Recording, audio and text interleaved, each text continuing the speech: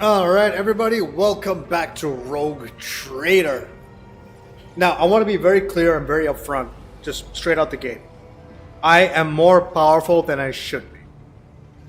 I will have more unlocks, more things that I technically shouldn't have via normal playthrough. So do not take my playthrough as an indication of what is going to happen in the future, or at least what's going to happen in your playthrough. They are not going to be the same. I promise you that. I am doing this playthrough on the channel purely, one, to attempt to stretch my skills, and I love to do voice acting, so that's one of the reasons why I'm doing this, because a lot of this game, unfortunately, is lacking voice acting. So wherever I can throw stuff in, it's an opportunity for me to flex my VA muscles. They could be good, they could be bad, up to you guys. Also, I will have lots of navigator insights. I want to travel to every single planet, every single solar system in the entirety of the galaxy, at least the Coronis Expanse. So I will have a shit ton of navigator insights.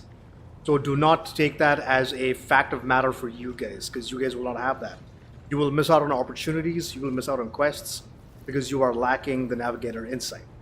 I'm going to have a shit ton of them, so I can do whatever the hell I want. I've already maxed out the reputations with all the procurement systems, and I've also got a lot of profit factored already.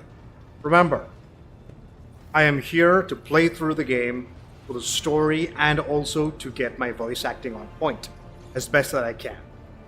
So, once again, this game will not reflect a normal playthrough of Rogue Trader. I want to be very clear about that.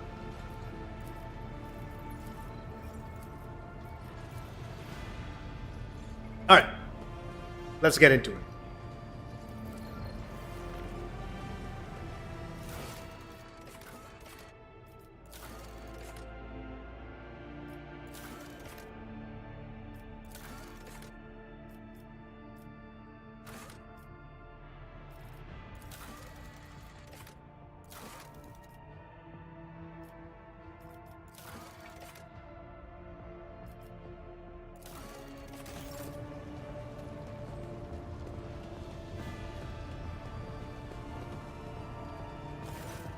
Rogue Trader. Sister Argenta looks tired. There are dark circles under her eyes, her hair is somewhat disheveled, and she moves like she's a little on edge. You know what? Let's go with all the stuff. Tell me about the Adeptus Sororitas. Gladly. There are none more faithful to the God Emperor than my sisters. We fight against his enemies by the will of the Holy Ecclesiarchy. I beg your pardon, Rogue Trader. Here I am talking about what every lesser noble in the Imperium knows. So what exactly are you interested in hearing about? You see, the Adeptus Sororitas are the fiercest in their faith among the wards of the Imperium. Is it true? It is. The Sisters of Battle are a fire lit by the God Emperor. They are the echo of his voice that travels through the dark expanses of the universe. We bring his wrath to heretics, mutants, and other enemies of humanity. We protect the faithful from the unholy and unhallowed. Sometimes with words, more often than not with a bolter. She actually said often? Man, why did nobody change that? It's often. Whatever. Are all sisters truly as faultless as you say? Even the novices of the Adeptus Sororitas are drawn from among the most worthy. Those who have taken the vows and become a full-fledged sister are the best of the best, tested by trials of body and spirit. Yes, there have been cases when a sister stumbled or showed weakness, but do not expect to hear a story of depravity or downfall from me. I guess she's not familiar with the Repentia, or she's not aware of any Repentia. Each such occurrence is a great tragedy for us all. Light Oh, cannot never bear mind. the smallest speck of darkness within. And thus those who have trespassed or shown weakness of spirit are given a chance at redemption. They are called Sisters Repentia, and may the enemy tremble before her, for nothing can stop a sister of battle who yearns to be cleansed of fault and weakness. Is it Repentia or Repentia? She said Tia, so again, I'm not sure. Wearing nothing but robes, no armor, eviscerator in hand, those sisters who have once faltered find repentance on the battlefield. Their lives are seldom long, but a death in the name of purgation is a better fate than to live with a shadow in one's soul. What order are you from? Once I had completed my novitiate, I was sent to the Calixian branch of the Order of Our Martyred Lady, assigned to the Order's Pronatus. The Order's mission is vital and noble. The Sisters Pronatus protect great relics of the Imperium. We guard them, preserve them, escort them when they are brought onto the battlefield or presented for pilgrims to venerate. And we seek out the relics that have been lost. Neither a coven of heretics nor the most wicked death world can deter Sisters Pronatus when their goal is to return a piece of the great legacy of the Imperium into the hands of the faithful. The Order Pronatus is not one of the Order's militant, yet you are a trained fighter. Don't let the name deceive you. The Order's militant trains sisters to march onto the battlefield as an army. That does not make sisters who belong to the non-militant orders timid and helpless. Both the solace-bringing Sisters Hospitaller and the enlightened Sisters Dialogus know how to greet enemies of humanity. Their dialogue with heretics is usually quite short, with the last word being a bolter discharge. And my order has all the more reason to be known for the martial prowess of its sisters. We are the keepers of the Imperium's relics. What would become of our blessed hero's legacy if the Sisters Pronatus could not protect it? Said you belong to the Calexian branch of your order. What brought you to the Coronis Expanse? The Order sent me to Footfall. My undertaking was to assist the local priesthood of Drusians in caring for a sacred reliquary that had been there since the time of Parsimus Duane, the station's founder. Are there any other members of the Adeptus Sororitas in the Coronis Expanse? None that I'm aware of, but the Sisterhood's orders are many, and can operate independently of one another, sending their sisters wherever their presence is needed as deemed by the Ecclesiarchy. Perhaps somewhere in the Lord Inquisitor's retinue, may his path be blessed, my sisters perform their duty as we speak. I wish it were so. Even a single evening spent in joint prayer and training would bring me joy. No other questions about the Sisterhood? Should any more arise, keeping them to yourself would be imprudent. It is a virtue to take an interest in holiness. Tell me about yourself. About me? I am the Emperor's daughter and his servant. What else is there to tell about me? Okay. How did you end up on Theodora's ship? I first came here when I found myself in need of passage from Footfall to a remote planet. But I imagine what interests you is not that first journey, but rather what brought me aboard prior to the cultist attack. That story is complicated. It just so happened that I made a mistake. In a moment of laxity, I was ambushed by the accursed followers of the archenemy. I was badly wounded. Lady Theodora came to my aid and brought me aboard her ship, where crew attended to me in my weakened state. It all happened not too long ago. I had barely recovered from my wounds when the cultists struck. Truly, the servants of evil know no rest.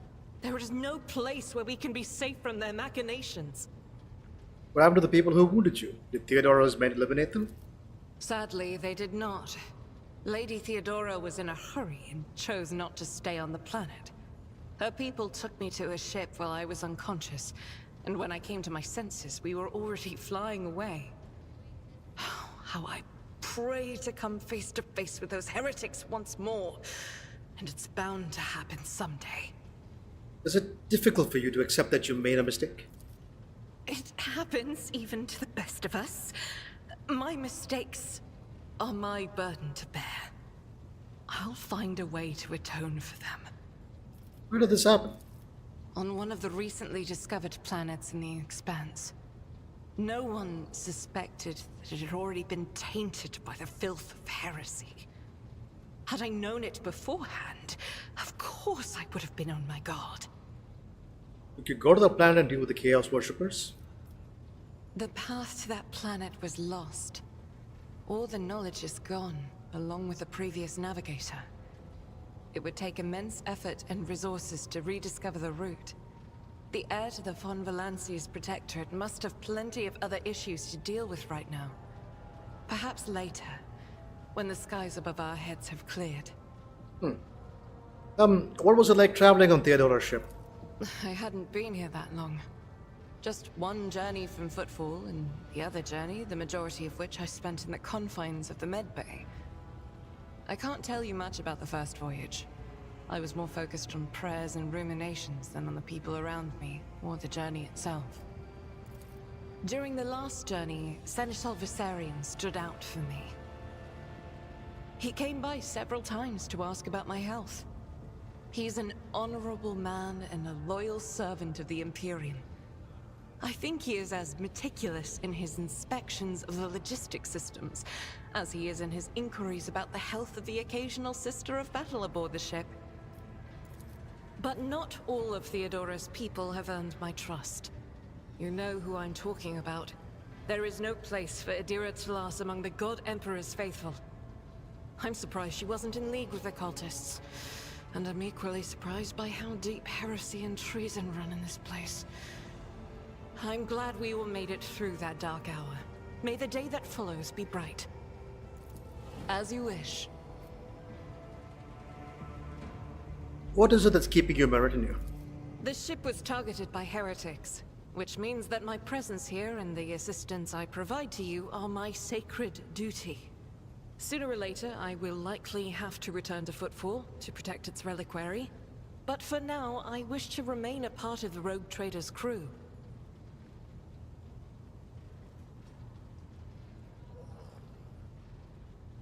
Pleases me to have the Servant of the Golden Throne in my crew.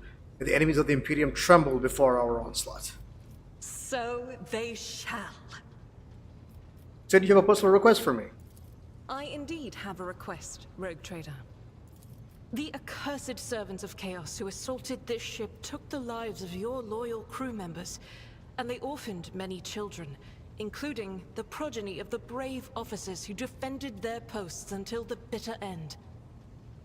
I don't know what customary practices there are for cases like this in Von Valancius territory, but in the world I'm familiar with, the children of such brave souls could expect to receive some special consideration. Perhaps the Rogue Trader could meet with the orphans? What good would a meeting do to them? These children are the future of your crew, and one day, they too will have to stand against evil and heresy as their parents did. By meeting them, by speaking the right words to them, you will honor the memory of the fallen heroes and light the way to heroes in the making. They will always remember the day they met the Rogue Trader. Besides, it will bolster the orphans' spirits, help them recover from their loss, which can be hard for someone so young.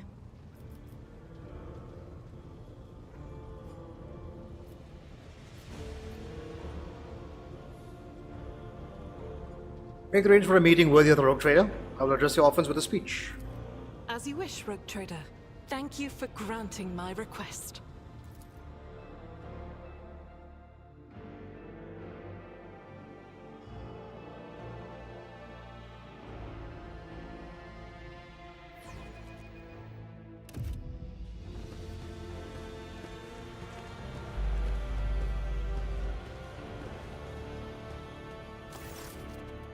A group of adolescents clearly dressed in their finest, freshly pressed clothes forms a straight line before you.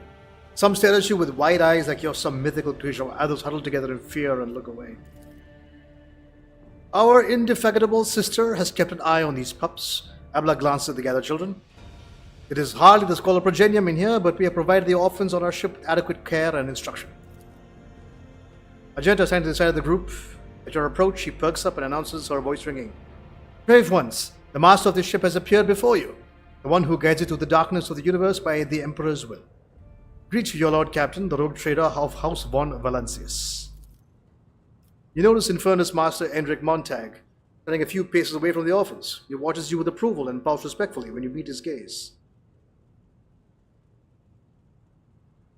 Infernus Master, do you serve as a teacher in your spare time? And not at all, your lordship. I'm just looking out for them. It's the Infernus way to help folks in trouble. It's our job, after all. So we chip in rations here and there and make sure nobody gives them a hard time. We take the older ones into the clan's care if they want. Many in the guild are not our family by blood, but by circumstance.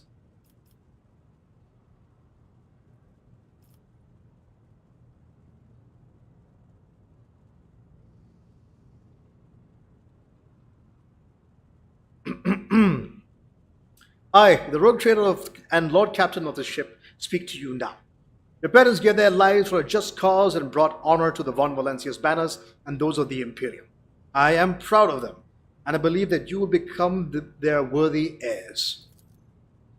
The teenagers hang on your every word with bated breath. Only a few at the far end of the row seem sullen, not particularly impressed by your speech. One of the scowling visitors with a thin scar across his face tosses his head back and says bitterly, "So what? Why should we care? Our friends and parents died at the dozens for you, noble lot, and you just give us speeches." Argenta quickly turns to the boy. A flurry of emotions flashes in her dark eyes, as she wants to both calm him and scold him for his impudence.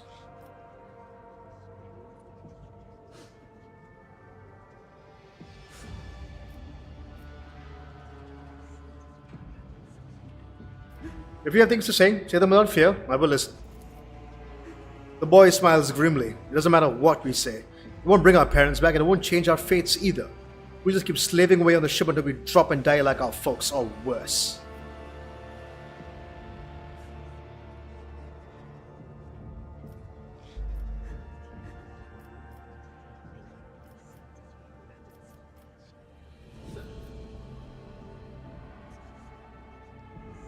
I understand your grief and dismay. Your parents died. It is not an easy thing to go through. But they gave their lives for the truth, for the good of the whole ship, for the Imperium. Do not speak of their honorable fate with anger and disdain. You heard the rogue trader? His words carry the wisdom of the Imperium. It's hard to say whether or not your words have left an impression on the boy, but he nods slowly, and he catches himself and gives you an awkward bow. Abelard gives a sign. The servants immediately emerge carrying packages treats with von Valancius emblazoned on the wrappers. It appears that the Seneschal came prepared for any contingency.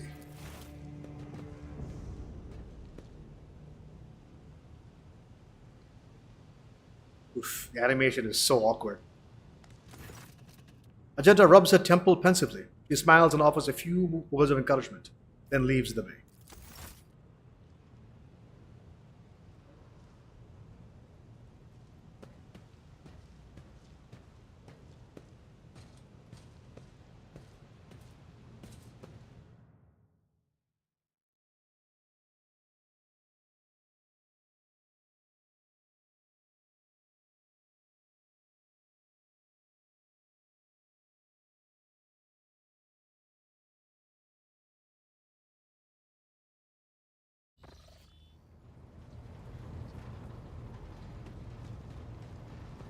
We'll check on her again. Greetings. Okay, that's that done. Abelard, Lord Captain, let's talk about things that may be useful to me as a rogue trader. a noble aspiration, Lord Captain. I am ready to acquaint you with all the particulars that interest you. Outline the situation the Coronis expands for me. What do I need to know and keep in mind? This is a topic for an official briefing, not a casual conversation. But I will try to answer succinctly. And if you permit, in my own words. The Coronis Expanse is considerably removed from the heart of the Imperium. This means that local warp routes become useless within months. Established pathways are regularly subject to attacks from all kinds of rabble. And in the only major port, the Imperium's frigates find themselves moored alongside pirate vessels. Until recently, the Coronis Expanse could hardly have been called a region of the Imperium. The situation has changed with the arrival of the Lord Inquisitor, but not by much. This place operates under its own rules, you see. More radical, so to speak. But ones that allow for a non-standard approach where there is a promise of victory.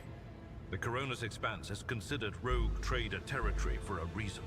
Only rogue traders have sufficient military might, audacity, and the rights granted them by the warrant to survive the leap into the unexplored part of the Expanse, and in the event of a successful outcome, to hold on to whatever they manage to capture on the frontier. Okay, and who are the main players you need to be aware of in the Coronis Expanse? In the first instance, you should treat official representatives of the Imperium with respect. The Expanse may be on the fringes, but it still numbers among the territories of the Golden Throne. The arrival of the Lord Inquisitor has turned the Coronis Expanse into a less wild and uncontrolled region, to the regret of some individuals who had grown inured to the local lawlessness. Rogue traders such as yourself are also servants of the Imperium. They have been accorded special rights and powers. They wield immense authority within their territory, and they enjoy absolute respect in other parts of the Expanse. The most powerful of them are Kalagos Winterscale and Incendia Bastal Chorda. Tread carefully when dealing with either of them. If we are to speak of unclaimed territory, which is what Footfall is, among the scum that dwells on that handful of asteroids, there are 3 factions that wield considerable influence in the sector. The first is the Kazbala Commission, organized crime in its most primitive form.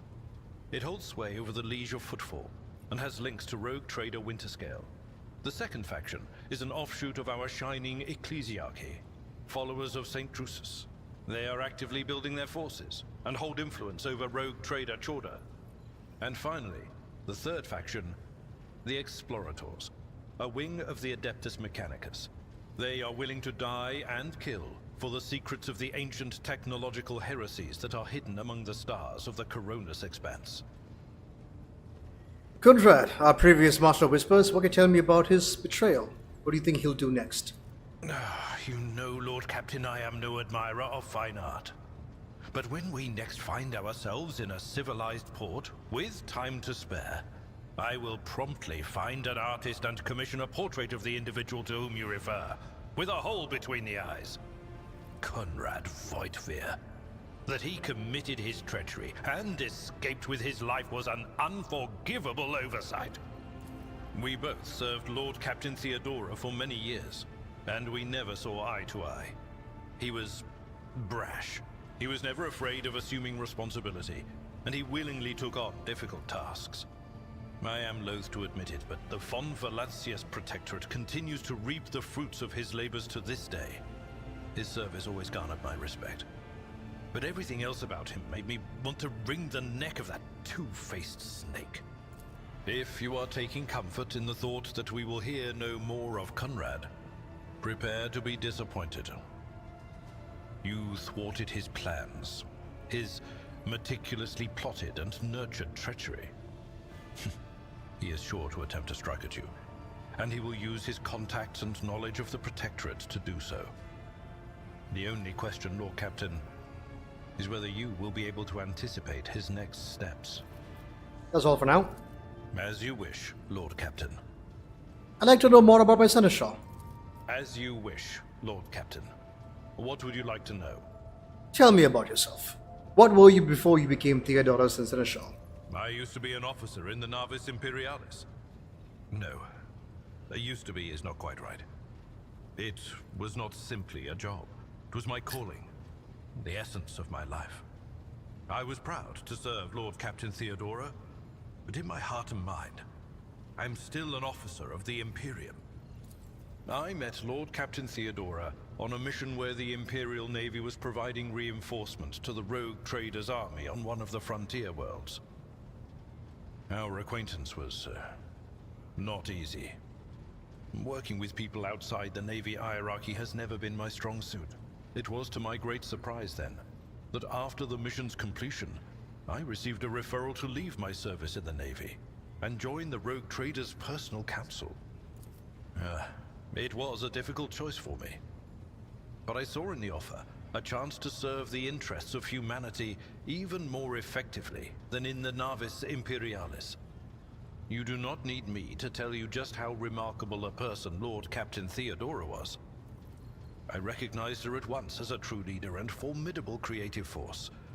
One who had built a protectorate amidst the dangers and wildness of the Expanse. Leaving the Imperial Navy is far from easy. Why were you permitted to quit your post? You could say there was no one among the naval command who was willing to impede the wishes of the rogue trader. To do so would be to risk their own position and their relationship with Theodora. Well, the Lord Captain possessed certain contacts in the Imperial Navy. Contacts which she used to request help during the conflict on the border world.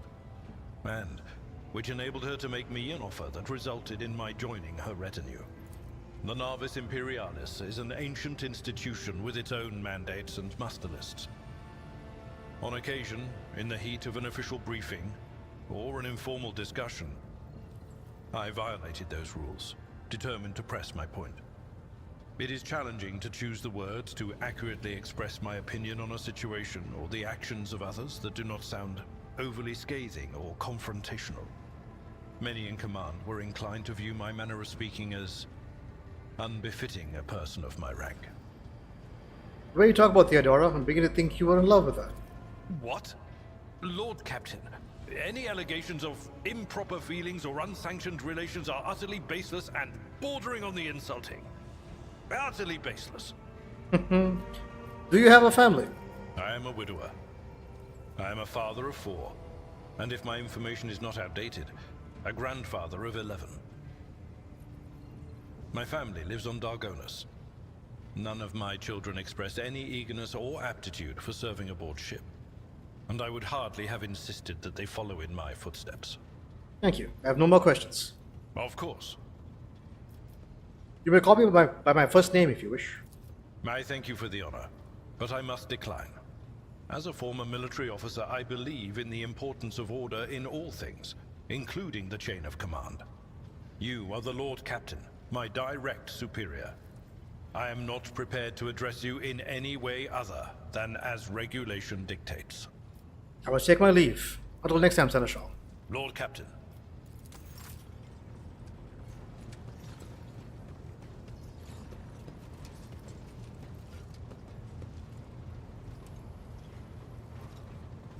Do I want to talk to this woman? Actually can't stand... fuck it. The tall, middle-aged woman stares ahead. Her eyes vacant as she rubs the implant at her temple.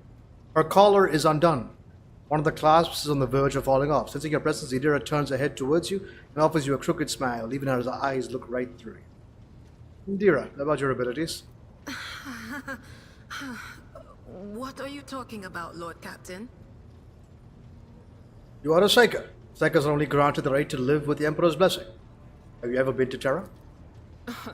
Look, Lady Theodora couldn't care less if some eggheads measured my brains or not. It's not about the seal on your forehead, get it? It's about what's in your gut, if it's rotten or not. My gut's stronger than the adamantine on this here ship, and my implants are better than the ones they put in you on your Terra. If they weren't, I wouldn't have lived as long as I have. Idira bares her teeth in a savage grin, a forbile gleam in her eye. Where do you come from? Lyra, an outlying world in the Heathen Stars region. In the Coronis Expanse, the deeper you go, the less visible the Astronomicon gets, and the less people know about the Imperium. The arrival of a rogue trader is the best thing that can happen to a world like that. The very best. Tell me about Lyra. It's an out-of-the-way planetoid between 2 faint stars. On Lyra, a dozen local tyrants fight over 5 measly continents. But they use everything they can to win, from poison to psychers. I haven't been there in many years, but there's nothing for me to miss. Trust me. But here on the ship is a different story altogether. I saw more wonders in my first year serving Lady von Valancius than I'd seen in my whole life on Lyra. Like my first journey through the warp, I was in bed for 3 days. I felt like supernovas were exploding in my head. I only found out later that I'd gotten off easy. Just through the bulkhead in the bay next to mine, a whole team turned into... Look at me rambling on, Lord Captain. Pay no attention. You finish the story about the first time crossing the warp. It wasn't like it was a very fun trip, Lord Captain. But look, if you want to be entertained, I'm the woman for the job. I'll entertain you with one of the stories from my collection, no problem. But if you want to hear about the time I melted everyone in the bay next door, well, I just don't really want to go into the details on that one, all right? What did you do before you came to the ship? Oh, I embroidered wall hangings in honor of our national heroes. I did the same thing I do here, Lord Captain. Divining. Our rulers prized the ability to see into the future. Every psyker that could be found was worth a small fortune on Lyra. There's no such thing as a peaceful life on Lyra. People like me were especially sought after. They'd pick psychers up wherever they found them, buy kids off their parents, even just abduct them. Take me for instance. I got taken from my street gang. The older kids sold me when they noticed there was something off about me. The ruling dynasties had schools where they trained us and beat us black and blue. And then they packed us off to serve. Some of us held on for a long time, but others didn't last. Not everyone's as smart and talented as me, you know. Some people crossed the line and were out of commission before their time. Adira looks at you expectantly. And as though clarifying, she uses her hands to indicate a head exploding and laughs. How did you end up in the Rogue Trader Service? Theodora von Valancius paid a visit to the ruler I was serving at the time. I don't know what the visit was for, and it's no business of mine anyway. I can still remember the way the voices in my head changed when I looked at her. They were practically screaming. She had so much behind her, and plenty ahead of her too. And as I gawped at her, all of a sudden I heard a whisper. A hint, a suggestion, nothing more. But I know the difference between idle chatter and a real threat. I seized my chance and approached Theodora. I managed to whisper a couple of words in her ear before the wardens dragged me away. They beat me and locked me up. No wonder. It wasn't my place to converse with outsiders. And then, Theodora's people came for me. They broke down the wall, butchered their guards, also I could tell them my warning in full. So I said the rest, but I didn't want to go back to my old life. And so I entered the service of the von Valancius dynasty. Have you ever been off the ship? A few times. Not many. And if I think about it, why would I want to? I've got everything I need here. All the whispers I hear are familiar ones. They almost feel like family. And if I want to hear about the nightmares off the ship, I can. After some Amisec. But don't go getting the wrong idea. If I have to, I'll follow you to the edge of the galaxy. Hey, talk about something else. Of course, Lord Captain. What's it like being a psyker? You could ask yourself that question, eh, Lord Captain? Every psyker feels their connection with the warp in their own way. One person might see spots and shadows out of the corner of their eye. Another feels fingers running down their spine. As for me, I've got a door in my head. One that's open just a crack. There's no way to close it, no matter how hard I try. I've just had to get used to the whispers from the other side. When I need to use it for work, I listen in more closely. But I usually just try not to notice it. How do you live with this, whispering in your head? Training, habit, and a little Amisec and a couple other things you can get on the lower decks. If you put all those together, it makes things bearable. Sometimes I even wonder if I'm imagining half the voices I hear. You know, when life on board gets a little boring. Better than listening to the living, anyhow. And what would happen if your door burst open? Well, if the door opens, that means somebody's planning to come in, right? But screw them. They're not coming through. Trust me. I know how to keep my valuable head locked up tight. Aren't you afraid of losing control? Only losers who are afraid of their own gift lose control. Or idiots who never figure out what they are before it's too late. Or little kids who want to play around with their shiny new toy. If you don't know the limits of your abilities, or you're always bouncing around in your own head, that's a recipe for disaster. Can you see my future? Alright. That's what I'm here for after all. So, I'm just going to lean on that door in my head a little more, prick up my ears, and listen to what the warp's got to say about you. If you'll allow it, I can listen right now. Sure. Alright, let's hear what they're whispering about you. Adira laughs, rubs her hands together, and suddenly freezes with a vacant smile on her face, her head slightly tilted. You feel goosebumps appear on your skin, and your collar begins to waver ever so slightly. It's as if moved by a breeze from a half-open door. Seek not on firm ground, but in a golden hall suspended in the void. There waits a child without kin, but with a name blind to truth. She draws the brush across the canvas and does not notice that her palette is full not of paint, but of blood. And with each smear, this well does not deplete, but fills and fills up to the brim. One thing is clear. When this vessel overflows, none will remain unstained. Damn. Among the blind men and false prophets, a red-robed sage seeks the answer to a question. He does not know that it is not the answer he must seek, but the question that will draw everything into focus.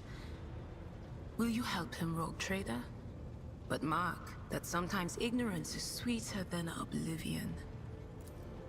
A chained hound chases after glimmers of the aurora, but sparks in the scent of oil confound his nose. A chain trails after him. What will happen if you pick it up? Will you become his master, or merely another beast in the pack of his true lord? The glow of dawn bursts forth from its prison. Dungeon walls cannot contain the dark essence wallowing in the dust. A naive cub pushes his nose into a familiar hand, one that holds death in twisted glass. Cherish it or cast it off as a burden. The sword of change has already been raised. What is one more life to it? I'm sorry, Lord Captain. The voices are going wild. I can't make out a thing. I'll try to rein them in, somehow. But for now...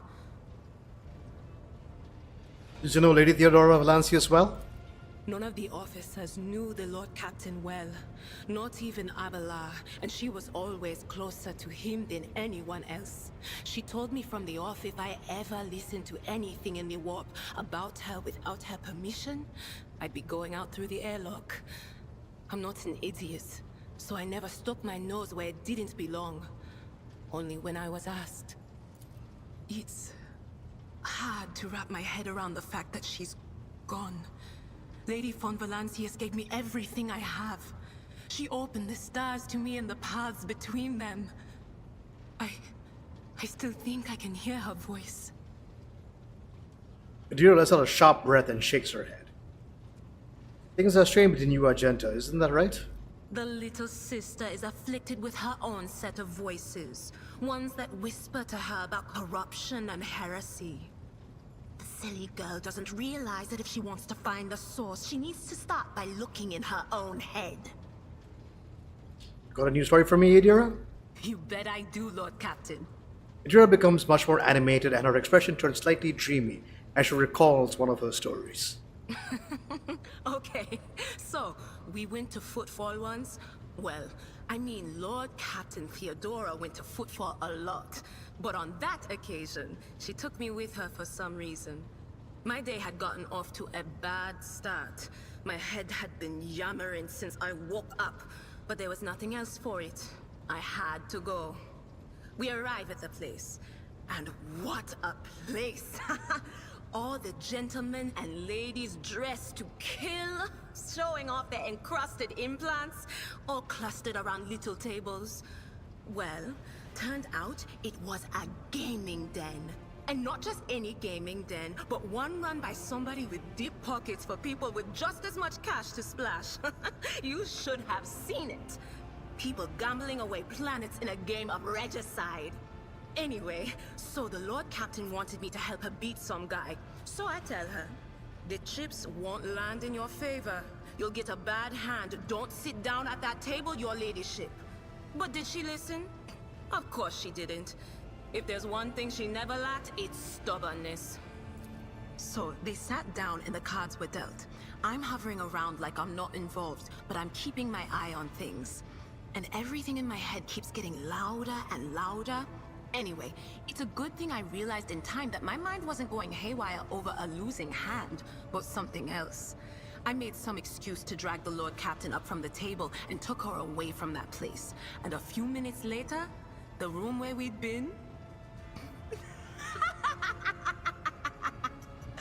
It turned out some wise guy had the same bright idea to bring a pet psyker along with him. One of those ones who just scuttle around in footfall's underbelly. And the psyker just freaked out, I guess. After all the commotion, people went to see what happened in the room. And they'd all gone for each other's throats. Literally. With teeth. And I think they completely detached that asteroid from footfall and pushed it off into open space so it would head off toward the local star. All right. I'm sorry, Lord Captain. The voices... Of course. Okay, I've spoken to everybody in my retinue thus far. Let's head out to the stars.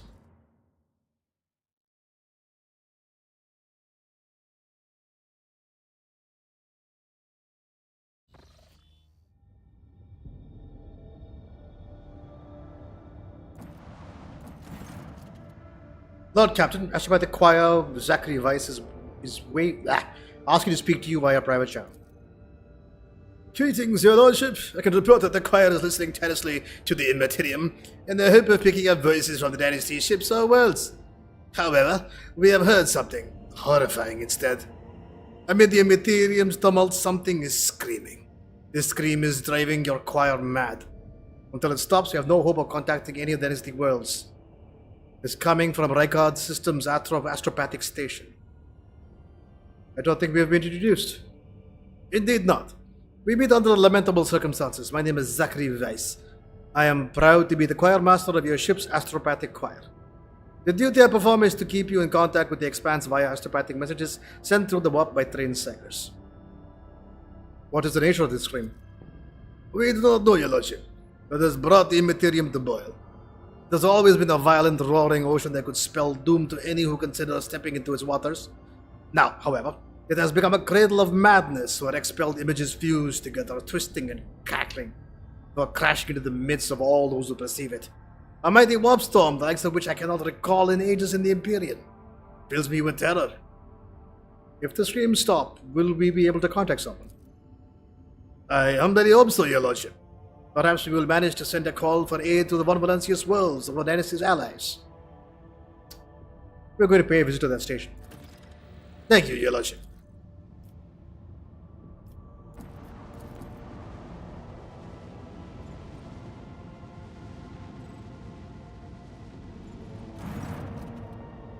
The astropathic station is dead ahead of the void ship.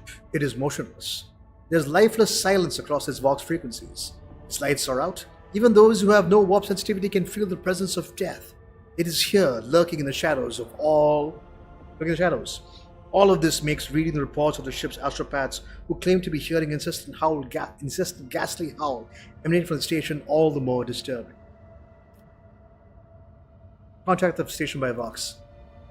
The station's not responding. Perhaps there's no one left who could respond. Deploy a scouting team. The enforcers offered their prayers and proceeded to enter the uncanny station. What they saw inside was monstrous. Astropaths upon their thrones, not quite here, not quite now, smudged, as it were, across time. Servants reliving their horrible deaths again and again, only to be reborn out of the ashes and blood into more agony a moment later. The warp manifested itself here, twisting the very nature of existence. The main hall was covered in crust of psychic ice. A green-robed blind man sat motionless upon a tall throne. He was quite literally embedded in ice, yet he was still alive and screaming. Exactly right to the station with a squad of bodyguards. Master of Ice boarded the station in person and proceeded to the choir's hall. He stood silently for hours in front of a man frozen in ice and held a telepathic conversation with him. Then Master Weiss offered a prayer to the God Emperor, and the unfortunate man passed away. Upon returning to the ship, Weiss reverently presented the Lord Captain with a grim trophy, the late choir master's amulet, taken from his frozen body after his death. Hey, let's go. The psychic shriek carrying across the Imperium has been silenced, but this has brought the crew no relief. A chilling realization came to the astropaths when they discovered that the cry was masking a different sound, one even more terrifying and surreal. It was a melody of cataclysm born from a warp storm of titanic power so intense the entire expanse must be able to hear it. It muffles astropathic messages and crawls into psychers' minds, evoking everywhere the same image, a dark, gasping, beastly mouth, cleaving the universe in two. Now that the mad choir masters finally stopped screaming, Song of the Imperium has reached the Rogue Trader's void ship too. Oh! This is the fall of Cadia and the opening of the Cicatrix Maledictum. Right. So this is happening in parallel to the fall of Cadia. All the station to be explored. A brief and chilling chronicle to the station's doom was found in the scribe's records.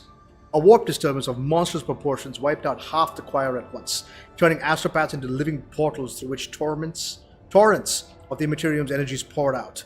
Those who lasted longer bellowed and howled in a thick black rift that split the universe into before and after, and a darkness that would devour the Astronomicon's light. Burn everything. Void torpedoes shattered the fragile station. One can only hope that the unfortunate souls captured by the warp have perished along with their home.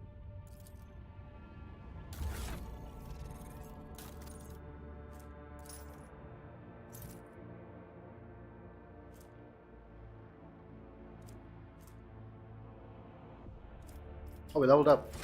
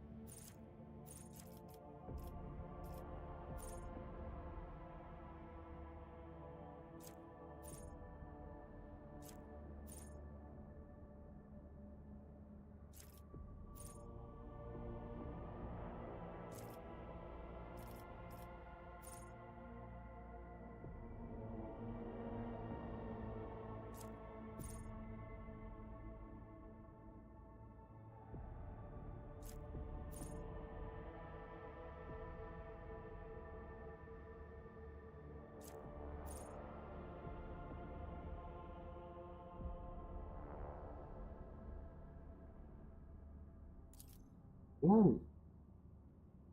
That's fun.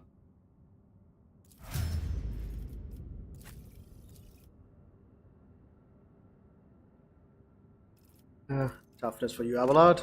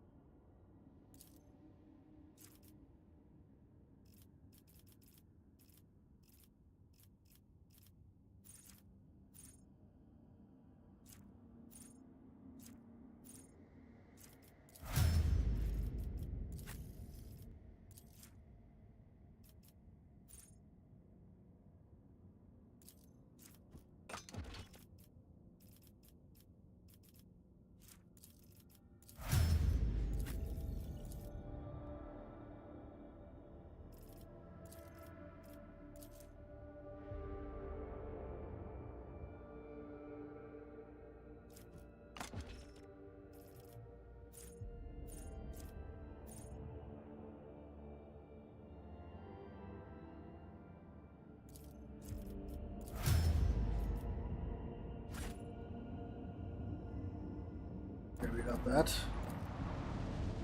Okay, here's the question.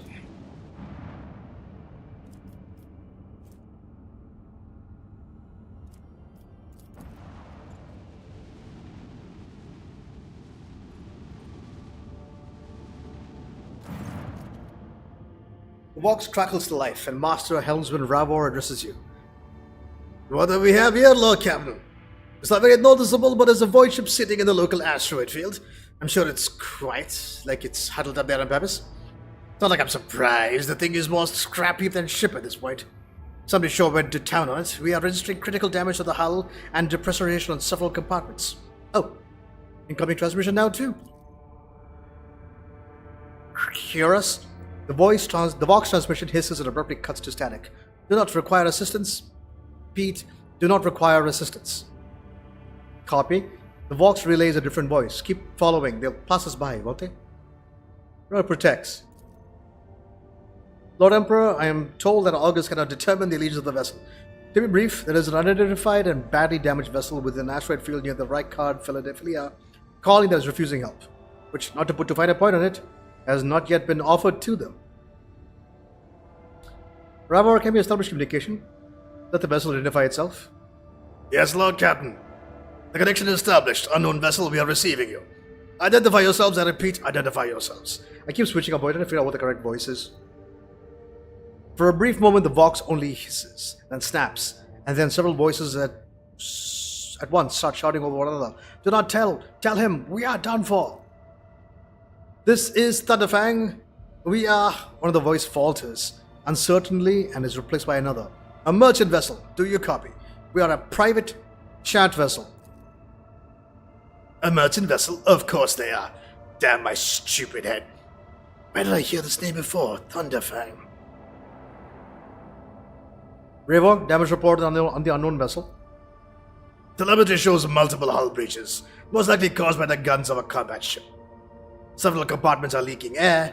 The bridge has been almost completely obliterated. 2 of the engines are critically damaged. Somebody give them a thrashing so solid they barely managed to limp away.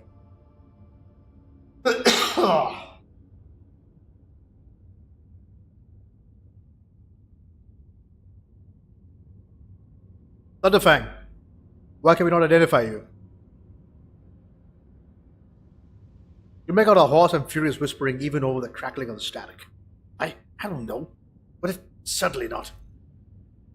Whispering dies and a clear, youthful voice cuts through the static. Our vessel is badly damaged. Damage is preventing the correct identification. We assure you, it's a full merchant vessel. Thunderfang does not require aid. Thunderfang, your vessel is badly damaged. What happened to you? The vox responds by bursting into a cacophony of sounds, words, and emotions. Someone chuckles bitterly, another swears with some foul expletives. Yet another hisses, furiously demanding that the others shut up. Managed to make out little from all that noise. We were flying, minding our own business, straight out of the blue and opened fire. Miracle we could get away, Emperor protected, and then more fire. Who? Void only knows. Roasted our tail, bombed everything, and our folks left without our help. We never got to them. Thunderfang, now stop playing games and explain again your business in here. Business is here. And this time I highly recommend the truth. Happy now? What have you done, idiot? It's too late now. The vox channel is again filled with angry whispering of several voices. Whispers and static drowned out by a clear and slightly frightened voice. Do you copy? We are from the Fellow of the Void. We did not come here to loot on different business, to help our own out of jail. Do not hurt, please. We already had our chronos cleaned. How about striking a deal? Our hold is full of, goods. In case you weren't aware, Lord Captain, the Fellowship of the Void is a disorderly assembly of several dozen pirate factions of the Coronis Expanse. They consider themselves above rail heretics solely because they sometimes have vox conversations with those whom they are about to board. Were it up to me, I would make them eat a salvo from the macro cannons to shake the scum loose from the decks. They certainly deserve it. I would wait on destroying the vessel if I were you. Although the moral aspects of their livelihood do cause some awkward questions, the Fellowship of the Void remains a major supplier of goods to the local market. perhaps you will find dealing with them acceptable, especially in a situation where performing a warp jump is impossible. Satisfying, prepare for commercial exchange.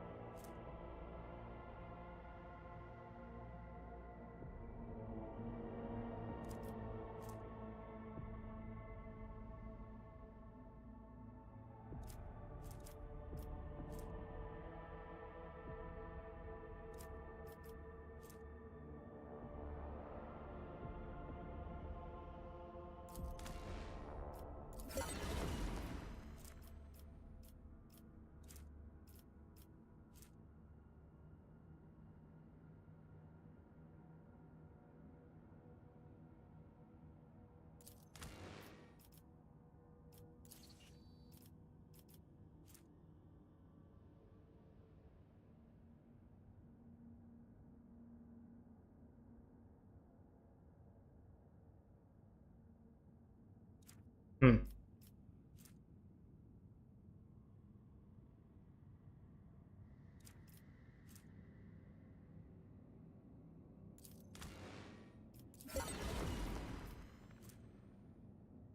Seven to 10. 8 to 12.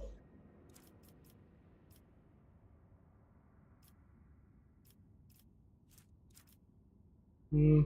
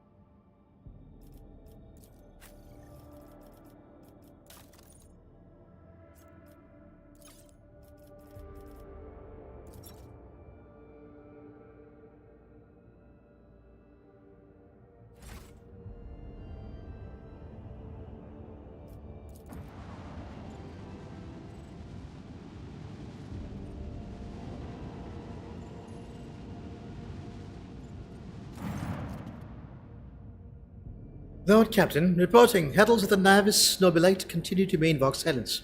Perhaps due to Urak 5 being off limits to visitors. We intercepted signals from the beacons drifting in the station's orbit.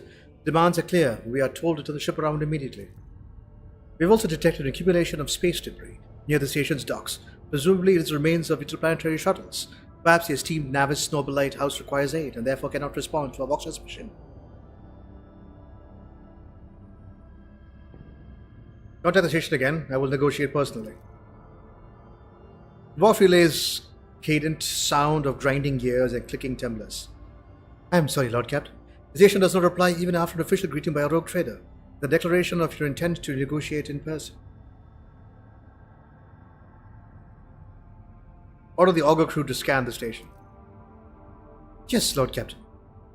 The Vox remains silent for a while, but then you hear the static and Vigdis's measured voice. The officers from the auger crew perform a full scan of the station, but the information is imprecise. They note wave distortions of unclear genesis that are throwing off most of the readings. We were able to ascertain that the reactor core of the station is still active, but many compartments are underpowered and some fully depressurized. Signs of biological activity are largely present in the central module, which means the station has not been abandoned. So the question remains, why are the esteemed navigators Heralds ignoring us? Order the crew to commence the docking with the station. Affirmative, Lord Captain. We do not know what is happening at the station, so you'll have to go look for the esteemed navigators blind. Dock safely, may the God Emperor light your path. Alright. Before we jump into this, I'm going to go have a cigarette. I shall be right back. Stick around.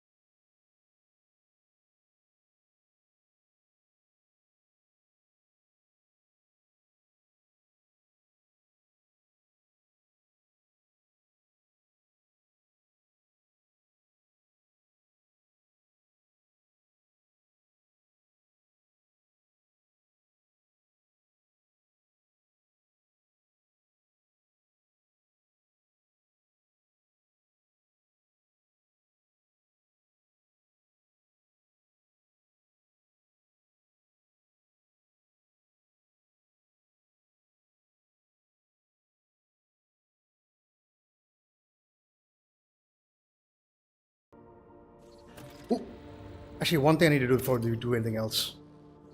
Back to the bridge. Need to go to the Sector Bionica.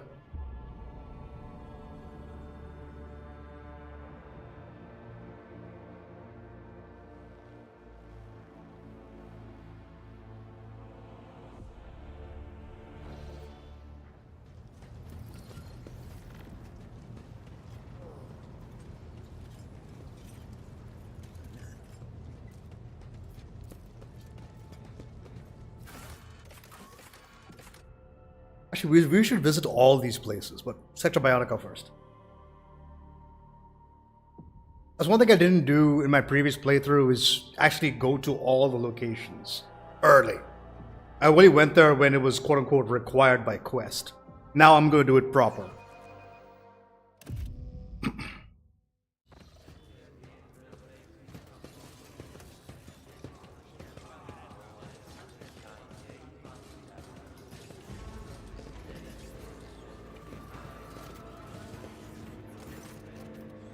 The implantation throne is as majestic in its antiquity. Wow, I just said it all wrong. The implantation throne is majestic in its antiquity. The metal bench surrounded by countless injectors, manipulators, and vid screens leaves no doubt as to its purpose. The very nature of this machine is designed to transform living bodies by fusing them with blessed iron. Even to the naked eye, it is clear that the machine is ailing, grievously slow. The manipulator's segmented tubes hang limply, bleeding unguent, while the dusty lumens are only dimly illuminated. As the tech priests try to revive the relic, each swing of their censer is like a pendulum ticking down the moments until the throne's untimely demise.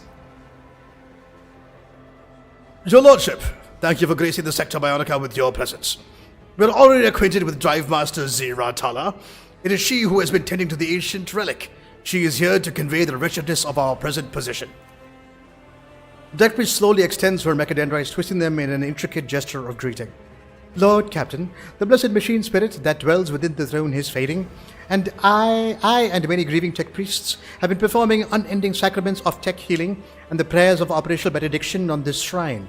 But even our devotions are merely staving off the inevitable. This throne is a creation of the Omniscire, made centuries ago. Even before the unholy desecration of the relic, we were barely able to appropriate its ancient spirit to perform sacred augmentation procedures.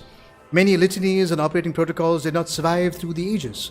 Now, with the demise of the keepers of the implantation throne during the mutiny, they have been lost forever. This sacred machine must be saved at all costs. What makes this machine so important? It is unique, one of a kind. The tech priest's optical augments flash, and surprising fervor creeps into her voice. In the Logis Annals of the Adeptus Mechanicus, this throne is identified as a shrine capable of autonomous augmentation rituals. Its loss is unacceptable, and any condoning of its sacrilege. In addition, only the rogue trader or persons authorized by the rogue trader may use it. It is an invaluable investment in your longevity and bodily integrity. How were the relics damaged? The High Factotum clears his throat and grimaces. During the uprising instigated by the rebellious Master of Whispers, the Sector Bionica was besieged. Janitors and the Medicae officers heroically defended the throne, but eventually the rebels broke through. Most of the defenders fell in battle, and many of the machines were lost or damaged. Many were able to be restored, but the throne was particularly badly damaged. What sacraments can the throne perform? This shrine is capable of autonomously healing flesh and blessing it with augmentations under the supervision of a knowledgeable janitor. Complex procedures can be performed with unimaginable speed and precision, and stimulants administered in registered proportions and combinations. It is a true miracle of the Omniscire.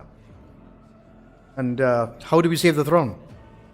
Only a servant of the machine god endowed with the high rank of Janitor Extremis, versed in all necessary rituals, and learned in the mystical currents of the motive force, can perform the reparative sacraments and reanimate this mechanism. The only place where one might find such a servant is on the cloistered station of Altar Templum Calixis Ext 17. To the best of my knowledge, the cloister Mistress Teller is referring to is isolated in the Forbundus system. The citizens are not well versed in communicating with the laity, but I am willing to leverage every diplomatic connection I possess to gain an audience with the station's clergy. Banrock, I rely on your connections. The Drives Master's Voxfield emits a binaric aria of thanks. The High Factor to adjusts his monocle with a satisfied look. I thank you for your favor, Your Lordship. Before you depart the Sector Bionica, I would also like to present you Genitor Majoris Ferenz and Vivisector Jace Martinax. They are currently performing an urgent procedure and therefore were unable to attend the inspection in person. But I am certain they will receive the Rogue Trader's visit as a great honor, if you will follow me.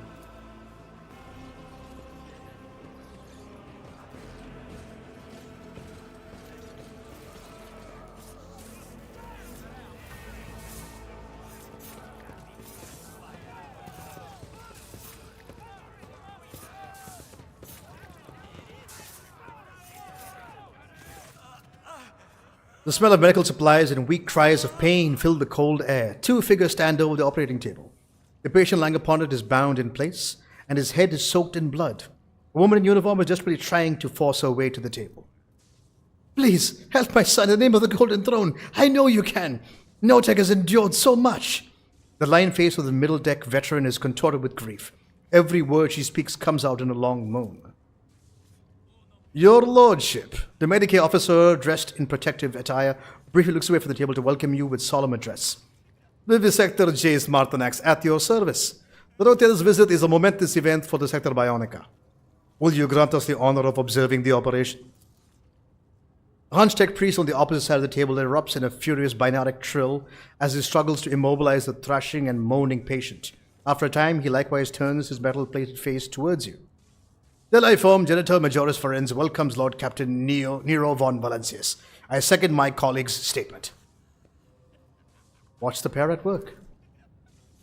With each of his many ocular implants focused closely on the patient, Genitor Ferenz is rooting around inside the man's open skull with a thin, sharp, probe-like instrument. Meanwhile, Chirurgeon Martinax's hands, clad in blood-stained gloves, are holding an injector of yellowish solution, which he administers into the patient's brain matter at regular intervals. Tell me about the operation. Lord Captain, our guiding light, my son, Notek, he is injured and dying. I carried him here on my arms on my own, so the chirurgeons can pull him back from the brink. Please, don't leave us. The woman's gaze swings from you to the chirurgeons and back. Her mental state is obviously unstable. Still working the injector, Martinax turns his head to you. This young man has suffered serious head injury and requires immediate intervention. The Genitor Majoris and I are attempting to stop the flesh from dying off while simultaneously deciding on a strategy for further treatment. Examine the patient. The man chained to the bed is missing the top part of his skull. The moist pink contents glisten in the lumen light. The patient is conscious. His eyes are open and parched lips are constantly moving as he mumbles. The man's terrified gaze meets yours and he falls silent. How curious. It seems the Rogue Trader's presence is indeed influencing the patient's state of mind. Martinax looks at you with an interest. Whether it is a manifestation of devout faith in his anointed, or a bizarre form of delusion, it can only be to our benefit. Whatever you are doing, your lordship, please continue.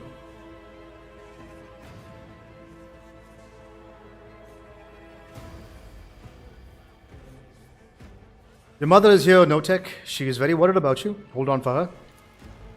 The patient's clouded gaze is locked on the woman's face, the corner of his parted lips stretching into the faintest semblance of a smile. His mother stares back almost without blinking.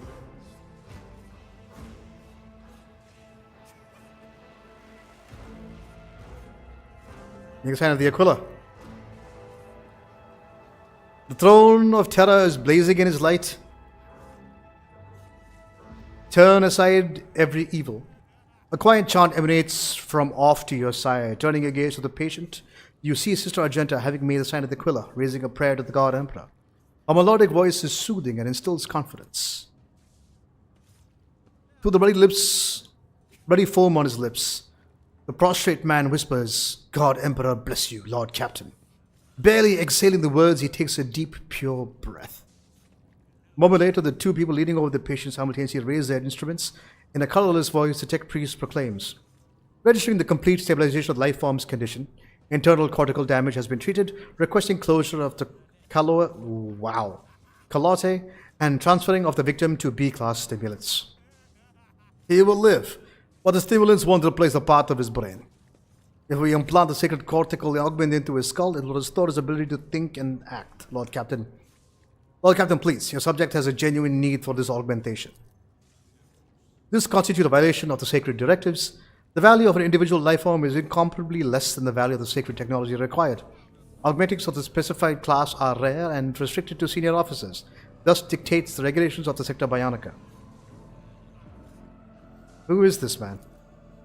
An expendable life form to be utilized in void battles, one of thousands. A soldier from a voidsman combat unit and devoted servant of the Emperor. Lord Captain, this man has been fighting for his life, even through horrendous pain. If you allow the augmentation to be installed, his perseverance will become an example for others to emulate. My only son, he's serving in a void unit. I was the one who told him to go there, my poor Notek. Rasps the woman from behind the Medicae officers. How was he injured? In the last void battle, Lord Captain, where he barely survived his injuries. He suffered a few healing attempts from the charlatans of the lower decks and endured a long road to come here.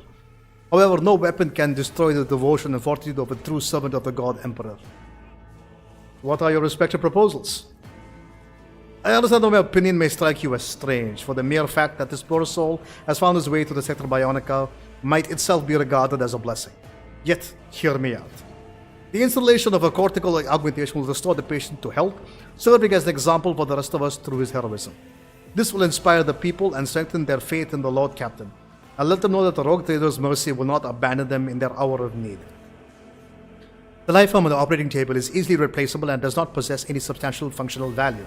Therefore, installation of the implant would be devoid of sense, proposing replacement of lost function by means of Class B powder stimulants. The life form will have limited viability and will be gifted an optimal termination period with partial functionality. I have made a decision. Medic officers and deck priests exchange glances. Fit the augment. We hear and obey, Lord Captain. Martinax offers you a graceful bow. I will see to the implantation at once, and the esteemed servant of the Omnisci will assist me in this procedure. The Genitor Majoris' response in Minaric carries a distinct tone of displeasure. Ignoring his colleague's reaction, the vivisector begins inserting the thin augmentation spikes into the patient's brain with uncanny precision. Before long, the iron plate of the cortical implant replaces the damaged bone with a resounding crunch. In the silence, you hear the soft sobs of a woman. Notek's mother is weeping helplessly, furiously wiping her eyes with her hand, and now a smile of relief lights up her face. Thank you, your lordship. I will remember your intercession for the rest of my life and pray for your good fortune.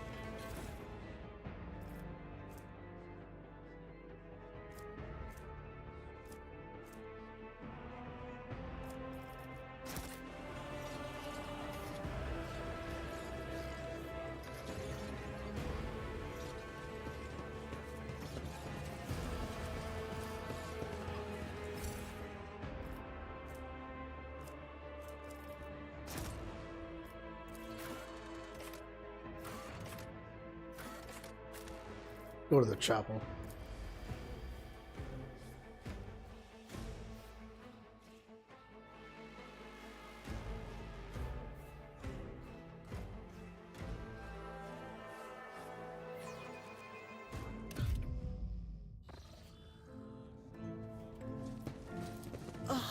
They're staring at me with their burnt eyes like I'm a leper. I'm just passing through, all right? so you lots can calm down. Great.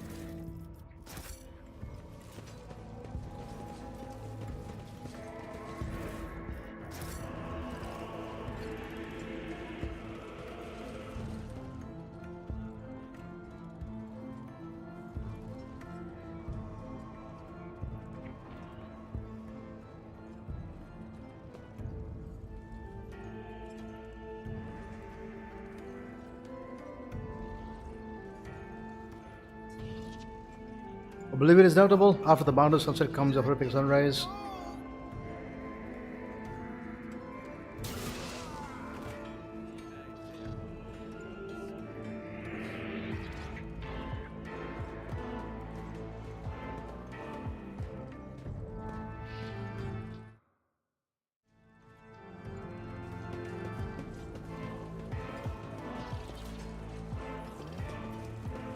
Curiosity sings in my veins.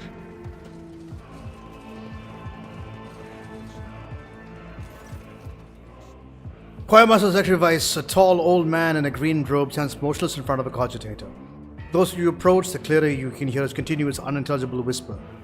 You're about to call his name when he falls silent, abruptly turns towards you first. Lord Captain, a visit from the Rogue Trader is an honor for us. Unlike the other astropaths at the chapel, the Choir Master's eyes are bandaged over for time-worn scrolls of sacred manuscripts. Nevertheless, you cannot shake the feeling that his otherworldly, glowing gaze is studying you keenly. How can I be used to you, your lordship? Sanctioning is a brutal procedure, one which robs every astropath of the gift of sight, but in return, they gain a new kind of vision that allows them to see what ordinary people cannot.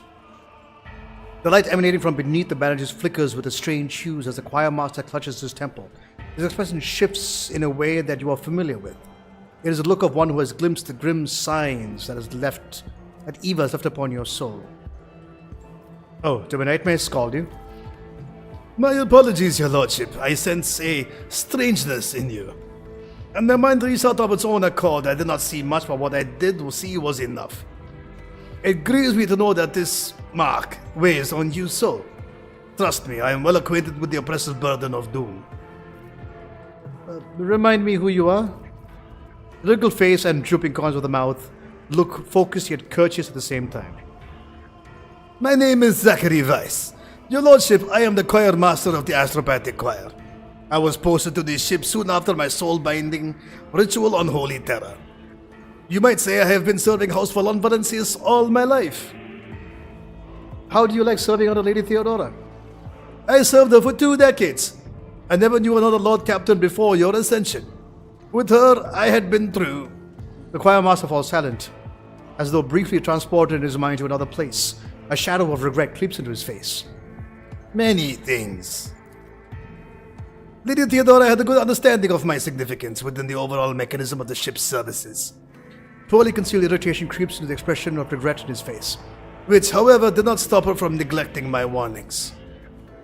I'm confused, so how old are you? If my calculations are correct, having factored in our movements to the warp, then I turned 34 a month and a half ago. There is a pause. You can't quite decide if the old man in front of you is joking, but there is not the slightest hint of smile on his face. Tell me about the Astropathic Choir. Of course, Lord Captain. Is there anything specific you would like to know? What is this place? To us astropaths, this place is our cradle and our grave. Lord Captain, you are at the conflux of every secretive missive, every order of prime importance, every scheme being plotted behind the scenes. You are at a place where each of your loyal astropaths ready to lay down their life for crumbs of information, if that is your wish. God damn.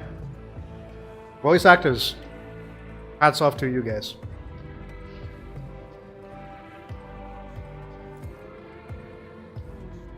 We receive and send messages. For hours turning into days, we wander the dark depths of the IMPERIUM, carrying our voice through the warp's eternal night. Bringing it to our comrades in some remote refuge, accepting the voices, signals, and missives of others into our own abode. Those are most often meant for you, your lordship, and at times they are meant for no one. The mechanical drum. What device is this? It is a secret compiler that helps us record, store, and to an extent unriddle messages. The astropaths first receive these messages in the form of muddled images, dictating what they see to the machine, which logs their every word. From the reels of the receivers on the ceiling, the machine-recorded words are routed through lines under the floor into transcribers and then thesaurus core. This core is the most important part of the mechanism, as it contains a vast catalog of various symbols and their methods for their interpretation.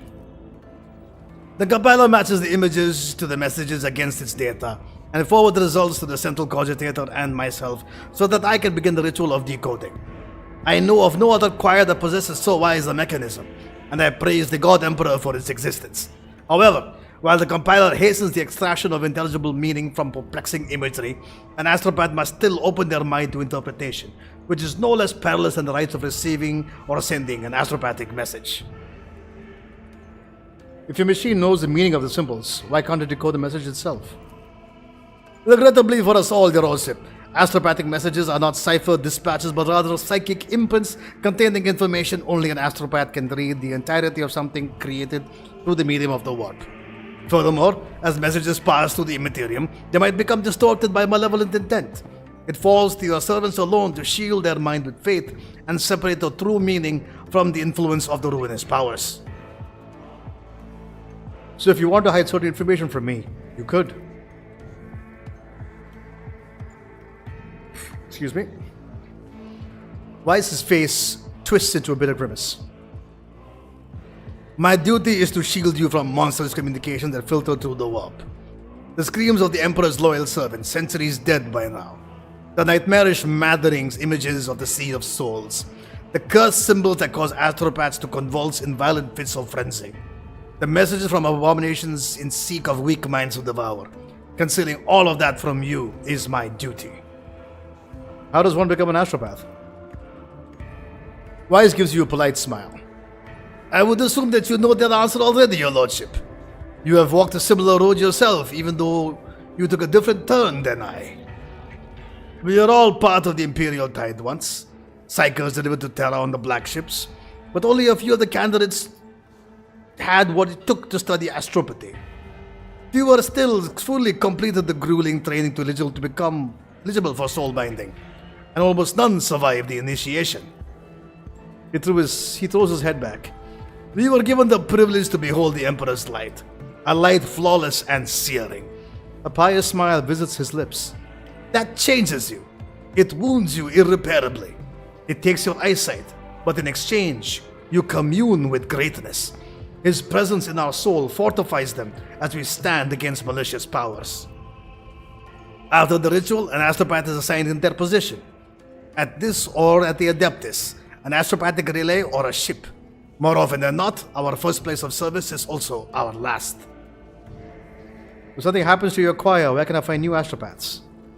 The expression on his wrinkled face grows even more serious. It would be more on point to say when something happens. The Emperor's blessing protects us from the warp's various influences. However, there are horrors dwelling in the void for which even his defense would be no obstacle. Especially if one spends as much time in their company as we do. There is only one way to procure astropaths, and that is through the Adeptus Administratum. Luck permitting, unattached astropaths from the sector will be posted to the ship. Ones who, for whatever reason, have lost their place of service. Failing that, the request will go to Terra, and we will have to wait a long time. That said, there are other options. Blasphemous, forbidden options. The choir master grimaces. Unsanctioned psychers, unprotected and broken souls who seldom live their first few senses. But even those would do, should the God Emperor put our soul through severe trials. And judging by how rapid the warp has been of late, the number of dead astropaths, those trials will soon be upon us, sooner than our prayers could reach Terra. I know a couple of places where you can get new astropaths. Idira grins maliciously. As of course, if you don't insist on them being all classy and proper like this fried-eyed bunch. I want to discuss other topics. I am listening carefully, Lord Captain. That odd noise at the chapel, does it not bother you? On the contrary, Lord Captain. It is a mental focusing technique used by your flagship's choir, one that I invented myself. This music was written by an astropath. What my charge that I hear in it is not what ordinary people hear. It's true. Depth and beauty cannot be fathomed without the Emperor's blessing. The music protects our minds from rudimentary thoughts, purifies and sharpens them. But above all else, it serves as a beacon of sorts amid tumultuous sea of souls, a thread to lead us home from the deadly maze. I've witnessed the death of one of your astropaths. What happened? The choir master sighs and makes a sign of the Aquila. May the God Emperor rest his soul and protect him from the ruinous powers. Tenacious claws. That was the 5th one this month. Our younger voices cannot handle the warp storms raging in the expanse. They end up losing their minds. He adds, barely audible, if they're lucky. Something is afoot on the other side of the moor, Lord Captain. Something infinitely sinister. Something disastrous. The scraps of mental images that reaches from the Imperium carry the mark of doom. The images emanating from them are like the beast baring its teeth. You have heard the accounts of disturbances in the warp affecting psychers, especially astropaths who delve most deeply into the material.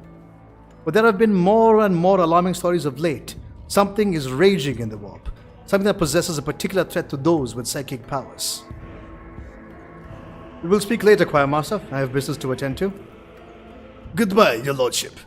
The choir master follows you with his otherworldly gaze as you leave and then turns back to the cogitator.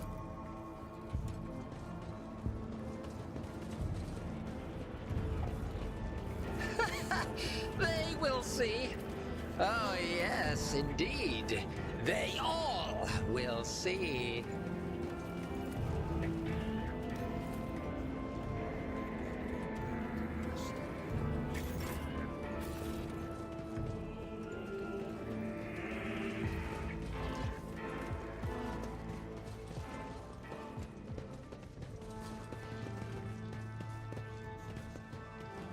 Oh, oops. We go to the shrine. Oh, not the bridge. Fuck.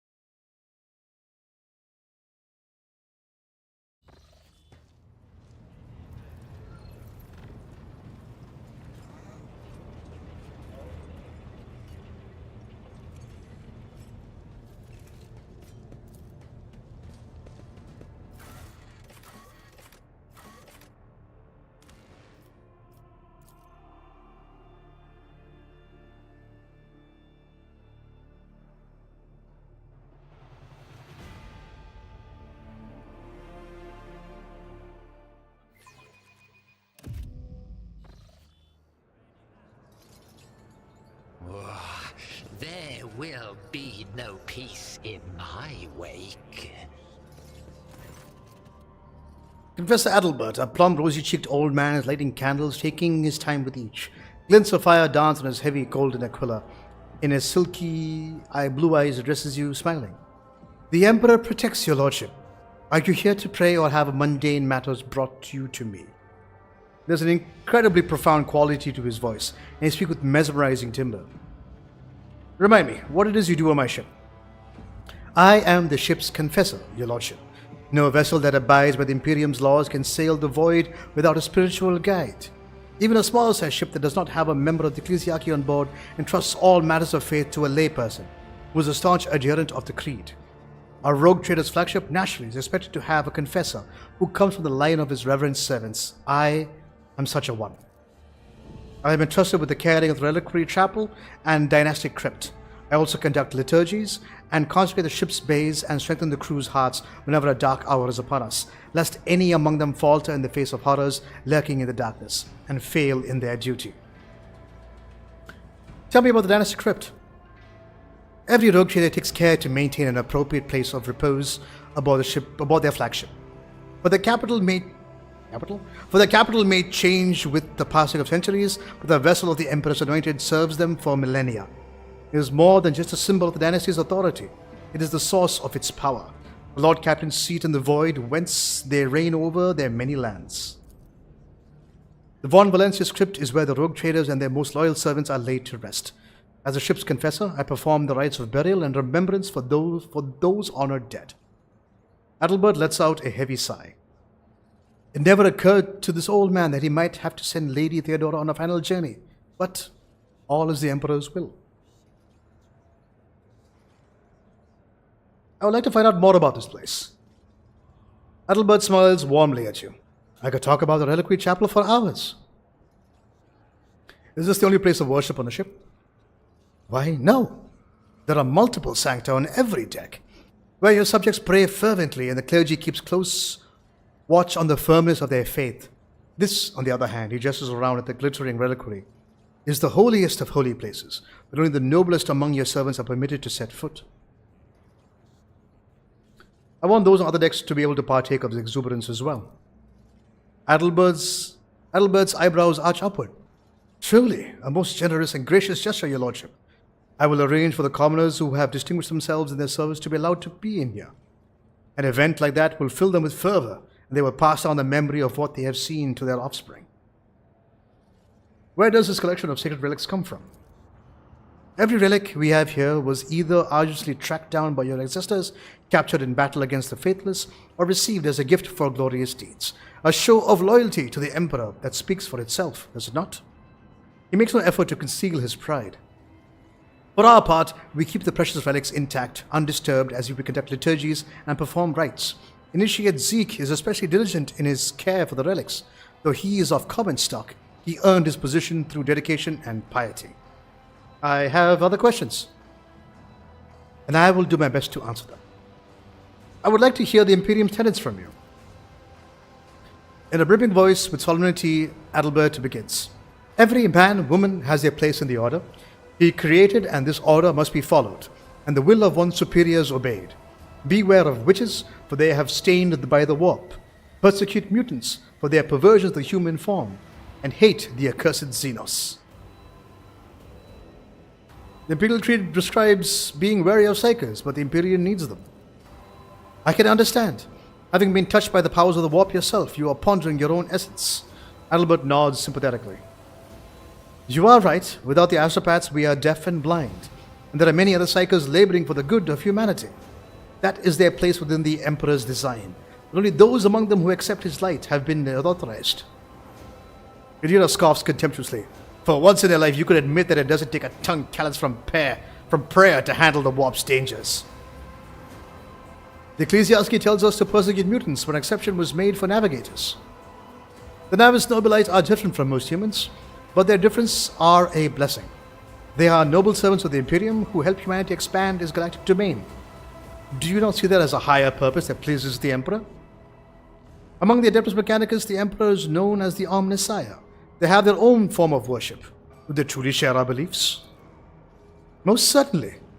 Different likenesses of the Emperor and ways of worshipping him can be found across the Imperium's worlds, but we all believe in the one. Come to think of it, my warrant entitles me to violate the Imperial Creed in many ways. Violate? Those are not to be conceived of as violations. A rogue trader's privileges come with a duty. The duty to expand the bounds of human influence. If the rogue trader must take responsibility for unorthodox solutions or actions in the course of performing duty, then so be it. It seems there are more holes in the Imperium's religion than parasites on a grox. You forget yourself, Nero. If a gender's glare could burn, you would be a handful of ash by now. Not even a rogue trader is allowed to blaspheme against the holy faith. Adalbert clutches his chest in exclamation in a fearful voice. For the sake of your own soul's salvation, this conversation is over. Oh, god damn. After hearing this, I will have to spend no less than 3 washes praying for your lordship. Offer a prayer. I mean, talk shit, get fucked, right?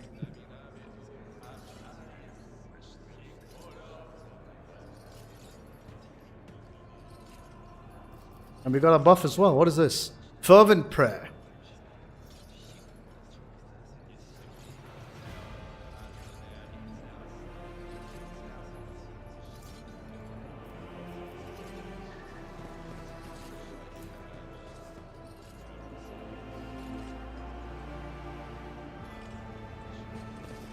One step at a time, amidst the madness.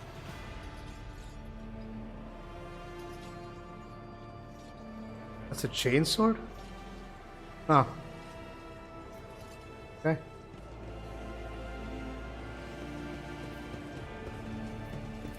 Okay, I think we've done everything. Actually, we didn't go to our quarters, did we? To our room.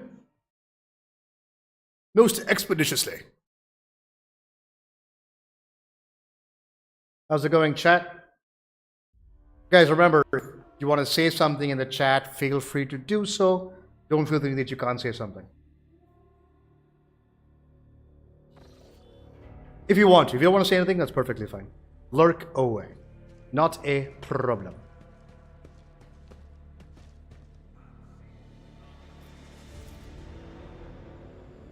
By the skill hours agrees to access to the learning. I want to have that changed, of course.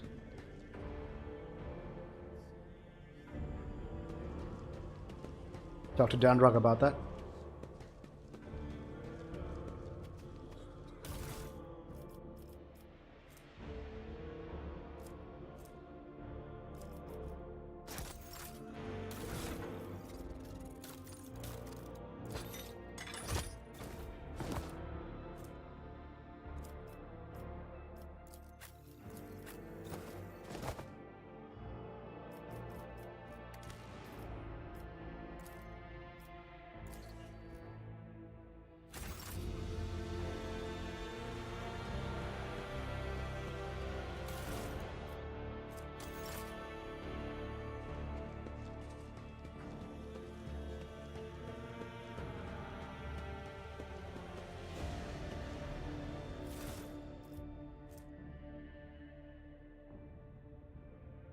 The final transmission of the charters are fully complete. The fire reckoning is now fully equipped with the object has been loaded aboard with its containment intact, placed in the forebay to ensure maximum contact with the target. Coordinates sent and received by the target's estimate time of arrival of the system. Fire reckoning is crewed by a servitor. Have chances of the ship returning are minimal. Nani?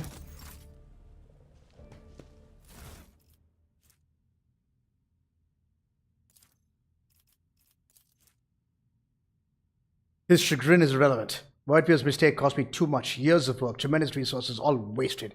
He has failed what he was supposed to be irreproachable at, uncovering spies, and this one was a senior officer. I'm not about to discard him. Conrad has served me for too long for his removal to be go painlessly for the Protectorate. Besides, he is no fool.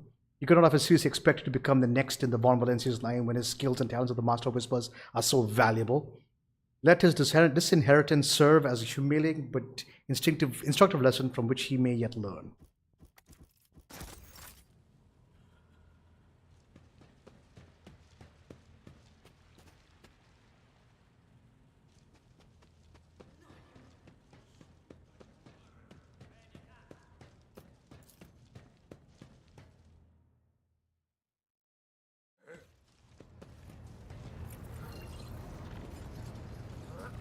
Jocasta? Jocasta Salbeck is the very picture of discipline. Her uniform is exquisitely pressed, her armor is polished, and her posture is imposing and rigid. The only flaw in her immaculate appearance is the heavy enforcer's maul, which is worn and battered from frequent use. She salutes you with a practiced motion. Greetings, Lord Captain. How did you come to serve on my ship? I come from the lower Salbeck family of the capital world of Dargonis. I dare say that our house is renowned for its loyalty and strict adherence to the law. The members of my family have been your faithful enforcers for centuries. I am honored to be the 6th Master-at-Arms named Salbeck to serve on this ship. Jocasta speaks with words with unmistakable pride. Why are you here to basking in luxury on Dargonis? Because of my cousin Macarius. A furious crease appears between her brows. I cannot stand him, but the feeling is mutual. We can hardly be in the same room together, so I jumped at the opportunity to become your enforcer. I would thank my obnoxious cousin for not nudging me towards the best decision of my life.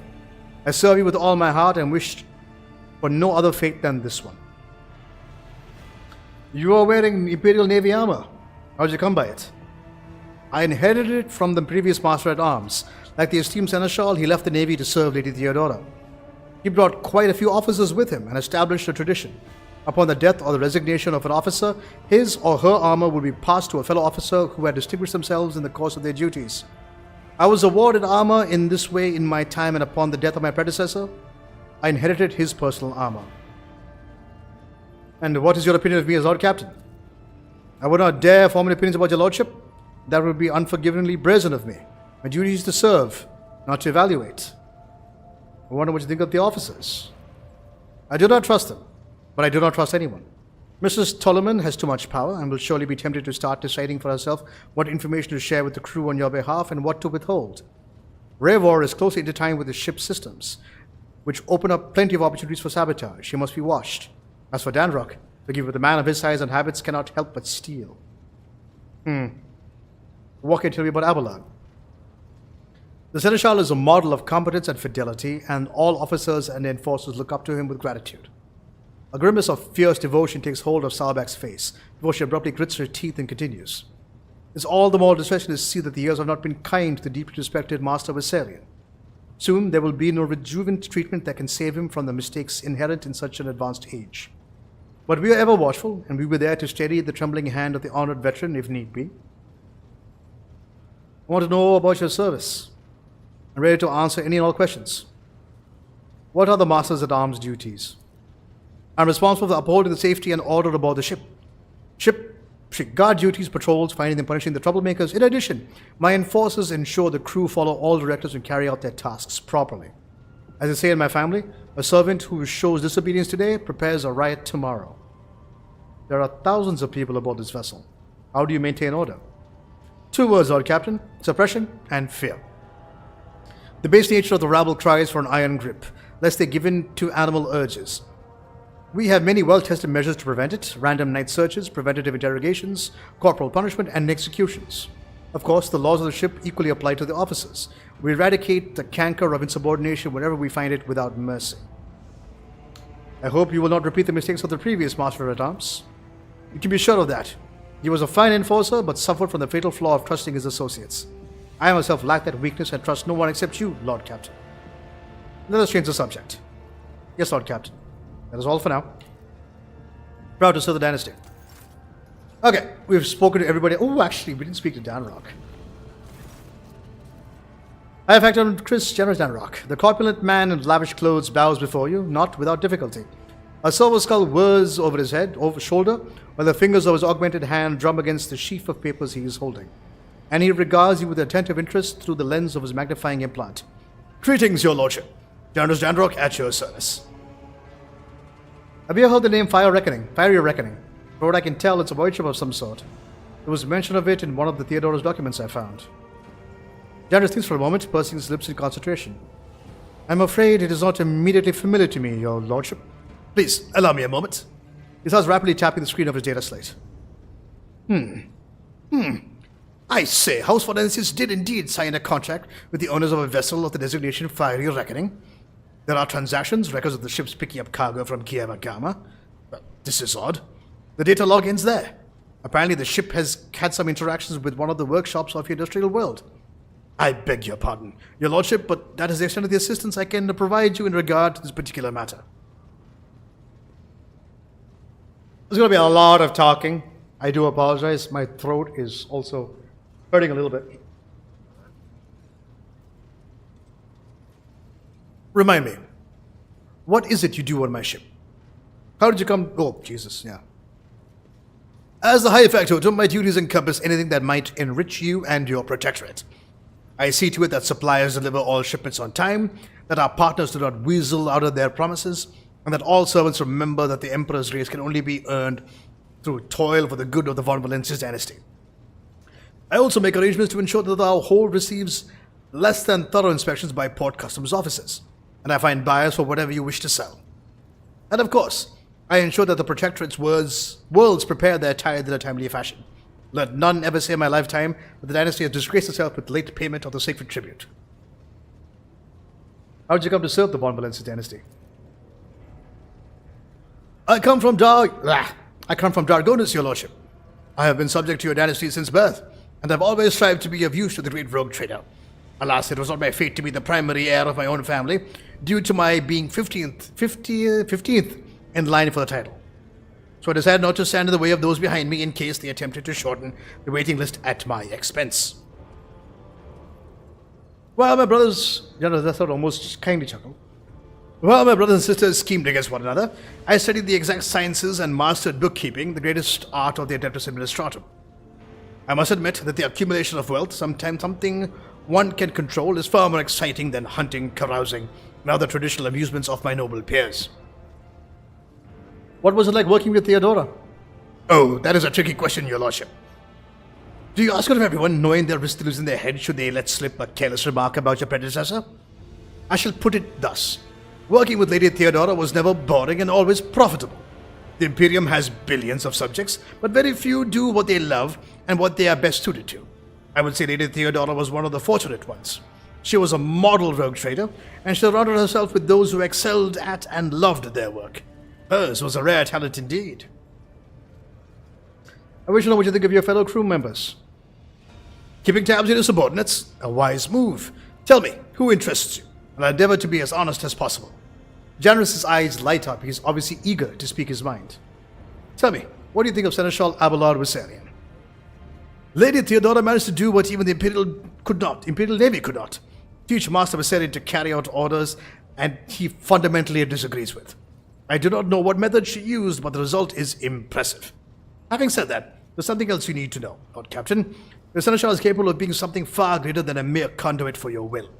He possessed the cunning and experience to run the Protectorate passively whenever Lady Theodora was away, and that really is saying something.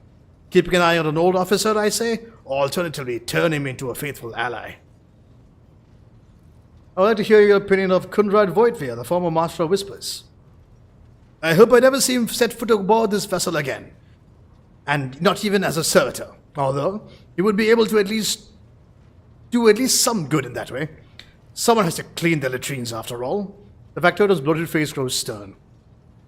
He gave us all quite a fright on that ill-fated day, Lord Captain, and still, to speak candidly, I never enjoyed Master Voigtveer's company, but I believed him to be a man who knew how to do his job. Regrettably, it was mistaken. It turned out Kunrad lacked the most important quality for a Master of Whispers, unwavering loyalty to the rogue trader, and his failing came to light in the most deplorable manner. What do you have to say about Vox Master Vigdis Toloman? Ah, yes, the Voidborn. You know, in my family, we used to view such creatures as quarry whenever we went hunting. Mutants are the bane of humanity, an unseen tumor that threatens to end us all. But I digress.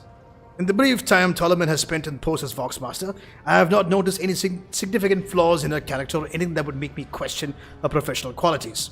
Needless to say, she is very diligent, and as is any Voidborn seeking to earn the Master's affection. I believe you can trust in her skills and loyalty. I wish to discuss something else. As you say, your lordship. I want to know more about the people who buy our plunder. Of course, Lord Captain. Who interests you exactly? We most often deal with the followers of St. Drusus, the Explorators, the Caspalic Commission, or the Emperor forgive us, the Fellowship of the Void. What do the followers of St. Drusus require from us? The Drusians still hope to bring the Cronus Expanse into the warm embrace of the faith, just as their flock hopes to receive the aid of the Drusian missionaries. Each crate of food, shipment of clothes, or the box of medicine marked with your seal is a sign that the rogue trader himself believes in the future success. Reverend Hieronymus is the first among the Drusians and is the most often seen in Footfall's Grand Atrium. A gloomy fellow, but some almost believe him to be a saint. Tell me about the Explorators. Members of the Explorator Cognizance fleet, which have been roaming the Cronus Expanse for a good while now. Omnissiah knows what they're hoping to find, but their acolytes regularly show up on uninhabited worlds, seeking bits of sacred knowledge, tracking down mechanical relics, and sniffing out Xeno artifacts. If truth be told, supposedly they want to save the ignorant rabble from corruption. A tech priest named Opticon 22 does business with us on fleet's behalf. Oof, excuse me. He can be found on the Dukes of Footfall. Now, it is the Caspalica mission. Masters of the gold trade, immoral criminals, and notorious crooks to the last man. The mission is but one branch of this mafia gang that has taken root in the Calixis sector. You can do business with them as long as they are necessary precautions. They are led by Vladim Tokara, who recently appointed himself Liege of Footfall. Of course, he is a trusted ally of the road trader Witterscale, but he will not refuse you and another of the Emperor's anointed. If you wish to talk to Vladim, look for him in the Liege's palace on Footfall. And what is this Fellowship of the Void? Darius emits a laugh like a gurgle. A pompous name, is it not? In truth, they are a gang of pirates who are forever squabbling over loot and territory. However, some of their little flotillas need supplies or can take awkward cargo off our hands without asking questions. Of course, there is always a risk that these scoundrels will change their mind and attempt to board us instead. But so far, our macro cannons have kept them in line. They say Riser Calvaria speaks for the Fellowship's behalf. The Adeptus Amasekis on footfall is rumored to be her favorite haunt. Why are you giving away our spoils to these people in the first place? To profit from them, of course. Most of the things you will find in your expeditions are complete junk to one, such as yourself, but the less fortunate and affluent servants of the Emperor rethink them as treasures, especially when they are bestowed by the great rogue trader himself. Drusian fanatics and pirate cutthroats, Casmalika dealers and exploiters, none will refuse our help in these dark and trying times. And there may come a time when we shall be the ones requiring aid.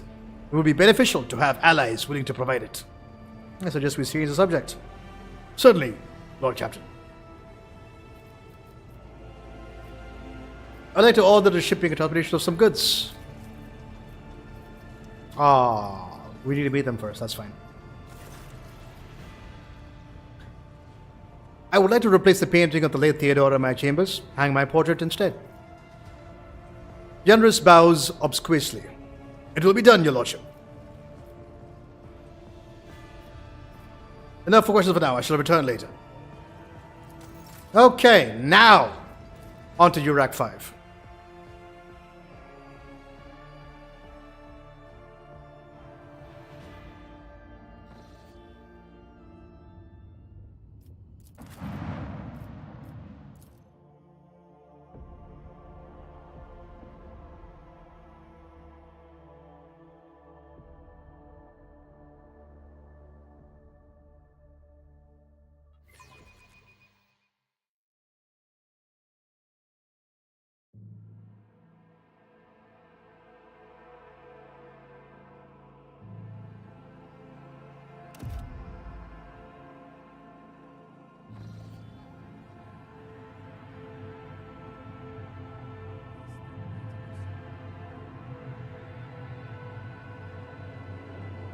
Pathetic worm. You dare to argue with your master? It was not you whom I swore to serve within these walls. My lips are sealed. Confess. What was the old man's last command? What are you planning? Give up, Keeper. You have lost this battle. Again.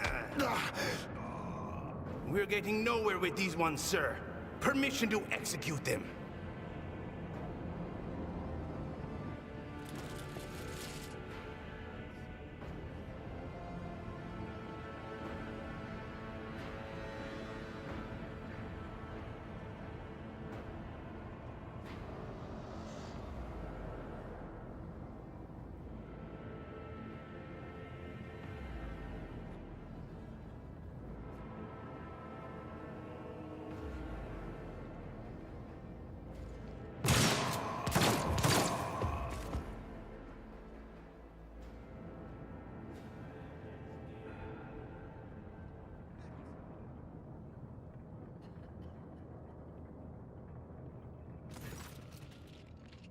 A tall man stops you with a gesture when you approach.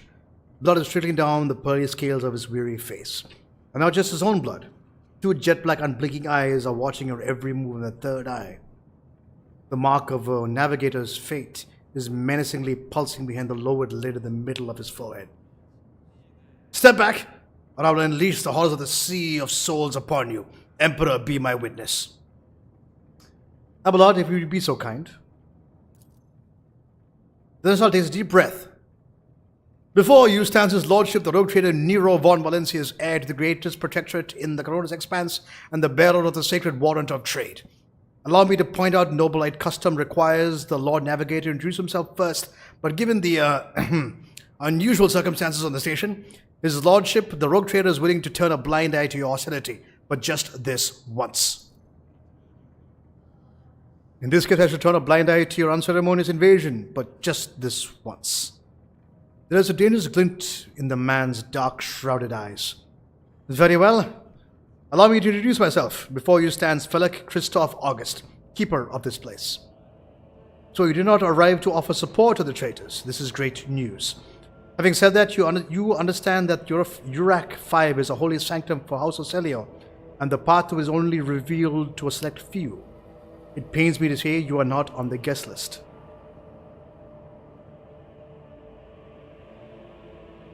What is happening on the station? Where did all these corpses come from? Betrayal. The most banal thing in the life of the Nobilite. Don't you think?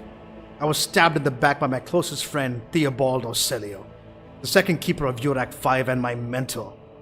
On his instructions, my own people sabotaged generators, blew up my shuttles, and brutally massacred the loyal servants of my mistress. Most unforgivably, their dead take her prisoner, greedy scum. I swear by the throne's light, their souls will perish in the darkness of the void. Felix falls silent for a few moments and then furiously slams the end of his staff into the floor. The madmen have captured Lady Cassia and are now torturing her upstairs while we idly chatting down here. Help me rescue her or be gone, but waste no more of my precious time.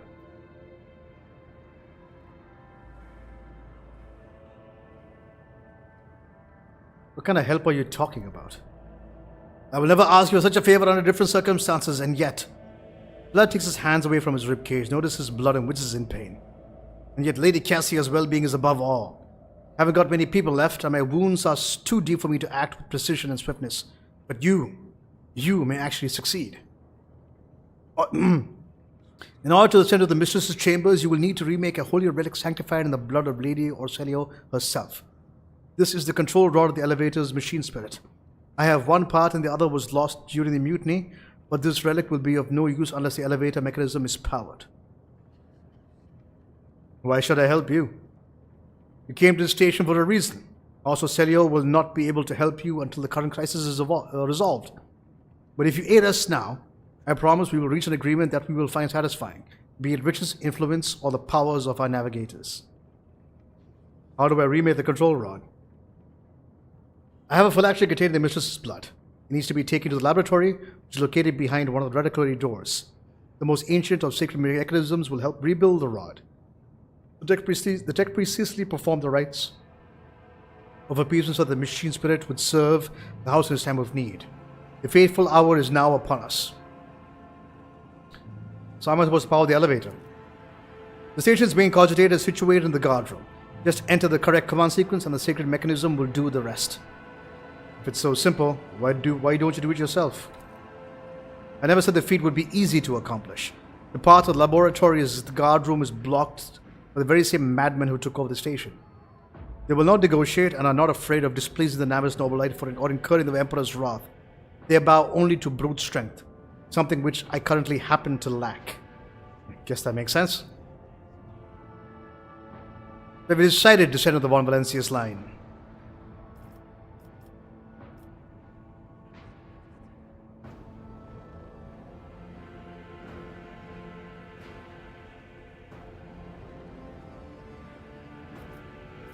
Your words are rife with disrespect, and I will not tolerate it. You invade the sacred dominion of the Navis Nobilite and have the audacity to threaten me on my own station? We shall face your inglorious demise, scion of the great family. Guards! It doesn't matter anymore. To arms! Run, fools, or fall.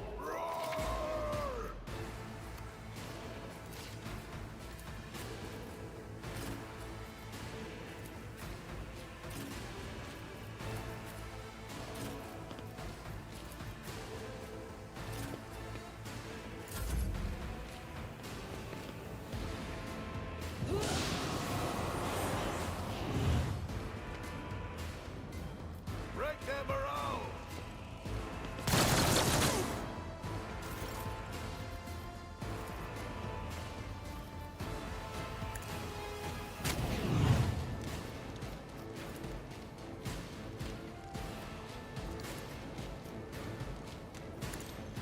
Another one is shattered.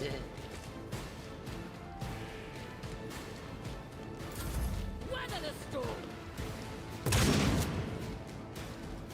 Follow my lead. Why is Abelard stunned? I don't know what happened there.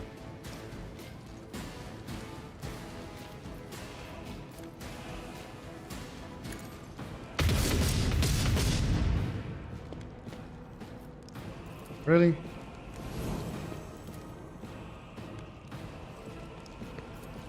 We'll try again and not miss. Just had to use this first, didn't I? No, see, this is just that. I don't know what the fuck. Why did she miss so many shots? High momentum.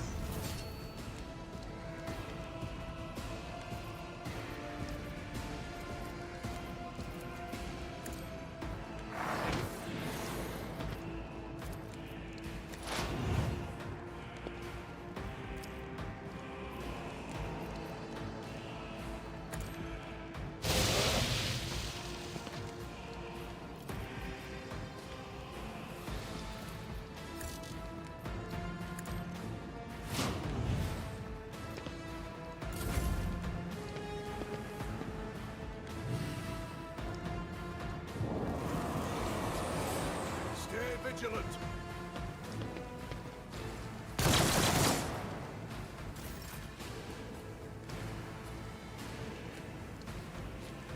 Step by step, I lead.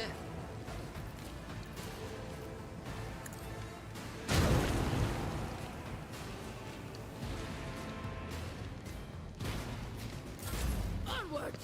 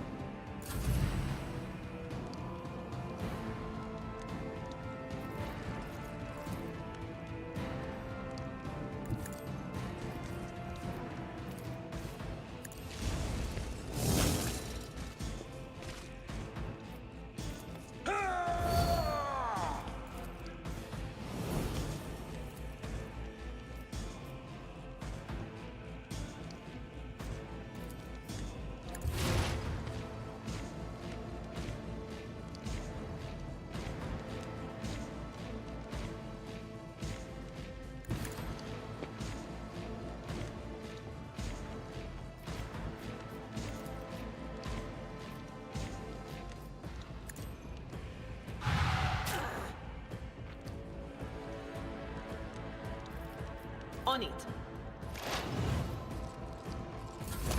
Follow my lead.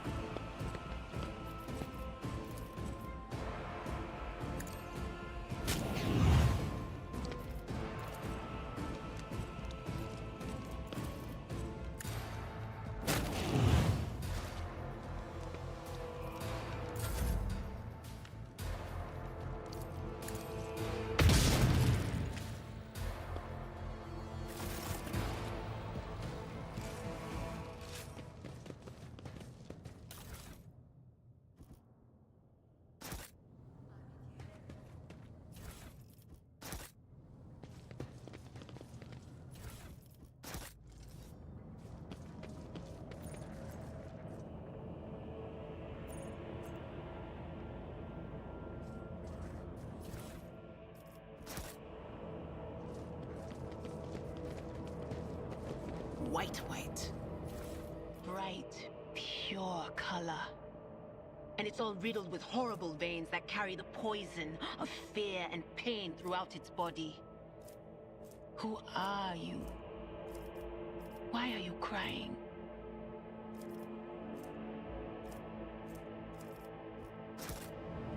If the witch is talking about the enemies of humanity who set upon this abode of noble navigators, then our weapons will soon dispel their wicked misery.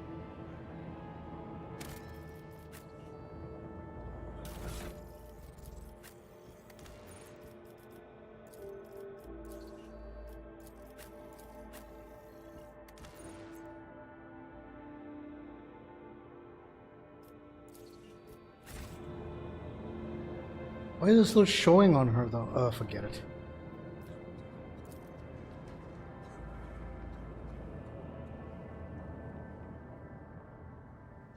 What lies beyond?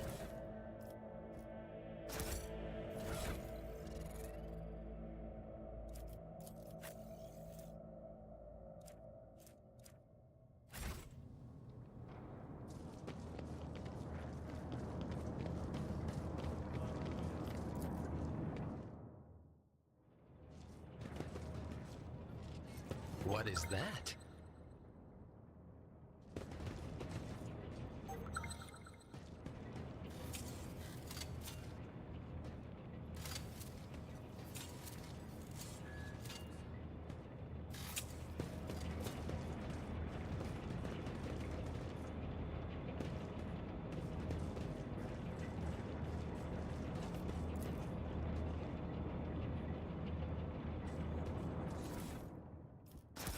In this tapestry of a world, I am the rogue thread.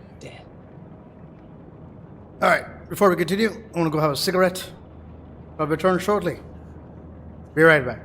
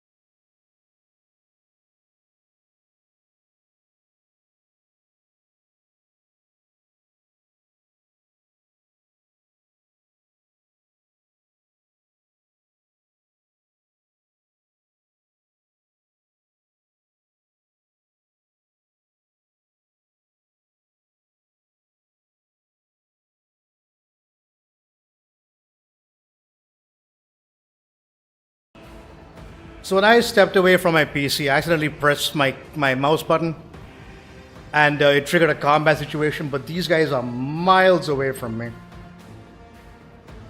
Slightly a pain in the ass, I will not lie. Alright. Abelard! Take position.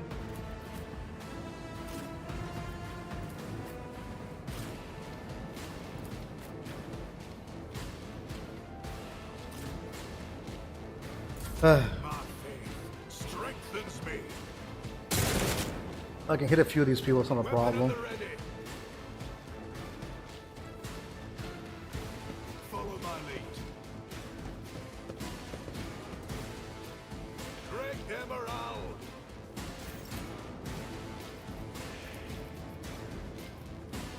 We're all gonna one-shot them, huh? Not in range. Okay, let's take this guy out first.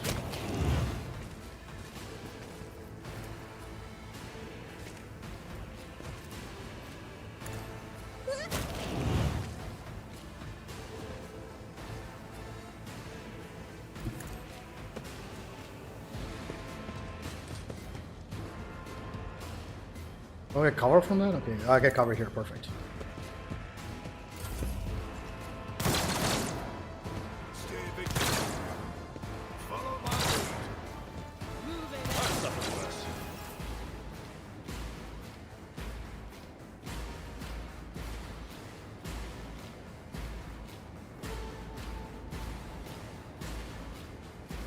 Should take him out, shouldn't I? Yeah. Actually, Idira could have taken. Fuck, Idira could have taken him out.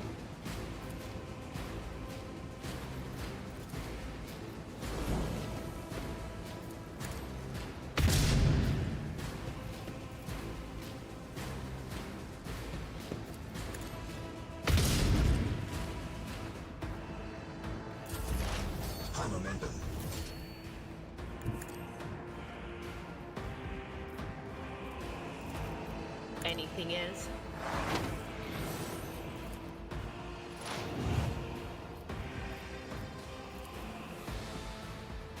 Was out of range. My faith strengthens me. Weapon at the ready. Follow my lead.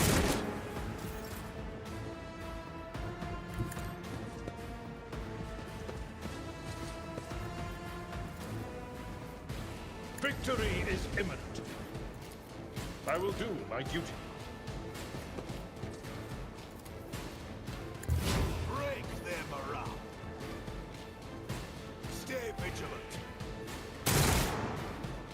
Ooh, friendly fire. My lead.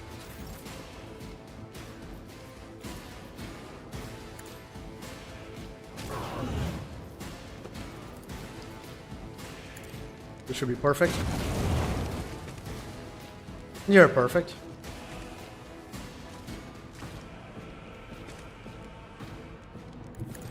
That guy should die from his burns.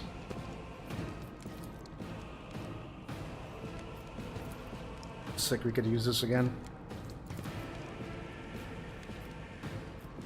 A genius.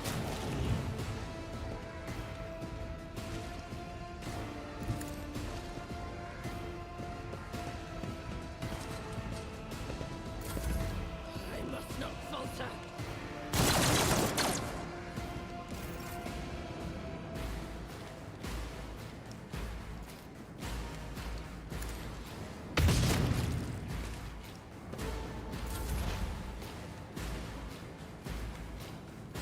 One guy left. That's okay, he should die from the burn. There we go. Feels good, man.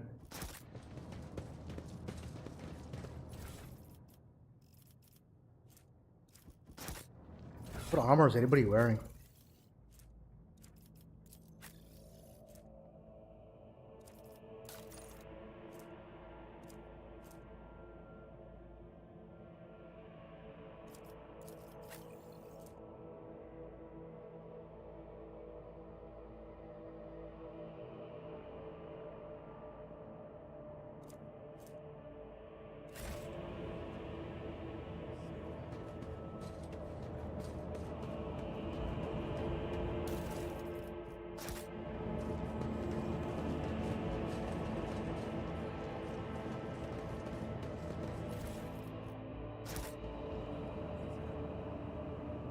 Curiosity sings in my veins.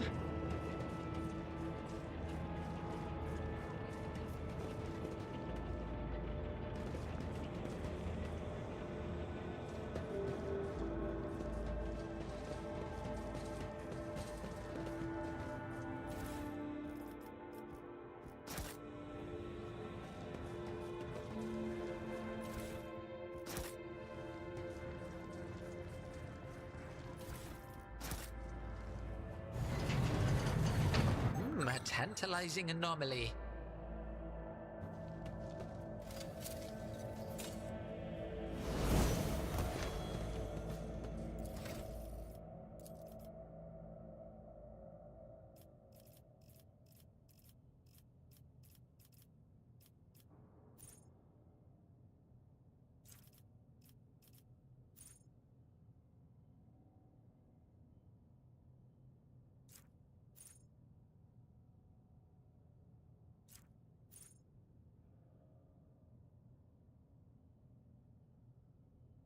Ooh, that could be fun.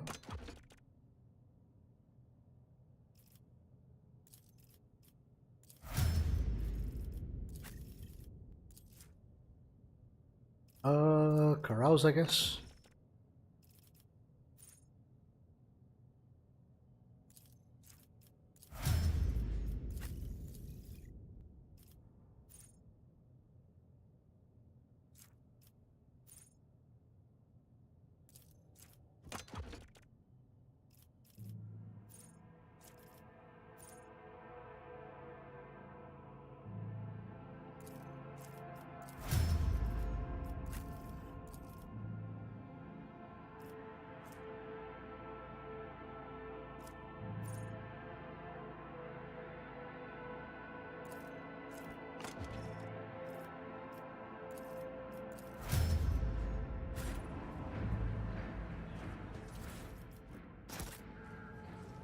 The crew continues to mourn Lady Theodora. I fear it may affect the performance of their duties in service of... We'll see.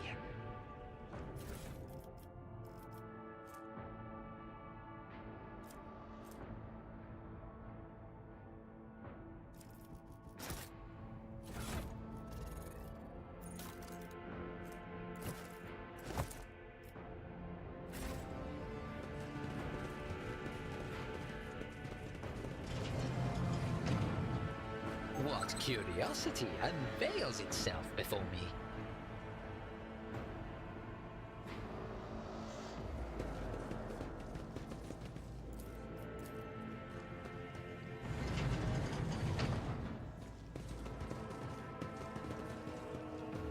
Ooh, another notch!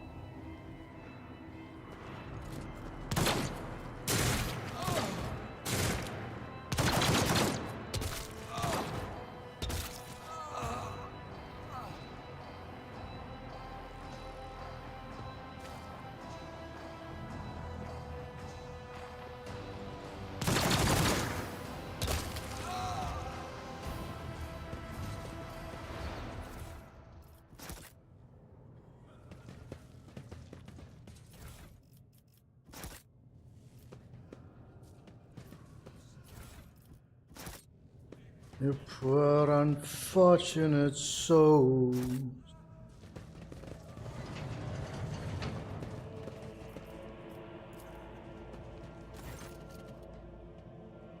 The conscious vidscreen is covered in cracks and stained with dried blood. The buttons, switches, and levers were ripped out of the control panel with exceptional cruelty, and scattered on the sacred mechanism now sparks and hisses in agony, refusing to perish. Awaken the cogitator. You turn on a few of the remaining dials, pull the activation lever.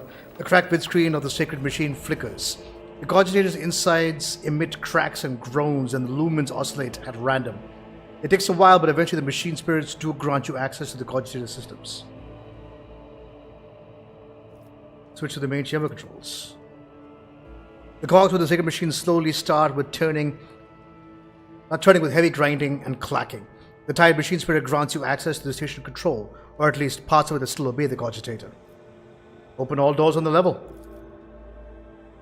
The cogitator screen goes dark as the machine spirit has fled the mechanical casket, but your assumption is incorrect. As it fills with static just a few moments later, you can barely make out a description amidst the flow of rapidly changing symbols. Warning, data corrupted, processing, error is required.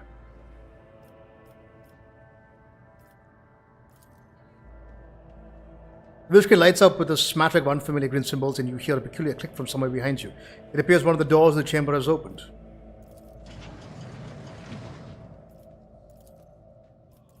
Patience! My nerves are frayed!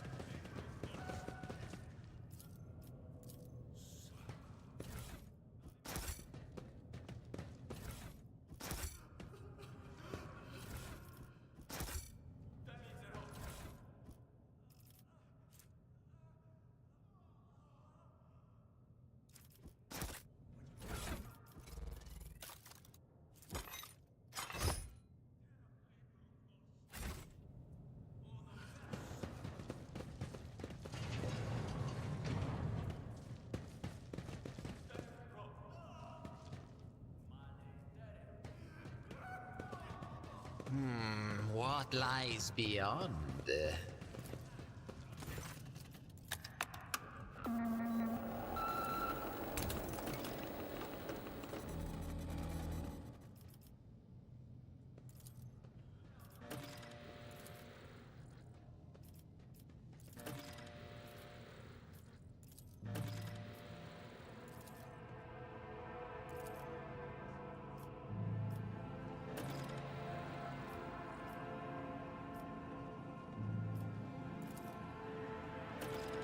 Not that one.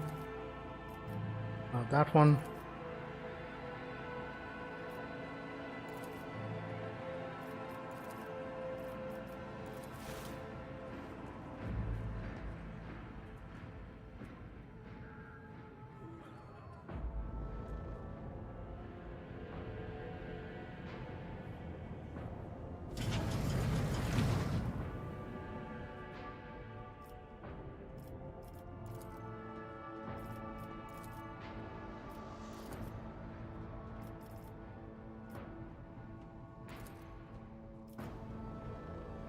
Required access of a security captain or above. Current access senior security officer. Usually bypass restrictions imposed on the secret machine. The cogitator's overloaded processors were unhappily. Most of the encrypted data has been wiped. You find traces of the purge protocol. Recovery is impossible. Most of the most recent commands have been embedded in the machine's spirit consciousness. Now fled across the screen in a creeping file. Child, delete pick flow, disable access code, annul station controls, delete activation, subtle self-destruct, purge command log. Explore the archives for a little while longer. It yields a surviving excerpt from the guard captain's report mentioning that the security system had once been reconfigured without his knowledge. His comment reads, only the keepers of the station have access to life support systems, but Keeper Theobald has not left the child's side. Neither had I. Could it be that...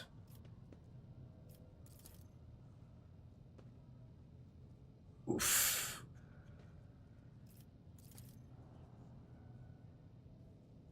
The idea what power that we screw into the investigative problem, blah. 200 servants separation due to explosive decomposition of the living quarters. We've located traces of mechanical interference. The preliminary cause of officer sabotage. Crews 5, 6, and 9 are cut off from the main compartment. We have enough oxygen for 20 minutes. May the Emperor's souls. Senior station officers, this is the captain speaking. We attempted to contact the Winter Scale Scion for help, but something is jamming the signal. We never received a reply and cannot be sure it was even sent in the first place. Our rescue team is not coming. We are on our own and so remain vigilant. Anyone could be a traitor. You hear me? Anyone. If you're in doubt, shoot to kill. About to is being possessed. Negotiations with the Winter Scale were a success. A new batch of soldiers will arrive at 10 moons. A Scotland laboratory once is better than increased the new retainer's resistance to the child's powers. Data expunged. Data confirmed. Regent Arant to Roselio. Data visit classified. Reason for visit classified. Date of departure classified.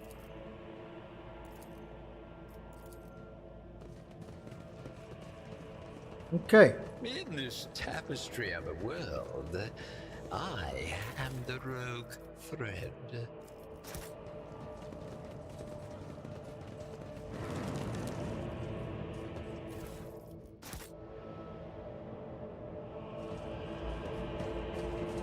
Oh.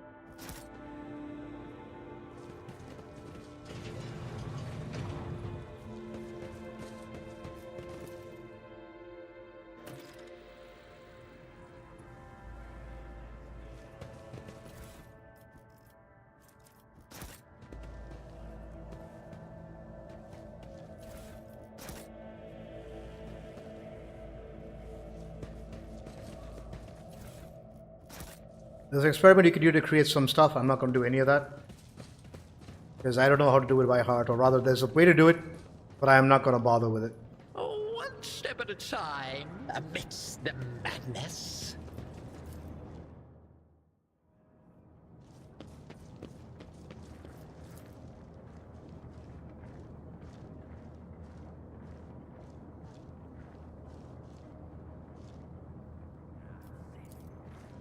Actually, wait a second. Quick save here. In case I fuck it up.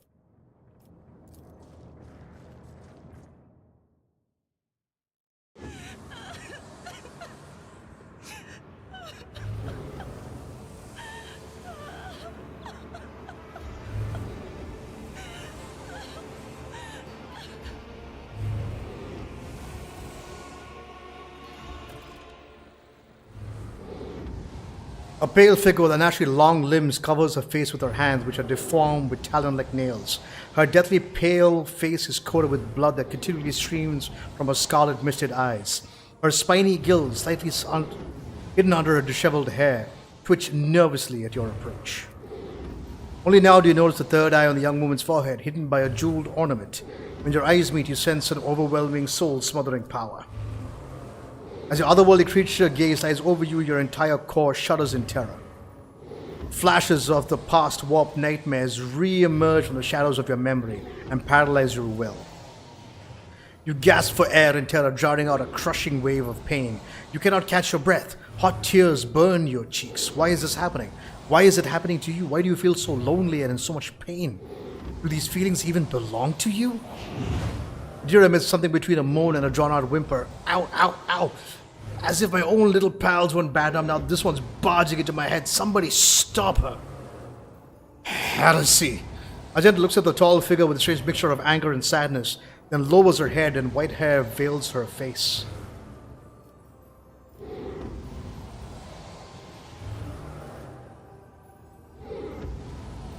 Lady Cassie, I'm here to help you. Please calm yourself. She barely shakes her head and lets out a drawn-out sound similar to both a sob and a howl, a small wounded animal. What is happening? Someone calling my name?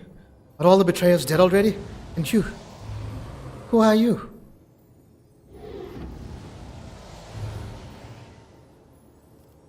Nero von Valencius, it is a pleasure to make your acquaintance.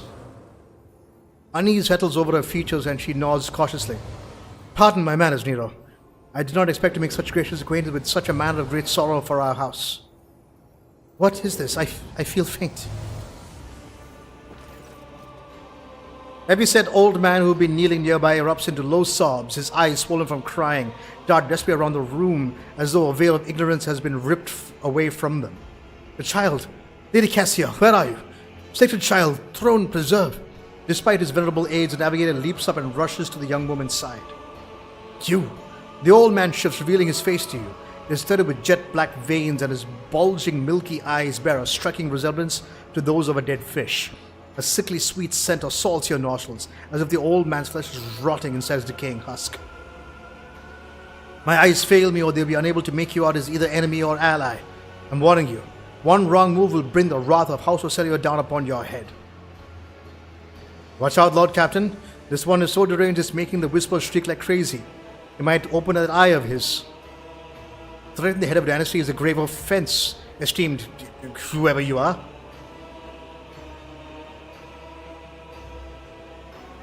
At present, I'm trying to determine what is happening on Urak 5. I'll grant that you do not look like pirates who have come coveting riches of a wrecked station, like the scoundrels in Felix's service. So who are you? Abelard, introduce us. His Lordship Rogue Trader Nero von Valencius, heir to the greatest protectorate in the Corona's expanse, and bearer of the sacred warrant of trade, extends his greetings. Another rogue trader in our corner of the galaxy. How interesting. Your kind always make an appearance in desperate times, ready to cut a deal that benefits one side alone. Given that you have not so far drawn your weapons, your intentions are probably peaceful. And so Aus Horselio asks the service of you. Save the life of the child in exchange for future cooperation. Do not hurry to answer, think on it. You can make yourself an ally or an enemy of House Horselio today. You decide. I want to know what happened between you and Felix. Felix is my wayward student. He came to Urak 5 as a callowed youth. I personally mentored him and entrusted him with the care of the child. He was like a son to me. But he proved to be just another traitor. He sought to steal our most precious treasure, the heir of our house, our sacred child, to revel in the powers with others like him, casting our house into the abyss, to pervert centuries-long traditions of our family. You can see the fruits of his villainy for yourself. He decided he was not bound by his duties and legacy of the greatest of our novators, Tisiphone Orselio, who led our house to prosperity for countless years. Foolish boy. The renegades clouded his mind. They sought to seize control of the dynasty before the sacred child had come of age and taken up the novator's throne. What service do you ask of me? Hope glimmers in the navigator's milky eyes. Save the sacred child. Take her away from the station. I fear I do not have long left. A bluish rivulet trickles down the old man's chin and he wipes the mutated blood brusquely away with his sleeve. You glimpse strange burns covering his flesh under the clothing. The slightest movement must be causing him unbearable pain. Save the child and deliver her safely to Regent Aratano, acting head of House Orselio in the Chronos Expanse. Rest assured that the reward will be worth your effort. I know we came here for a navigator, but after everything we've seen, I've got some reservations about this girl. Agent looks at Cassia. A painful sorrow appears on her brow. Such a fragile thing with a heavy burden upon her shoulders. You're talking as though you expect to die here. Theobald shrugs indifferently. My service of the house is coming to an end. The wounds Felix inflicted on my flesh will never heal. I am dying. Praise the throne slowly enough to see that the child is taken care of. Do you need help? There's a Medicaid deck on my ship. But Theobald only shakes his head. No. I am the keeper of Urak 5, and I will perish along with my station. On that note, I have other matters to attend to. I believe I have made my decision. Cassia shall come with me. Good. That is good. The old man knows he licks his lips, but do allow us to say our proper farewells.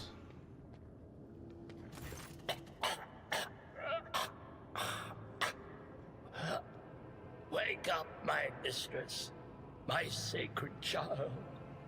It is all over now. It is over. What happened? You. I remember you. Have you come to save us? Child, please, listen to me very carefully. One last time. You will now embark on a voyage with this lord to rejoin the house and its regent in the Coronas Expanse.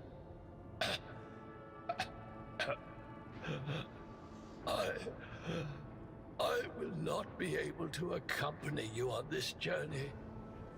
Another trickle of blue blood runs down the old man's face, this time from his nose and ear. No, not you too. Don't leave me alone in this violet-brown haze. You're coming with me. Your mistress is giving you an order. Do you hear me? A hot wave of despair that is not yours washes over you. Your palms sweat and your heart freezes in panic. Mistress, I fear this will be your only order that I dare to disobey. I am the keeper of Urak 5, and alas, I have less than a day left in me. allow me to serve you one last time and honor my final duty to House Orselio. I will remain on the station and destroy the secrets it holds. Oh, Theobald. Crimson tears stain the Lady Navigator's face. Wow! Navigator's white skin once again, but this time her power does not make everyone weep along with her. Say nothing.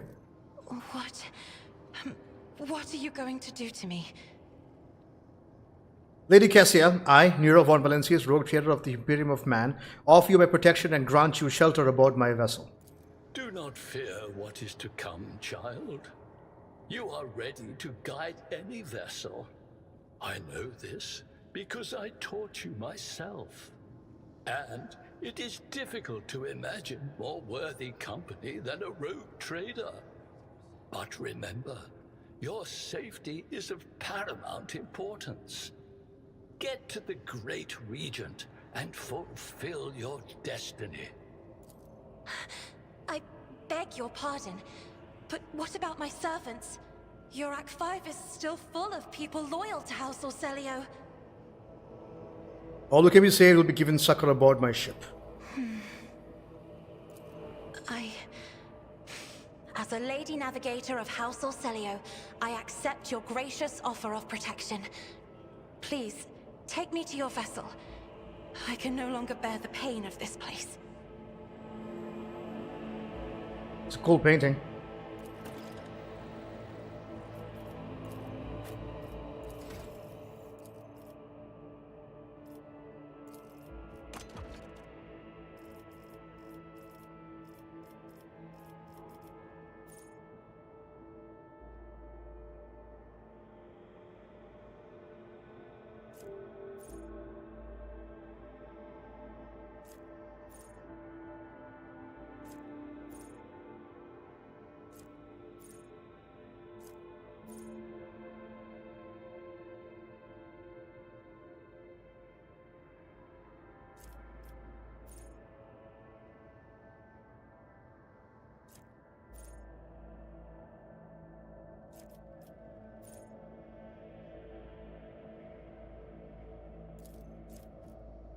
No, we wait on that.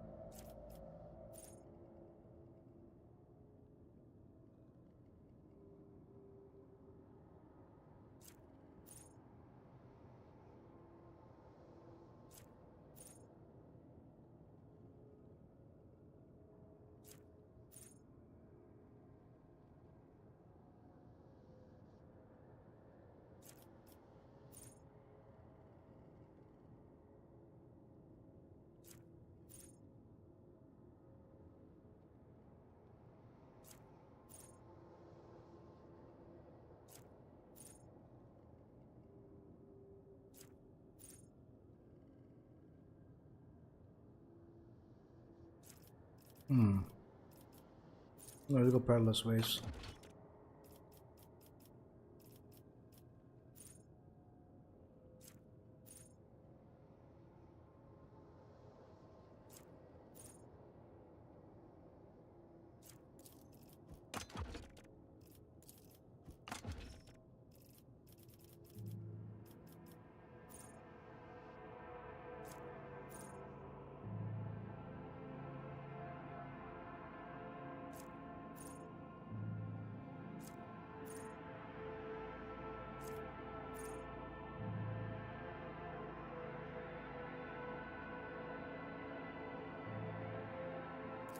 Ooh, 22 to the willpower? Hell yeah.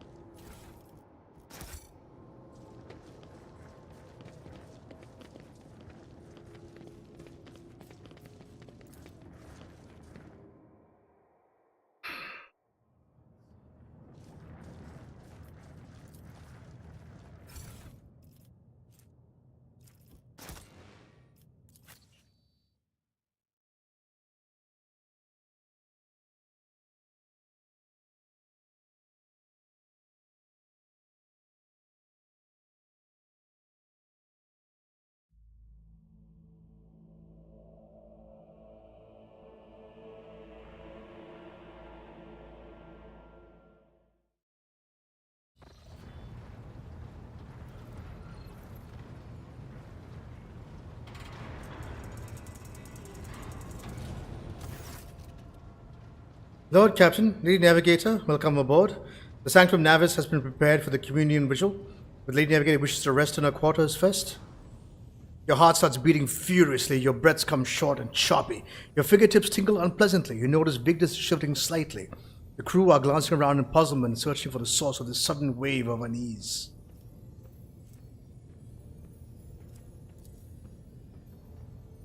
Without even looking at the Voxmaster, Cassia waves her away. First, I wish to speak with the rogue trader. Leave us. Of course. When you're ready for the ritual, please let me know.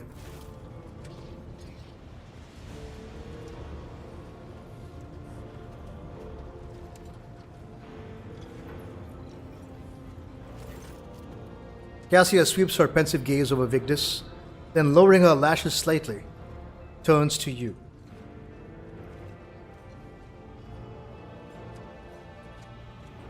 What did you wish to speak about? After a few seconds hesitation, Cassia lets out a small exhale and then raises her appointed chin. I have not yet thanked you for saving me on the station. My thoughts were clouded with so much mournful ash when Theobald's heart stopped.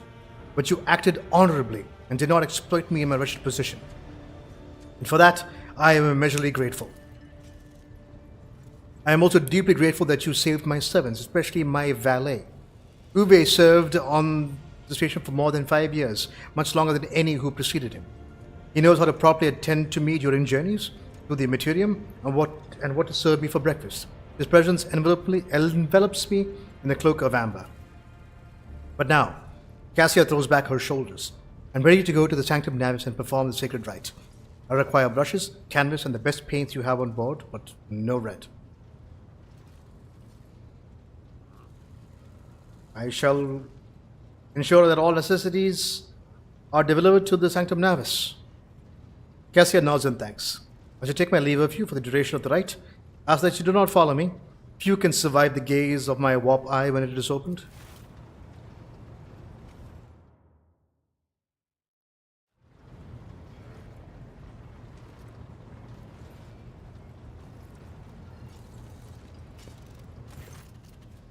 Lord Captain, I will oversee the open channel between Lady Navigator and the bridge. With the Emperor's light, help us all.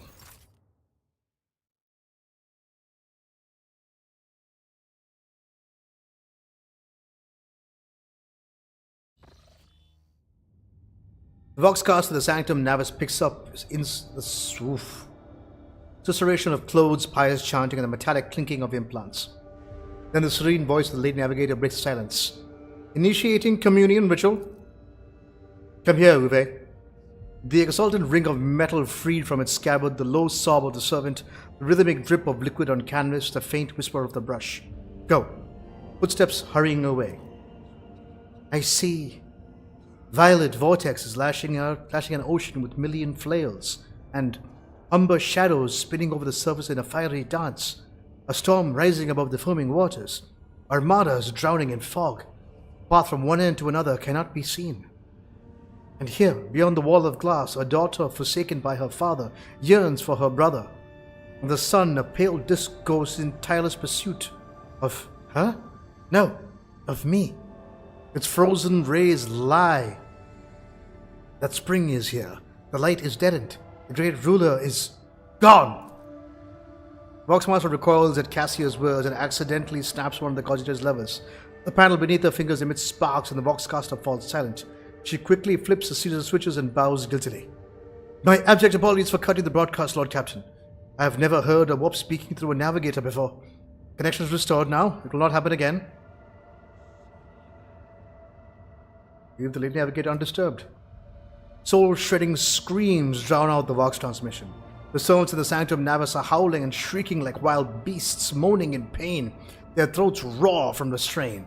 And then, sudden silence. The dull thud of dropping bodies proclaims their fate.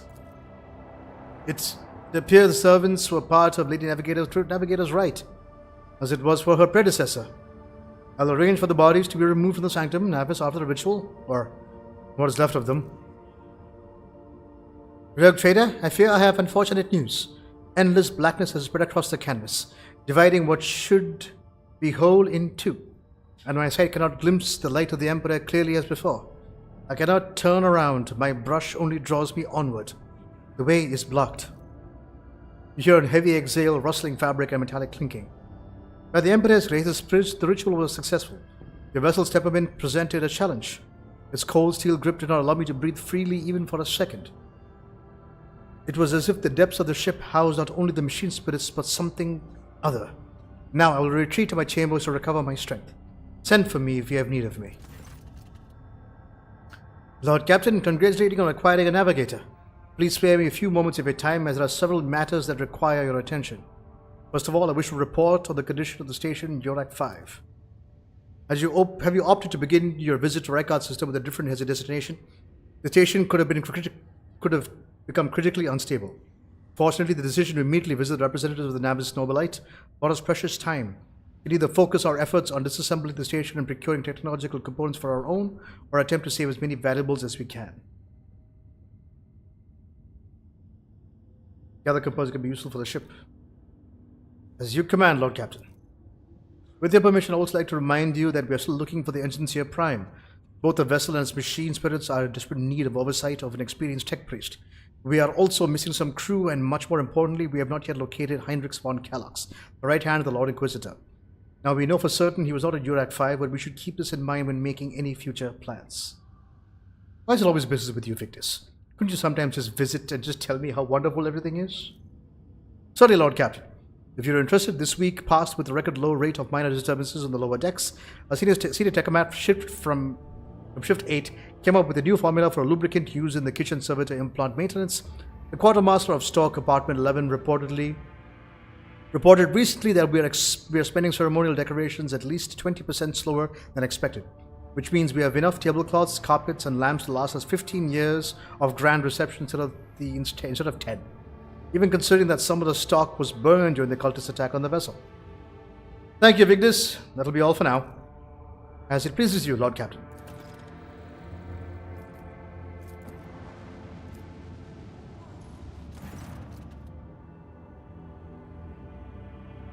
Lord Captain, there's some commotion on the officer's deck.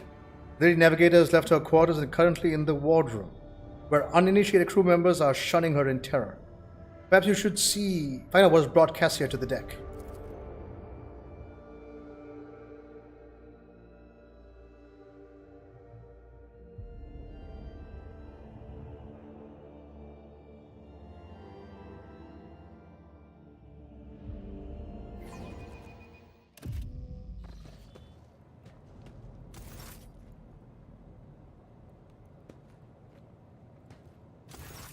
Lord Captain, my apologies. I did not notice your entrance.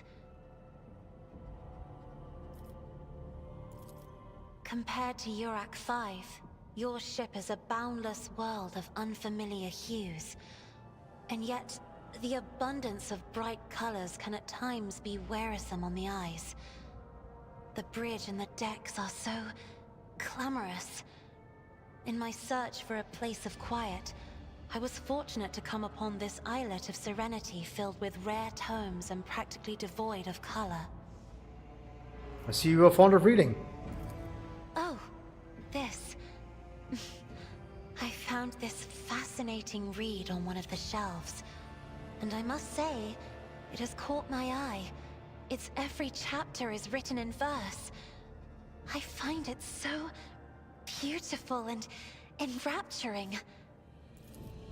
Yorak 5 had a vast archive of its own, of course.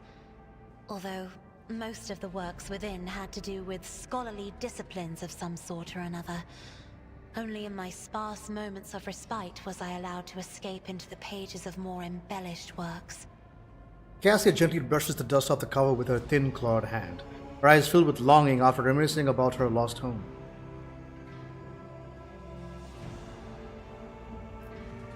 The events that took place in Yorak 5 must have shaken you greatly. Are you well? One should not underestimate the navigators of House Orselio, Lord Captain. Like a shawl of pale smoke, a faint malaise hangs upon my shoulders.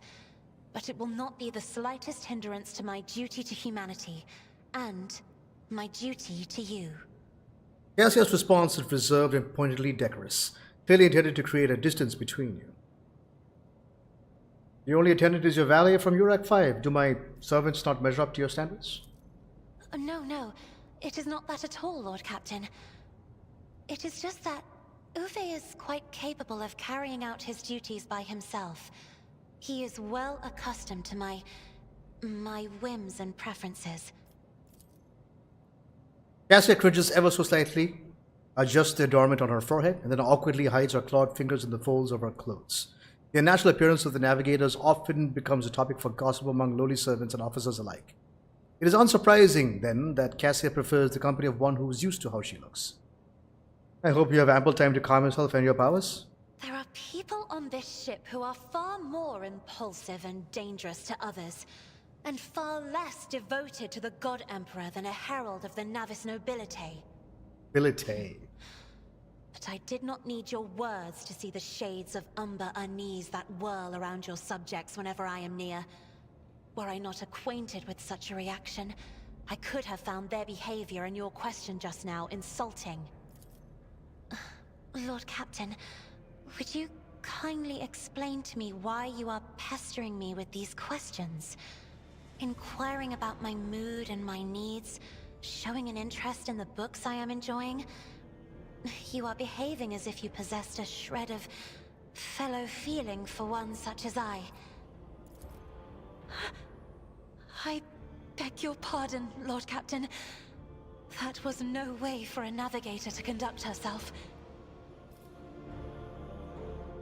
You have nothing to apologize for. Human emotions are natural, be they good or bad. It's just as natural as to share them with others. Please forgive me. I cannot even understand myself right now. Your words and attention have reminded me of life on the station, of Theobald and Felek. I do not understand. They were merely the keepers of URAC 5. So, why do memories of those two make me feel a strange heaviness here? She places a hand on her breastplate. At the same time, I find myself overwhelmed with new excitement and anticipation. At last, I have set foot outside my familiar walls and into a world that I have only seen before in the pages of books. Your ship alone is a treasure trove of remarkable artifacts and curiosities. And just imagine the things that await beyond, but my delight must seem childish to you, surely. In your heart, you must be finding all this quite amusing.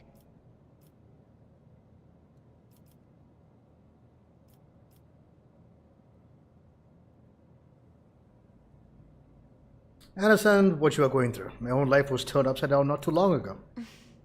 Indeed. I did not know. That is to say, I could not have known, as it is the first time we are speaking in a circumstance so private. My word, when I found this place, it was so full of officers. Why did they all leave?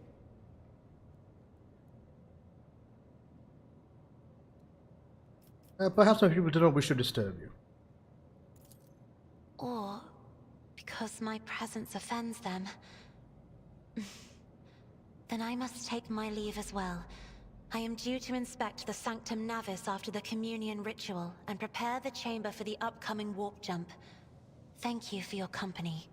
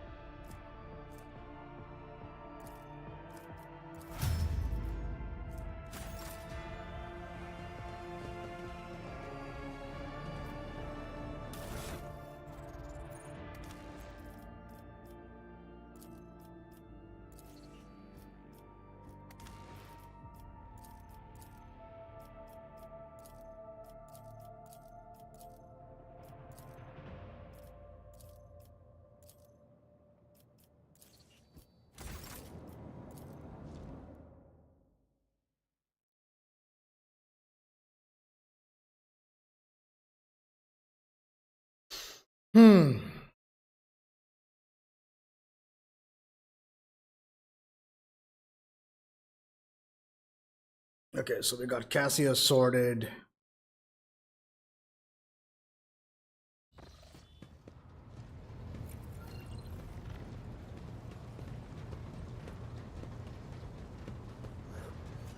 We can talk to her again, I suppose.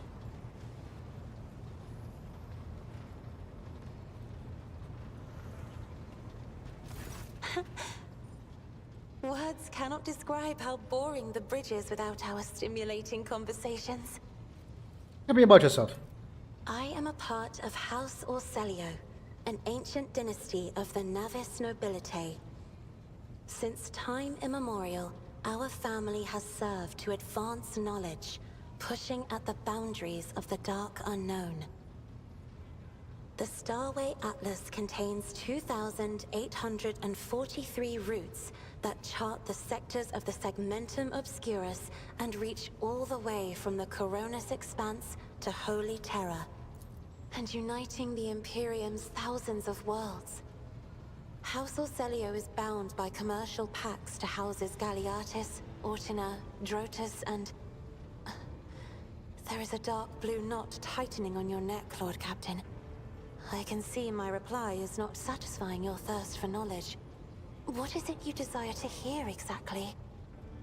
Navigators identify so strongly with their house. It must be difficult for you not to be able to lean on your elders.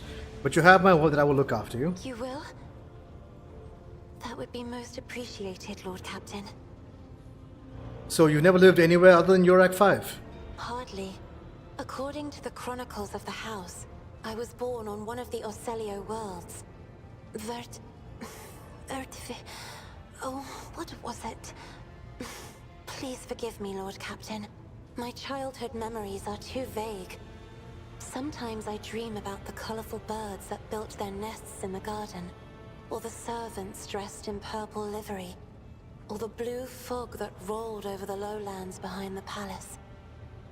But everything is covered in a rosy haze. Perhaps it is my imagination, not my memory, that is painting these pictures. Tell me about your life on the station. My stay on the station was wholly dedicated to preparing me for my future duty. Astromancy, astrography, numerology, the histories of my house and the Imperium, as well as other disciplines. For many years, dozens of instructors tirelessly prepared me for my destiny. And once a year, Great Regent Alronto would come to the station. He would entrust his beautiful vessel to my command, so that I could master the practical aspects of our art as well. Do you have friends? Someone you could turn to for a simple conversation? Not a discussion of yet another lecture? The Regent gave me a bird from a sunlit planet once. I tried to befriend it and make it sing, but for some reason, it refused, and died soon after. The instructors were too respectful of my duty to my house to waste precious time on idle chatter. Aside from them, there were only servants on the station, and you know they have their vocal cords removed, so they cannot break their vow of silence. And since the subject has been breached, Lord Captain, why do you not follow this honored tradition? Your decks are so garish. Apologies, I meant noisy. The rabble don't just chatter. Sometimes they shout and even sing. Why do you allow such a lack of restraint? Rogue traders are highborn, are they not?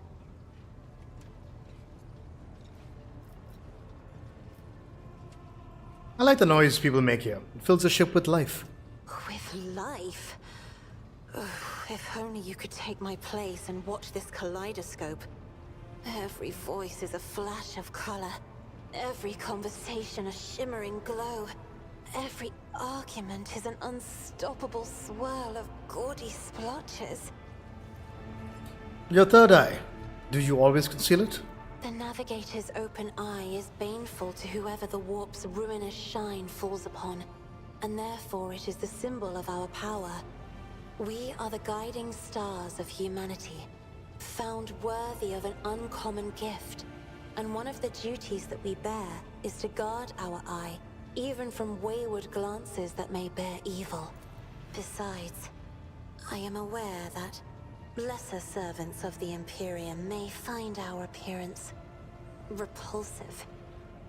The Navigator gene twists the features the rabble are used to seeing, and the magnificence of our role cannot be grasped by their feeble minds.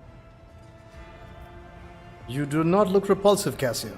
Perhaps my appearance does not terrify you right now, but this will not always be so. The Navigator gene is unstable.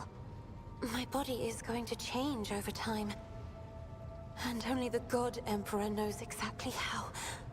Genuine terror, Cassia presses fingers to her lips as if belatedly trying to stop the words from tumbling out.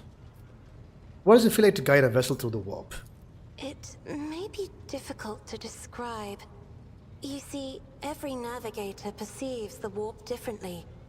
My mentor, Great Regent Auronto, always described his travels through the Imperium as a journey through a vast wood with countless paths. And I, assisting him in the first voyages, futilely tried to follow his example. But the wood would not reveal itself to me. But everything changed when I found my own key to this mystery. You see, I've always brightened up my rare moments of leisure time by painting.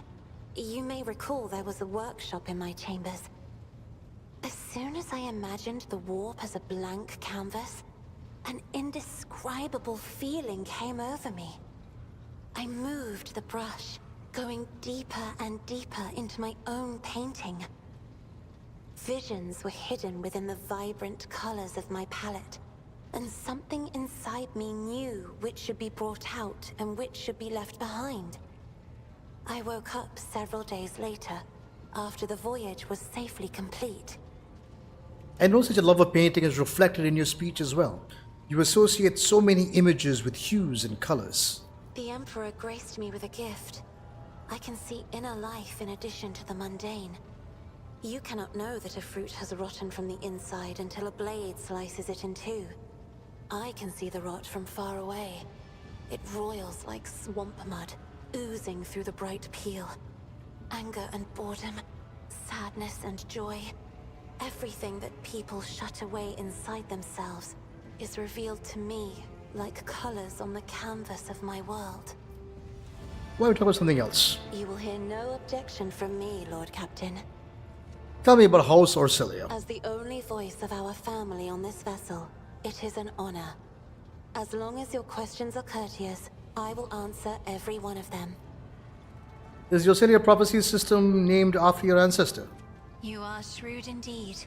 My ancestor charted that route while fleeing the enemies of humanity.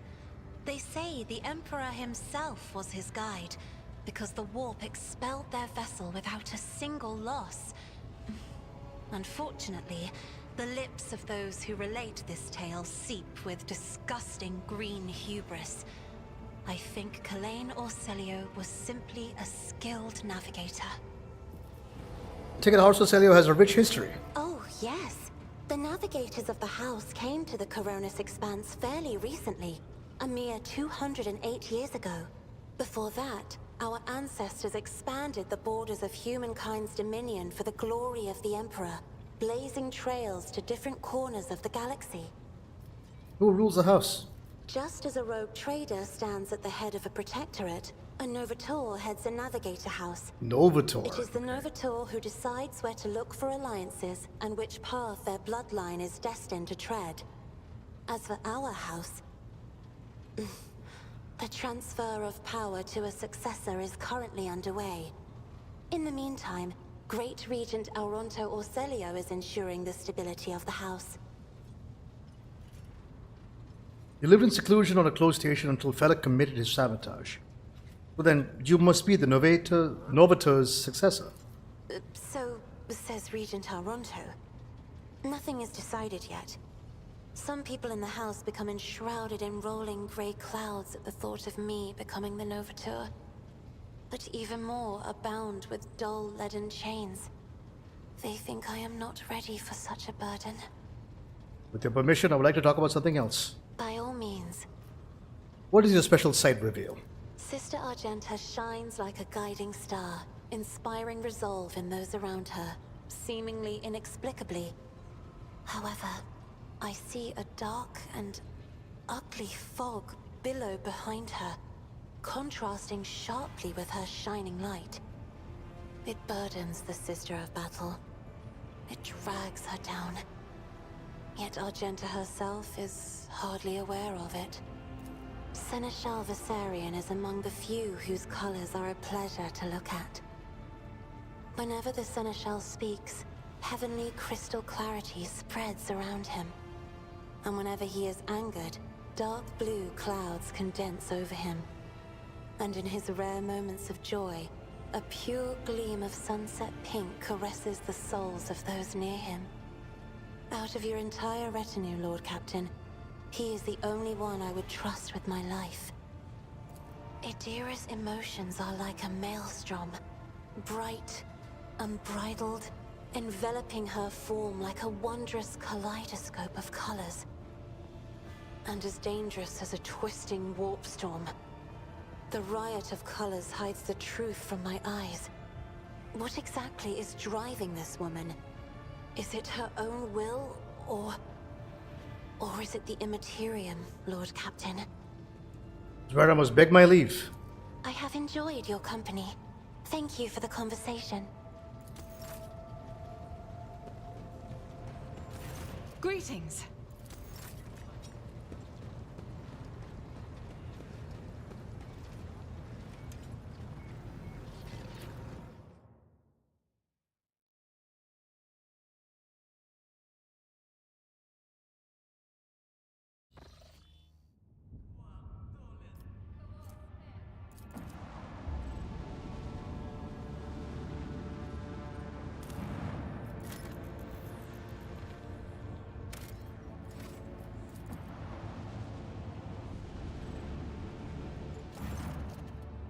Lord Captain, sorry to disturb you. We just paused as if listening to something. It's pandemonium outside the bridge gate. One of the officers seems to be demanding an audience with you in person. I think I hear Master Viserion's voice. In any case, I wanted to warn you in advance.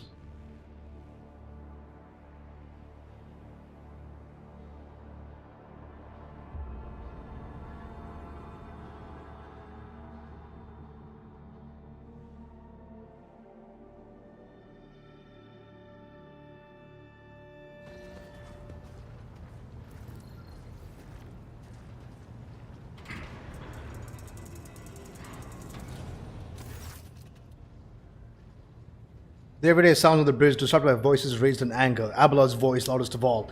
This is not the conduct of an officer. There are antics of highborn brat out on a lark. Explain yourself, Lieutenant. Lieutenant, sorry. The young woman standing before Abelard strives with all her might not to quail under the onslaught of her superior's anger. She falters, but then manages to look at him in the eye and say, I apologize, sir, but I must speak to the Lord Captain. Very well, Lieutenant. You may address the Lord Captain. Not at least because I've seen you already fit to disturb him. Your unauthorized appearance on the bridge and display of belligerence towards a high-ranking officer will be logged in your personal file without delay. Lord Captain, Lieutenant Avril Vent, requesting permission to speak. Vent falls silent and then adds rashly, on a matter of extreme importance and urgency.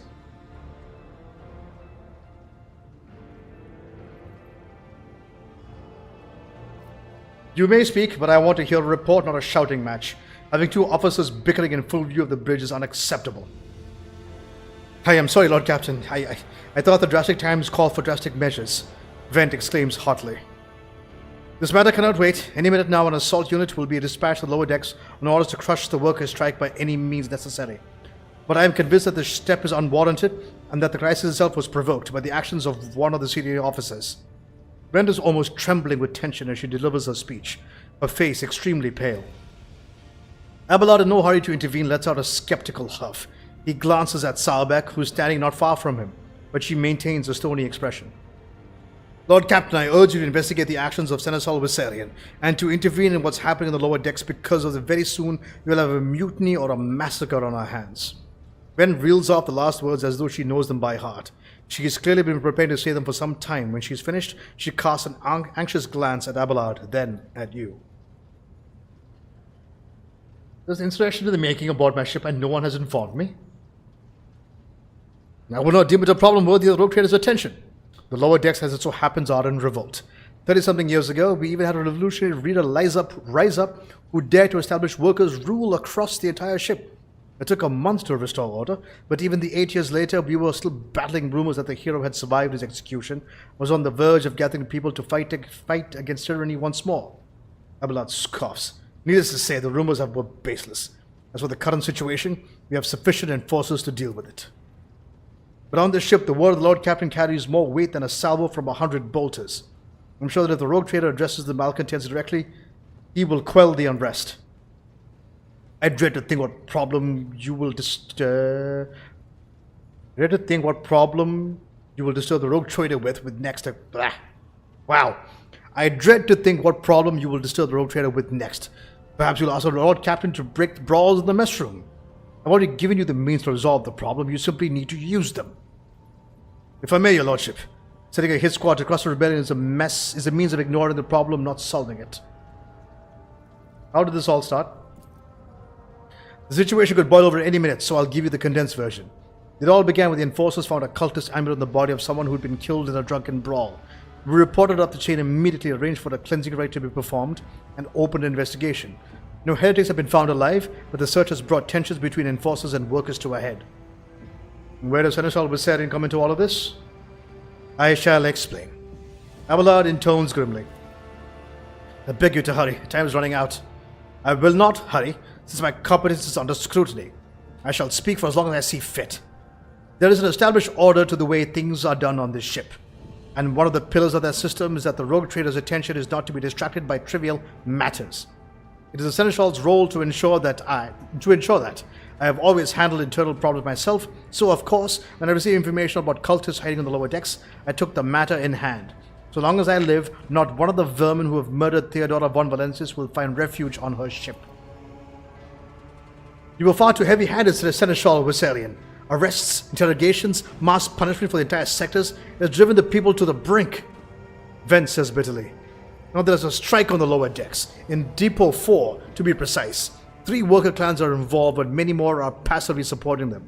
The situation could degenerate into all-out insurrection. When I reported my concerns, the only response I received was an order to dispatch an assault unit and crush the strike with maximum force. Abelard, what do you say to all this?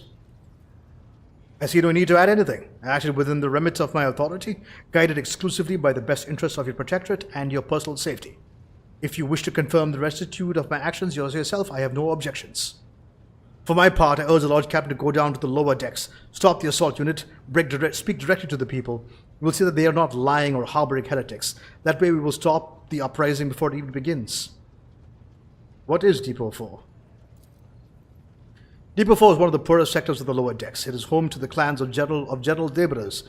They are not as valuable to the ship as the families who have served in specialized systems for generations. They are easily replaceable resource, and one which is now more besides giving succor to the cultists and minions of the archenemy. Depot 4 is poor and troubled, but at worst means drunken fights and illegal rot-gut brewing. We have handled the workers of Depot 4 in the past, and we have done so again if the crackdown on Depot 4 hadn't been so harsh. And another important point is to bear in mind, the problem is not limited to this sector. It's located on one of the most populated lower decks, and everything that happens there has a knock-on effect on all ongoing neighboring sectors. Master at Arms, the ship's forces report to you, and yet you seem hesitant to provide your own perspective. Lord Captain, unlike Lieutenant Vent, I respect the chain of command and realize that it is not within my right to challenge my superiors. Salbeck bows her head in Abelard's direction. However, a moment later, a serpentine smile appears on her lips. That being said, while I entirely share Master Viserion's opinion on what fate Depot 4 deserves, I must note that this insubordination is a direct consequence of practices that he himself has introduced. Mr. Salbeck, I see you have decided to follow the Lieutenant's example after all. Such behavior does you no credit. Salbeck, explain yourself. The ship's regulations state that the Master at Arms is responsible for resolving all matters related to the ship's enforcers, and yet it is no secret that the Seneschal has a tendency to show partiality. Those enforcers and officers whom he has deemed particularly promising are times given permission to approach him for tutelage. I cannot deny Master Viserion's experience and insight. The Seneschal has a record for fostering students who have indeed achieved much and demonstrated impeccable performance. However, extending such patronage over the head of their immediate superior encourages disregard for the hierarchy among your lordship's servants. Today, an enforcer goes to the Seneschal to report an order from the Master at Arms that happen to disagree with. Tomorrow, they will go to the Lord Captain to object to the Seneschal's order and notice a pattern in these actions. Avalad, do you wish to respond? Mr. Salbeck, can you recall an occasion where I would encourage an officer to disobey their superior? Or one when I would overrule their order? Or show favoritism to those who merited none? None, Seneschal. But there have been no such cases with the entire time that I have served aboard the ship. If anyone were to claim otherwise, I would have had them pay for insulting your honor with blood. Your conduct in this regard has always been spotless. Nevertheless, given your eminent position, a simple show of attention on your part is enough to erode the propriety of junior officers, inflate their sense of self-importance, and undermine discipline. That you distinguish some of them and know them by name is tantamount to walking around the officer's deck handing out gifts to officers who have caught your eye. It fills those of you set apart with ambition, and audacity makes them stand out among the rest. Enforcers are meant to be the faceless servants, fighters ready to die, their fate entrusted to their commander and no one else. That is their sole foundation of order. Lieutenant Vent, would you say a Seneschal has singled you out from your peers in any way? Lord Captain, I swear that Seneschal Bessarion has never granted me any privileges, never once advocated for me, nor facilitated my promotions. Although, he is the man who convinced me to become an officer in the first place. He has offered me extensive guidance in my service, for which I am grateful to him. And while not all my fellows receive such attention, I know of at least a dozen fine officers whom the Seneschal keeps in his sights to ensure that they continue to strive. To prepare new generation of the dynasty's servants, to instruct them, and to separate those with potential from those who have exhausted it. That is my duty as Seneschal. This ship has bays worth of pilots, enforcers, officers, technicians, and stewards, whom I have raised personally. By the throne, every third person standing on this bridge right now was my student at some point. I see. Evidently, my officers are anything but a shining example of unity and adherence today. I have only myself to blame, I suppose. I have heard enough. I will go down the lower decks and deal with the problem personally. Praise the Emperor. Vent cannot contain himself. Thank you, Lord Captain. Abelard grits his teeth slightly. An enterprise bordering on the sophomoric. But please yourself, Lord Captain. However, I categorically insist that I escort you. Lord Captain, I regret that the enforcers were unable to handle the situation which led to your and Seneschal's involvement, and consider my duty to go to Depot 4 myself and to see the expedient resolution of this incident.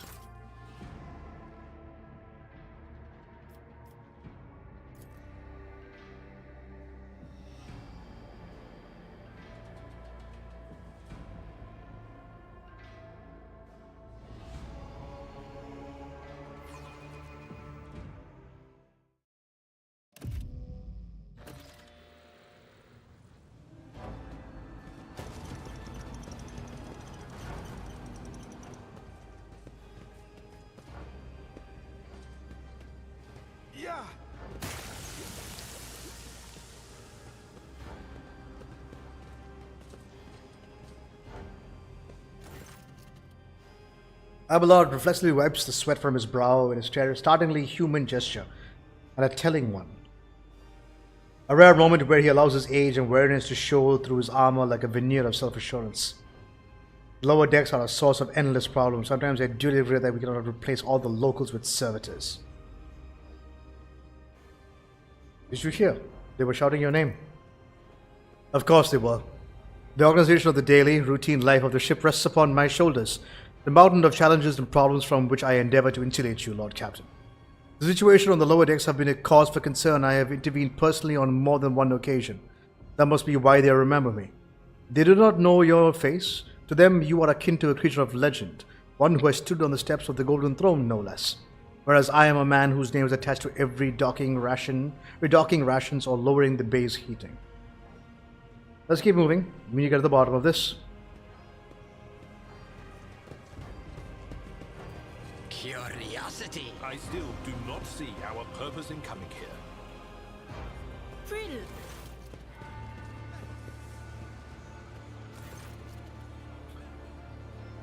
The sound of heated discussion reverberates through the ship's bays.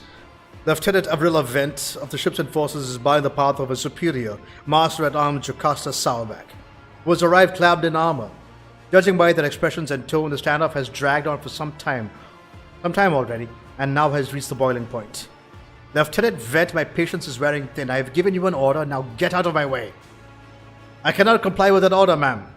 Vent looks shaken, but there is fire in her eyes. This is my deck and my sector. So long as this area remains under the Lord Captain's special oversight, no action can be taken without my express permission. There are only 3 people who are authorized to make me stand down. The first officer, the rogue trader, and the Emperor himself. So not all my lessons fall on deaf ears. Abelard mutters crabbily in crabby approval. He does not clarify whether he means Vent, Saubeck looming over her, or both. Your Lordship! Noticing the 2 officers snap to attention and salute, their subordinates following suit a moment later. What's the situation? Your Lordship, my people have locked down the bay where the strikers are, including their leaders. We have the situation under control as far as resources allow. Under control, Lieutenant. I came here to lead an investigative unit, and what do I see? The rabble is on the verge of mutiny. There's nothing to investigate. This simply calls for immediate repressions and firing squads, and you, Vent, are a step away from facing charges yourself. We encountered some locals on the way here. Their conduct was outrageous. They even tried to throw things at us. Vent's gaze is full of worry and regret. The people are getting desperate, clearly. They saw the assault unit and they decided they had nothing left to lose. I apologize, Lord Captain. It is outrageous. I'm sure the people simply didn't recognize you. It wouldn't have occurred otherwise. We will deal with them once the current situation is resolved. I want to speak to the strikers. Abelard's mouth twists, but he restrains himself and says nothing. Right you are, Lord Captain. Allow me to wish you good luck. Hope gleams in Lieutenant Vent's eyes.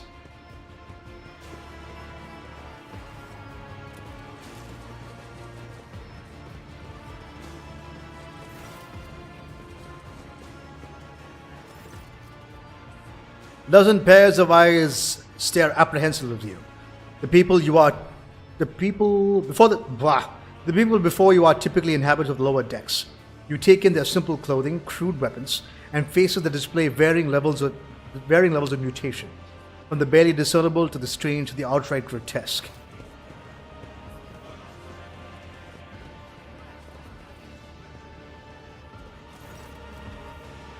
A whisper passes through the crowd, and you detect a mixture of fear, astonishment, and joy in their reactions. Finally, 3 people break away from the crowd: an elderly woman and 2 men. These must be the leaders. They bow clumsily before you. The Lord Captain, you have come down to us. We were attacked on the way here. How do you explain that? Here's the explanation for you.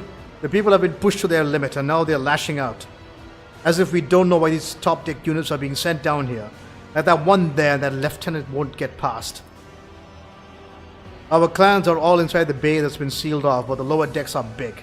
I'm sure there are some people who have just about had enough.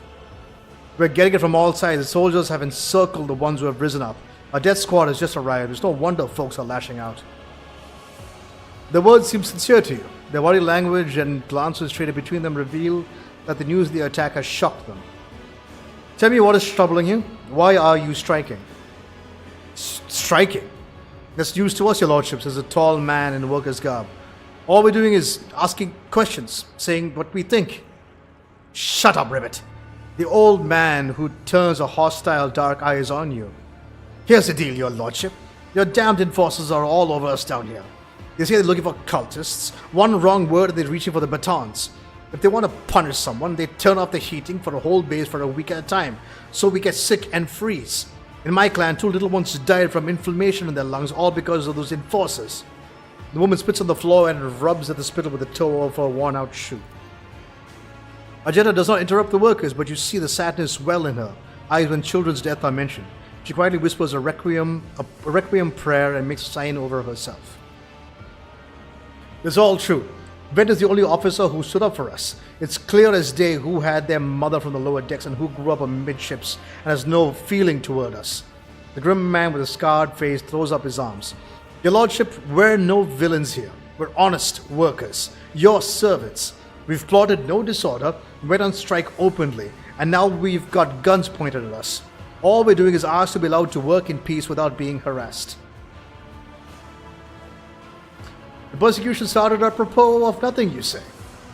I was told that one of you was found in possession of a cultist amulet, and there were heretics hiding here. A cultist amulet? What is that? The gewgaw they found on the dead drunkard. It was something evil or forbidden, we sure didn't know. The enforcers just said they were looking for heretics among us, and anyone obstructing the investigation would be punished. But how could there be heretics here? We know our own people. There were no faces around. Definitely not. And if there were, we'd be the first to report them. And as for this amulet or whatever it is, they took off a dead body. There are no cultists still breathing in our sector, that's for sure. But when that fight broke out, some enterprising folks looted the bodies. The boots they came back with. Nobody's ever tread these decks in boots so fine, I can tell you that. Seems to me these cultists have better commanders than us. Oh yeah? Those boots were really fine. And there was no harm in taking them, right? As for the amulet, it must have been pocketed by someone who didn't know any better. We don't need any amulets around here. We all worship the Emperor. And when we're working, we bow down before the machine spirits of the large and small transformers and the servo motor the same way my grandfather was taught 100 years ago by a tech priest who came calling. Believe us, your lordship, we are people of faith. Naive children, weren't you taught from an early age about the dangers of the arch-enemy's creations? Weren't you warned that an unfamiliar object could be one of them? We were told, Holy Sister, but it was a long time ago. Last time we saw a confessor in our sector was just after I had my third little one. That is regrettable, but you not lay the burden of leading a righteous life on the shoulders of holy fathers. Who will you blame when the beasts crawl out of those amulets you stole from the heretics? The holy father who was not here, or the scavenger who brought evil down on himself and his neighbors? Babylon, do you have anything to add? I authorize use of all necessary measures to locate the Chaos Worshippers hiding in this sector. The specific steps taken by officers were not reported to me. Abelard frowns, clearly disgruntled at having to explain himself in the workers' presence. Nevertheless, I am certain that the actions were justified. Cultists are no drunken stevedores? Never heard that word before. They are the enemy and the threat to the ship. Neutralizing them demands decisive action. Salbak, was it necessary to torture these people with cold? The rabble understands only one language, Lord Captain, that of violence. As for regulations, should the laborers persist in their unwillingness to cooperate, the next step is limiting air supply and cutting off water, which is almost certain to restore order. The peasants can grumble all they want, but in the end they are the source of their own misery. All they have to do now is bow their heads and fall in line, and their need for punitive measures will disappear. What changes do you want? Would you look at this? The exalted Lord Captain himself is asking us Bildrats what we want. Well, here's what. We want you to rein your damned enforcers, to quit turning off the heat, and to stop battering everyone that moves. No, that's not it. We want the enforcers gone from here, and we want to be armed. Give us arms and we'll govern ourselves. We'll defend ourselves if these cultists dare show their faces. I've been the leader of my clan for 20 years. Now getting rid of these club-wielding things can only improve things around here. You've gone too far, old man.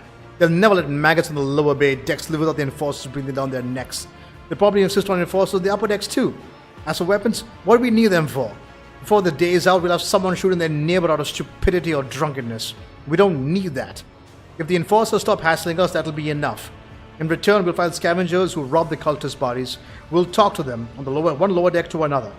If there are any more of these damned amulets about, we'll hand them over to the enforcers ourselves. You speak for yourself and your clan. I will speak for me and mine. I don't want empty gestures. I want real change. They'll promise us the world now, but as soon as the Anointed One turns his back, these boosts will be upon us even harder than before. All because we dared to speak out. Rivet, the tall worker's eyes dart between the two arguing leaders. Every few seconds he opens his mouth as a plan to agree, but each time he falls silent, simply making a vague noises of approval.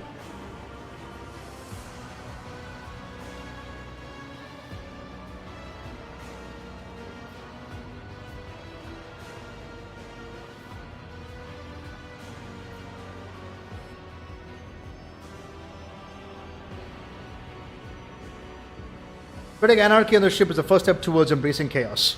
Putting weapons into the untrained hands would be even worse. What's more, the enforcers are needed to maintain oversight and order. Withdraw those demands and we will consider the rest. The tall worker they call Rivet shrugs and casts a sidelong look at the old woman. Old Nan, listen, listen! The Lord Captain himself has come down to us as offering concessions. I do not know a single person in the whole of Depot 4 who's ever stood next to a rogue trader, let alone talk to them. Back down. Now is no time for you to be a stubborn old crone. Listen to us, old Nan. The three clans of Depot 4 ought to act as one. We made our minds up. It's your turn to decide. Don't ask them to disband the enforcers or give us weapons. We don't need any of that. The old man hisses, the whole old woman hisses in dissatisfaction. You two are ganging up on me, is that it? So brave you are against an old woman. But I'll shut up. I will. Indeed. I won't go against two clan leaders on my own. If you want to make peace with the enforcers, make your peace. That's great. Just fantastic. Lord Captain, we're all agreed.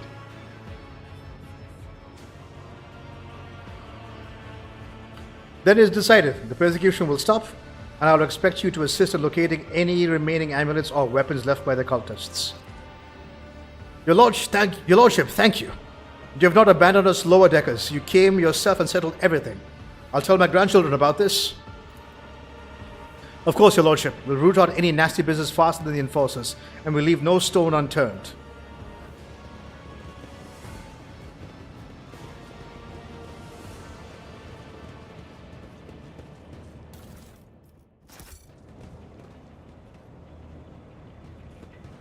There will be no peace in my wake.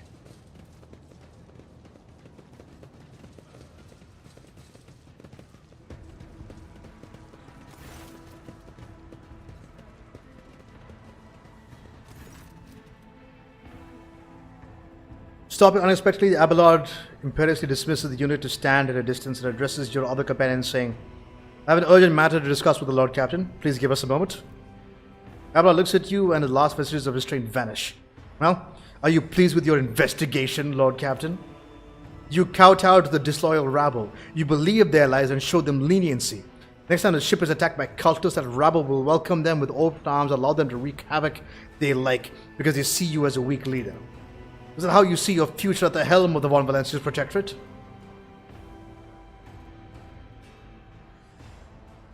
Let's talk about your role in all this instead. You allowed this revolt to happen. Your actions practically guaranteed it would. I would have handled the situation myself had you not decided to intervene. Abelard says irascibly.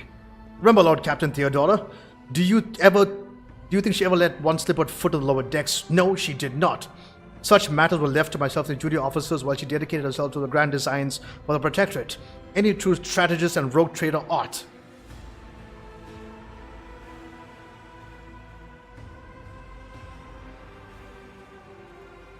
Maybe if Theodora had spent more time on trifling matters, she would not have wound up dead.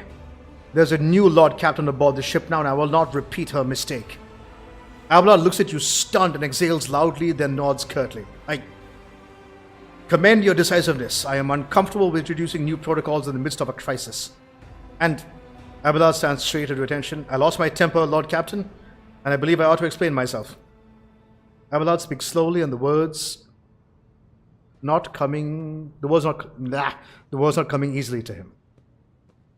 The prosperity of the Von Valencia's Protectorate is not just an empty phrase to me. I left the Imperial Navy for a chance to see it flourish. It was the most momentous decision of my life. I did it because I saw the Lord Captain Theodora's deeds and the sign of true greatness. Rogue traders simply do not forge new routes and capture worlds. They create order out of anarchy. That creative impulse was entirely lacking during my time in the military. So I left behind everything I had known, everything my family had known.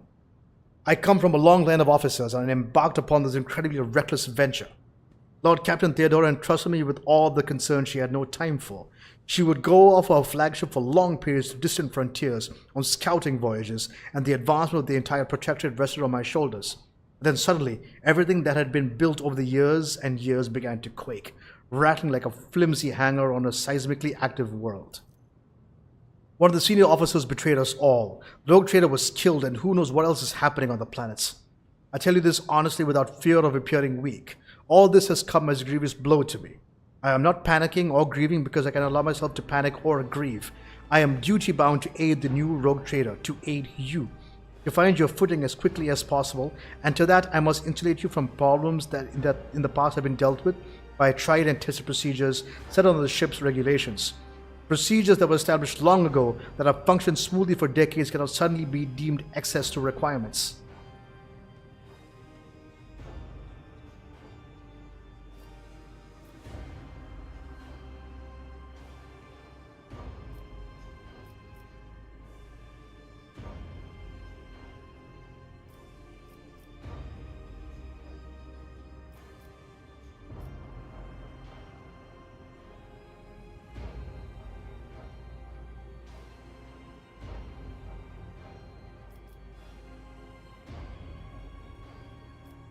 Taylor trusted established procedures, and she died. I won't make the same mistake.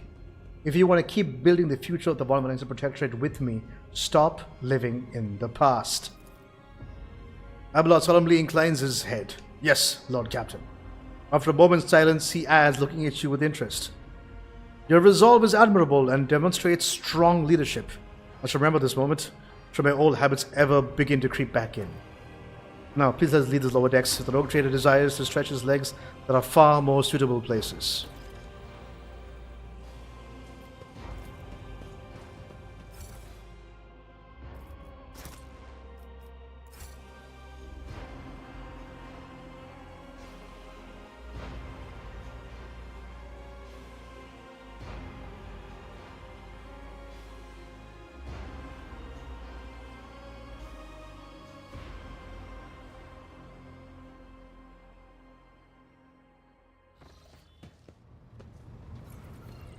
Woo!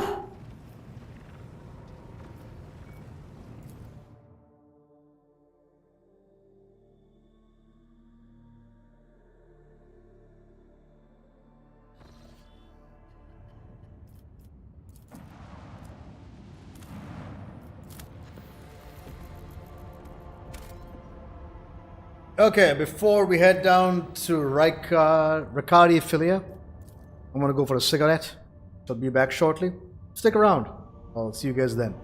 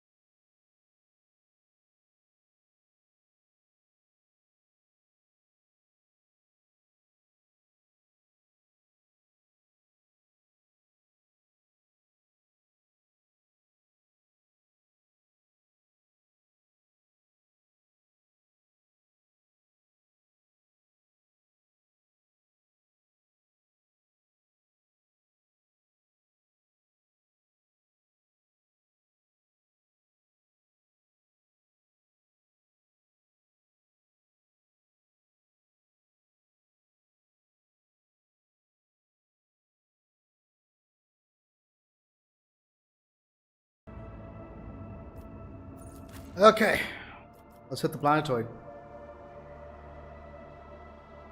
After this mission, I'm going to call the stream because I've been streaming for 4 hours. It's nearly 3 in the morning. I need some sleep.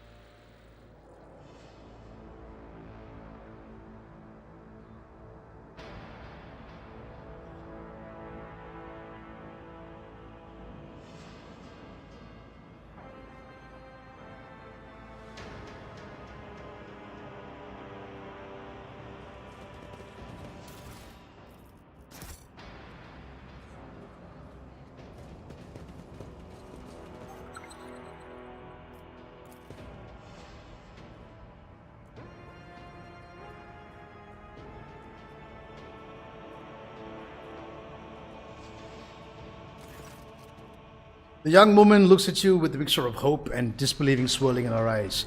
You notice her hands are trembling as she clutches her weapons. Who are you? Did you come from the planet? Are you reinforcements? Saint's teeth, I thought you'd never come. Abelard teaches riffraff the proper way of addressing her sovereign. Abelard glares at the woman, his brow furrowing. Officer, the person before you is Nero von Valencius, a rogue trader. Although you are, from what I gather, subject of another dynasty, you would do well to introduce yourself with a proper decorum. At once! Woman's has attention. Captain Raquel Vicari, servant of House Winterscale and the pilot of this shuttle. It is an honor of greeting His Lordship von Valencius. I have no time for long-winded talks. Briefly on the situation ahead, and do be concise. Reporting. There has been a prison riot on the planetoid led by the prison warden himself. My Lord Yvain Winterscale, the son of the rogue trader Caligos Winterscale, went to parley with him.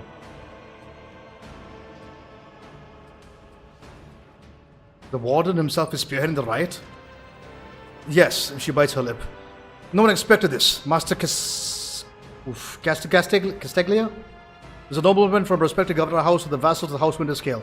All of a sudden he proclaimed that Riccardi Filia is now his personal domain, and the prisoners were his subjects, and he would never bow to anyone again. It's pure heresy. And I take it looking forward to a diet of sand and gravel. What kind of madman would start a revolt on a barren rock? Anything else I should be apprised of before I set out? Some of the rebels have holed up in the barracks. I don't know how many, but given this is the only way to where the negotiations are taking place, I would expect heavy resistance. Please take caution, Your Lordship. Lord Winterscale's guards mined an entrance so that the rebels couldn't get to the shuttle. Why would Lord Winterscale have felt the need to parley with dissidents? It's a personal matter. Master Casteglia, the seditious warden, is Lord Yvain's childhood friend. My lord heard of the riot. The news saddened him greatly, so he rushed here without delay, in hopes of bringing his old friend to his senses, no doubt.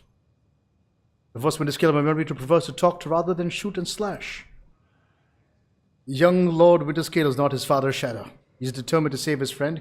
He won't back down. I pray to the throne. He's alive and well. He's been gone for such a long time. I really don't like this place. Cassia frowns in frustration. Theobald executed his wife only on... Wow. Theobald executed his wife and only son on the mere suspicion of treason against House Ocelio. So why did the noble Yvain rush to save someone who had betrayed his house? Do bonds of friendship give one right to make inexcusable mistakes? I'm looking for a man by the name of Hendrix von Kalox. He is here, perhaps? Unless one of the prisoners or guards, then it seems unlikely. There are no shuttles in working order other than yours and mine. There's nothing else anyone could have used to reach this place. I have no more questions. You may excuse yourself, pilot. The woman freezes a moment before asking hesitantly. Your Lordship, if I may have a minute of your time. I wouldn't have even dared to trouble you with the personal matter, but the situation. But in any case, have you been to the capital of Rykard Menoris yet? I wanted to ask you if you saw a man there, a communications officer by the name of Jasper. What's your relationship to this man? We are engaged, Your Lordship. I have not yet been to Rykard Menoris. I know nothing of this officer's fate. That's a shame. May the Emperor keep that fool from harm. Thank you for your time, Your Lordship. She bows. You can tell by the desperation in her eyes that she is exhausted, frightened, and wishes to be off this planetoid as soon as possible.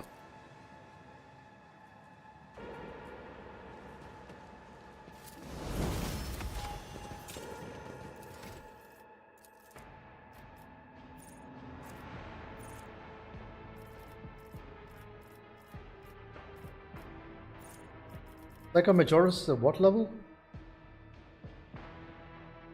14. Okay, we got a bit to go. That's fine.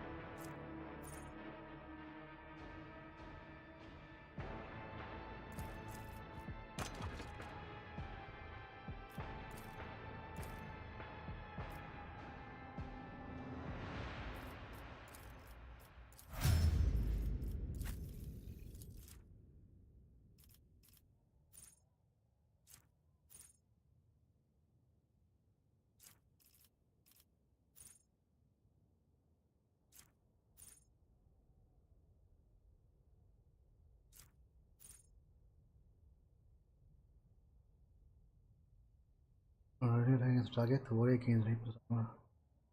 Its attacks made by the target.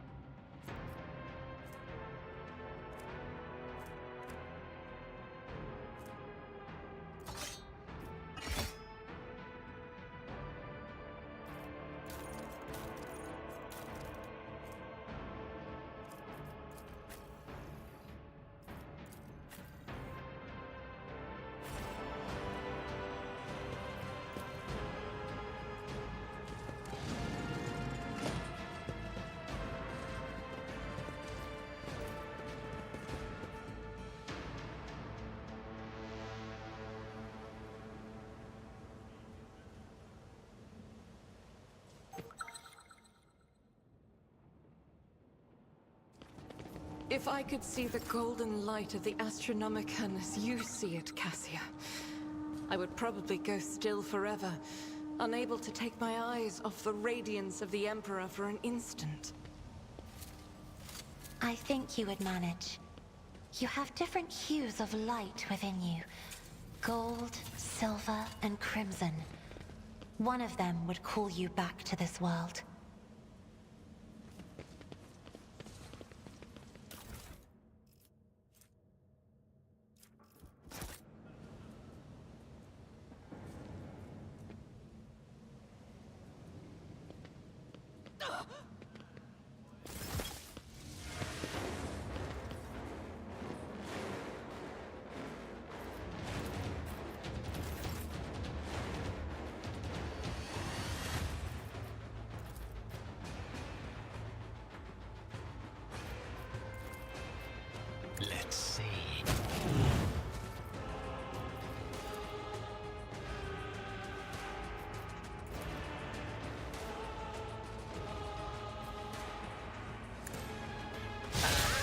predictable downfall.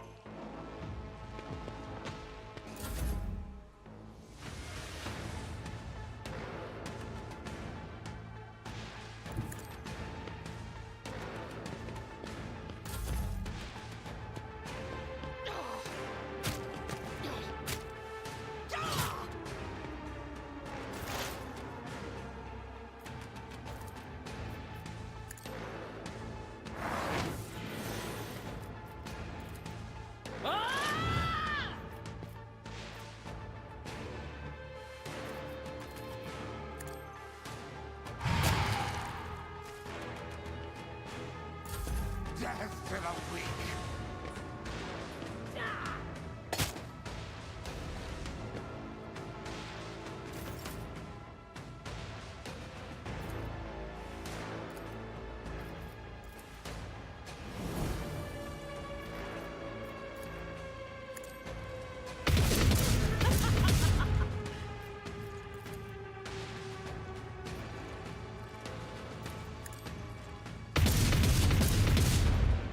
What the hell was that spread?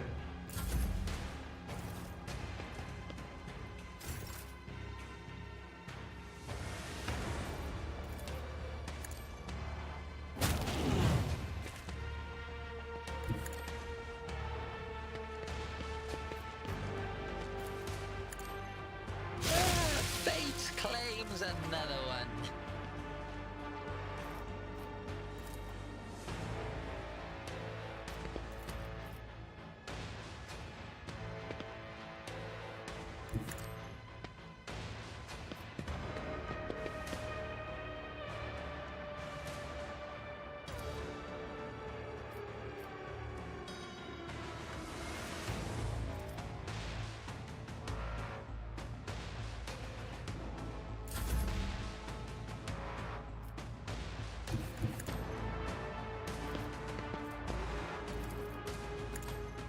Another foe painted black.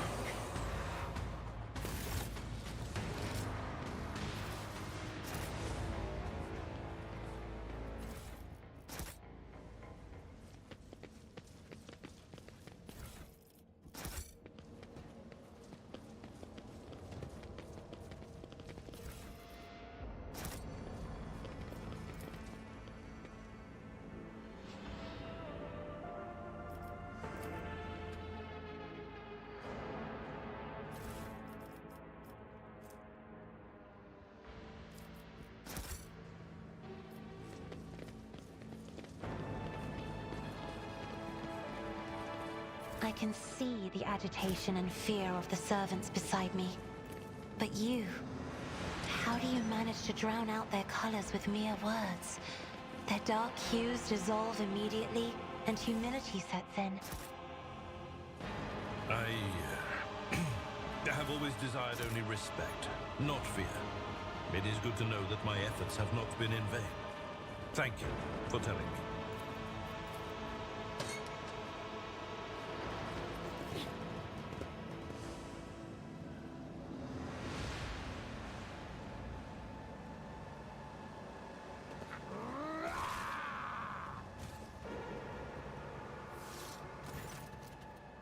Thank the throne, normal-looking faces.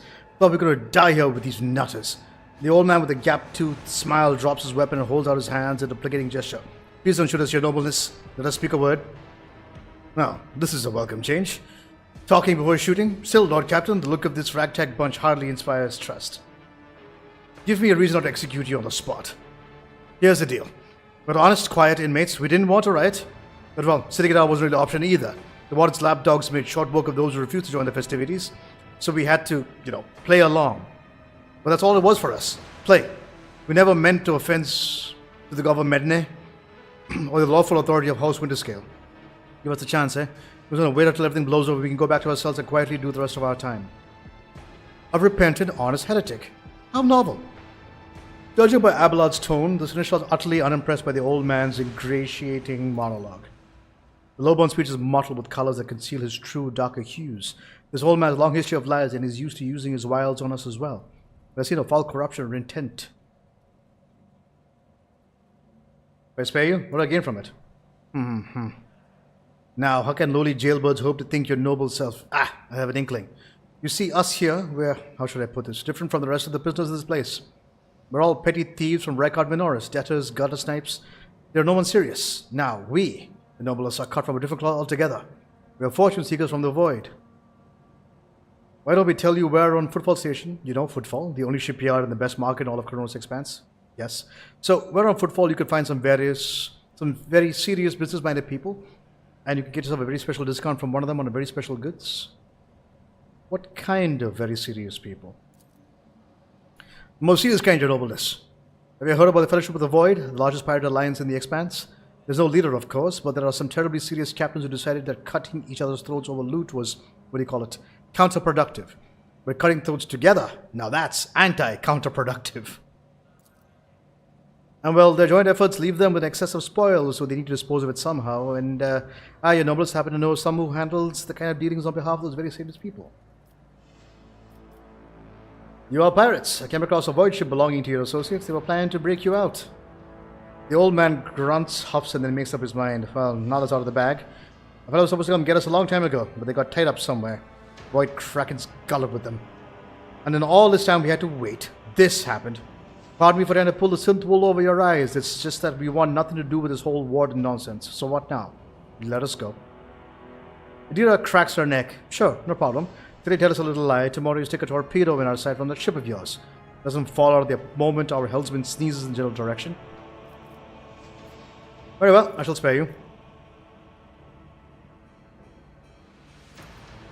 If you have no Footfall Station, there's a district there in the Shadow Quarters. It's called that because located behind the statue of our holiest emperor. I've known folks who call it something else, but on account of it being behind the statue, don't repeat the mistakes I tell you. Reverend Hieronymus wastes no time finding and burning them all. Forgive an old man for getting distracted, so on Footfall, the Shadow Quarters, there's a bar there. Built remains of an old ship, and in that bar in the back room, a certain Riser does her business. Tell her Grandpa Buckval says hello. You'll be in a favorite client in the blink of an eye. There we are, your nobleness. Now, we'll be going if you don't mind.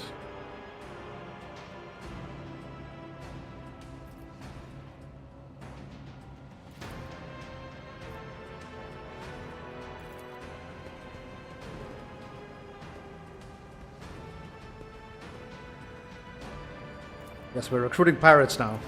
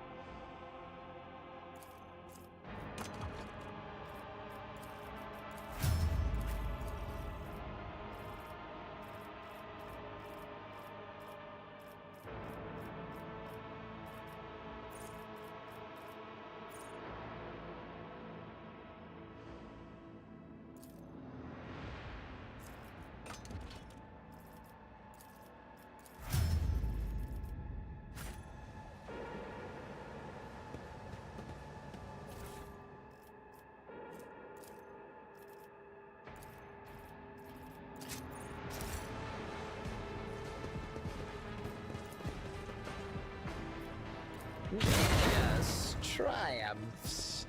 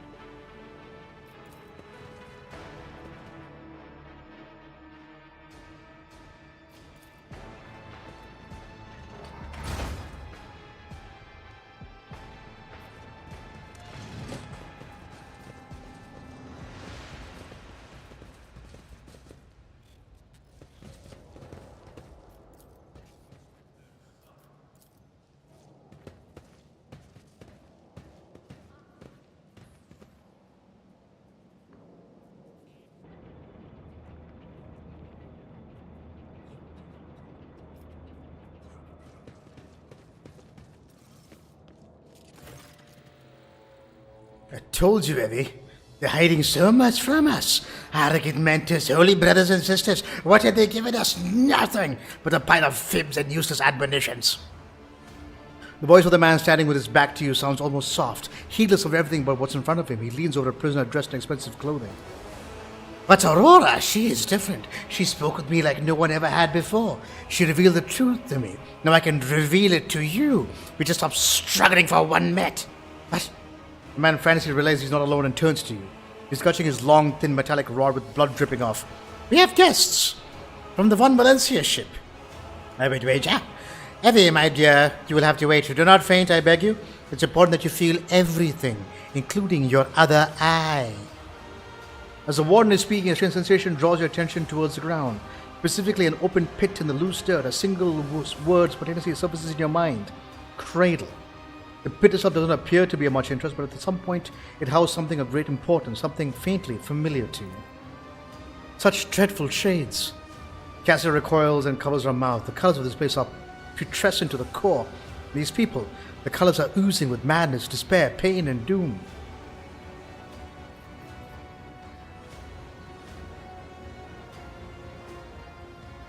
That pit, was something special about it, wasn't there? An item of value was once buried there. Now tell me, Warden, what was the item and who took it from here?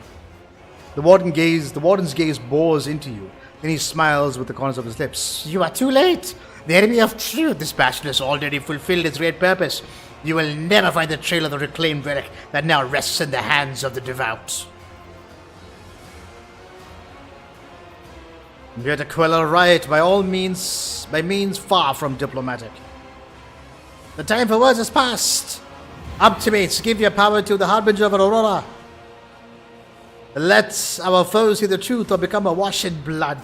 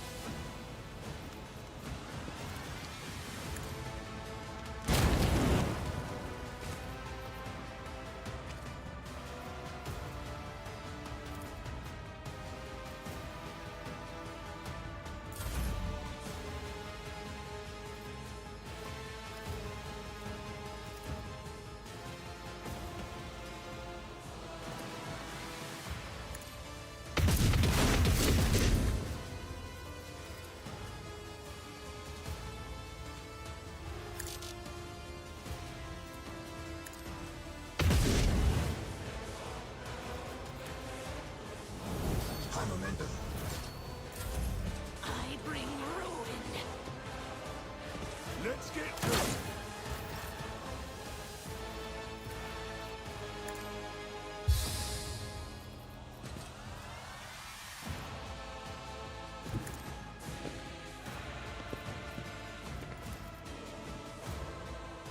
Me?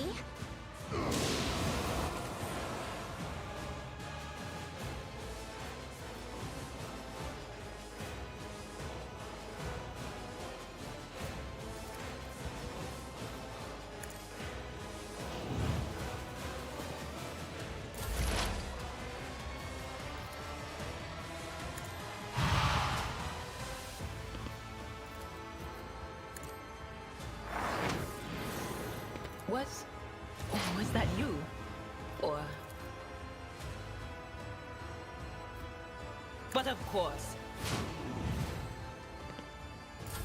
I serve the ruling powers. Gotta love friendly fire.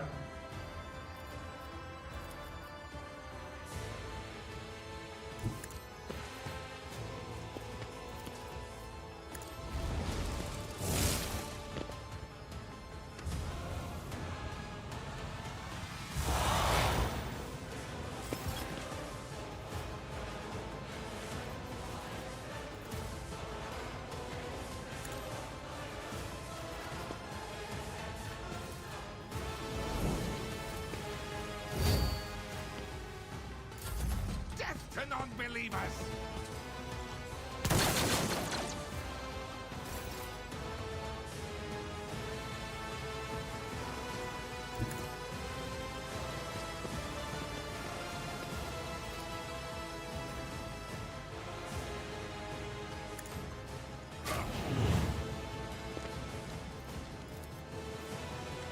A wicked thought.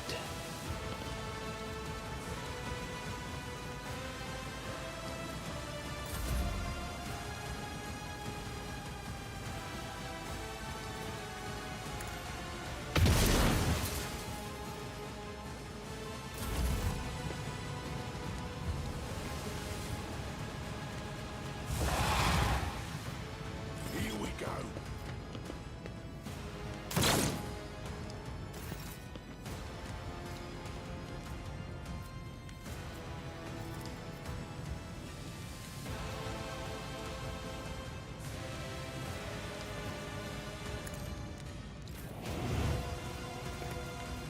It will be done.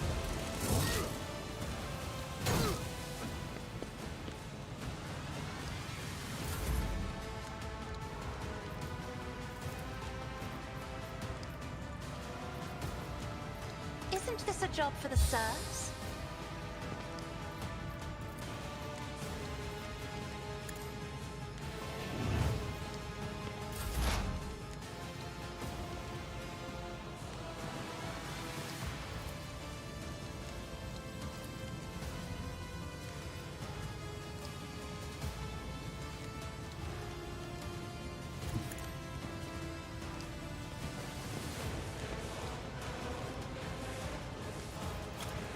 On it.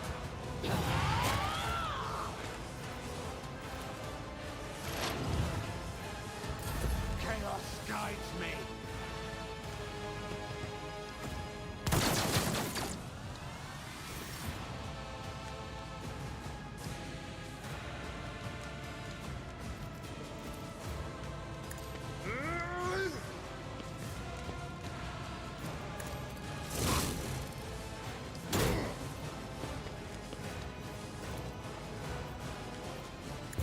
Out of my way!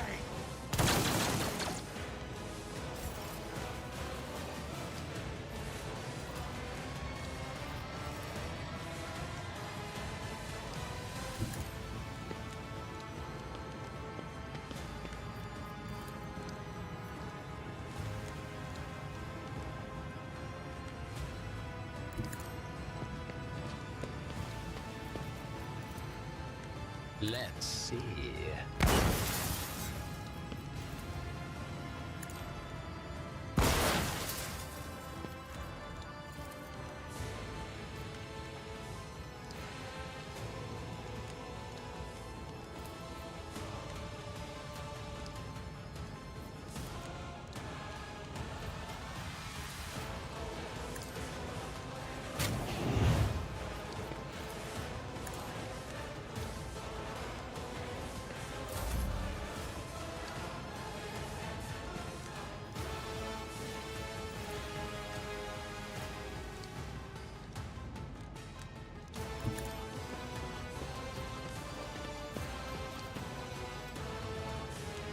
Doubt is for the weak.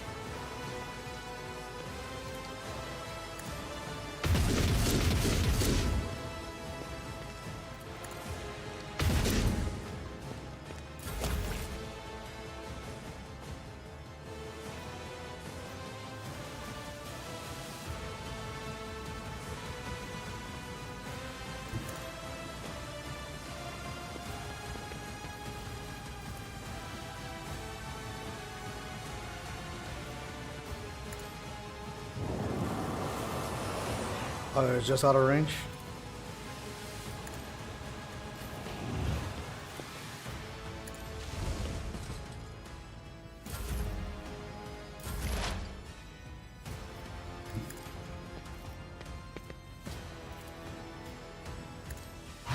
Farewell.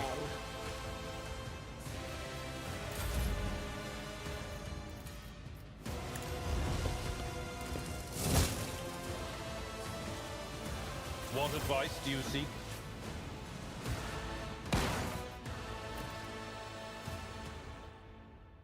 I don't believe we properly introduced. Blood bubbling from the young man's lips and his voice barely audible, but even now it remains melodious and quite courteous. Yvain, Witterscale of Coronis, greatly pleased to make your acquaintance. In the rare days Lord Witterscale visited Yorak 5, the station was awash with a mist of warm hues. We were forbidden from meeting each other, but I was delighted to see such rare colors in my home. Now, however, his colors are darkening, twisting from the pain and bitterness. We must help, Lord Captain. We must save the clarity of his soul, for he whose presence makes the world a little brighter deserves no less. Lady Cassia, I presume? The sacred child of House Orcelia? How disgraceful. It is that on the day we finally meet, Yvain looks away in shame. I myself not at my best.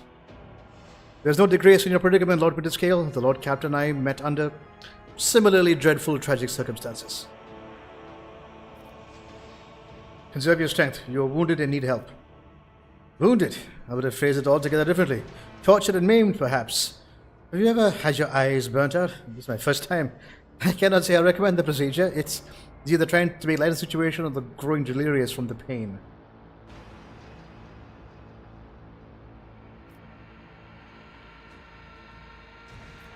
What have they done to you? Ah, the warden, my friend. I tried to convince him to stop the riot. Diplomacy failed. Speaking is a struggle, but he continues stubbornly. Father hates diplomacy, which is why I had to try.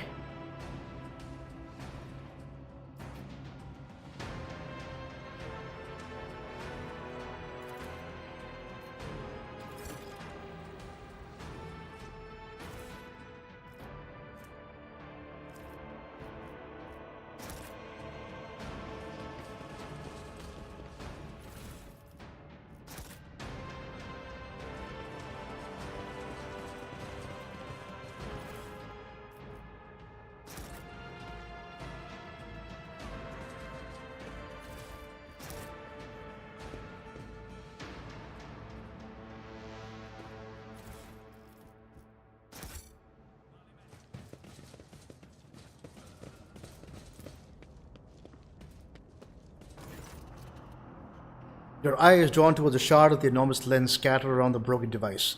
At first you are uncertain as to what troubles you, but suddenly the realization hits you.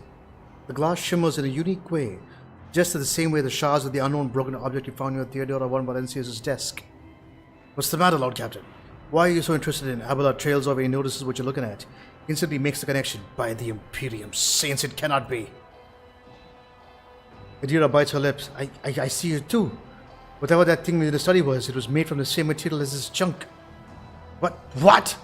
Abelard's face is lost of words. He takes a moment to collect himself, and all at once, they start pouring in a hasty sputter. It's a mistake. Slander meant to blemish the good name of a person who is now dead and cannot even defend herself. First those minions of the archenemy murdered the Lord Captain Theodora, and now this cannot be tolerated. It will not be tolerated. Come on now, Abelard. Remember what she was like? Adira's smile betrays her grief, but at the same time strangely knowing. Brazen, assertive, it was like her entire life was raced against fate until fate caught up with her. In the end, she would not have gone headfirst into a black hole if she had thought it would even put one step ahead of anyone else in the expanse. We could just find out what she was keeping in her desk and why she went to get it during the attack. She started a beautiful face full of grief.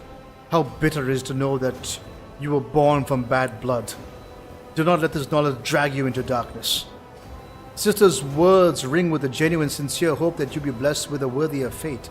She doesn't appear to be shocked by the news of Theodora's possible heresy. Life must be so easy for you sanctimonious preachers. A dubious trinket, and you no longer see a person, you see bad blood, an annoying hindrance. There's enough venom in Adira's voice to poison an entire regiment. Agenda recoiled, but the next moment her dark eyes ignite with fury. How dare you admonish me? We are speaking of abetting the archenemy. A person who has stated themselves thus can never justify their actions. Sure, why go through all the trouble of trying to make sense of anything when you can just label them a heretic and call it a day? Except, dear friend, I seem to remember that you didn't mind Theodora so much while you were aboard the ship. You didn't leave her side even for a moment. She rescued you and aided you, and your adoration wilted the moment you heard an accusation sullying her memory. You weren't surprised or upset, you just gave up on her and moved on.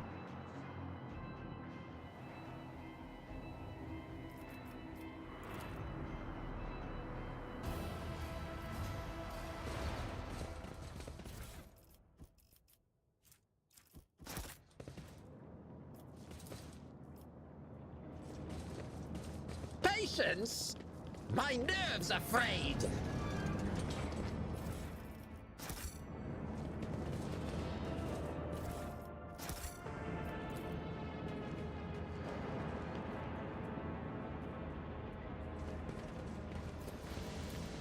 Oh, applaud my brilliance!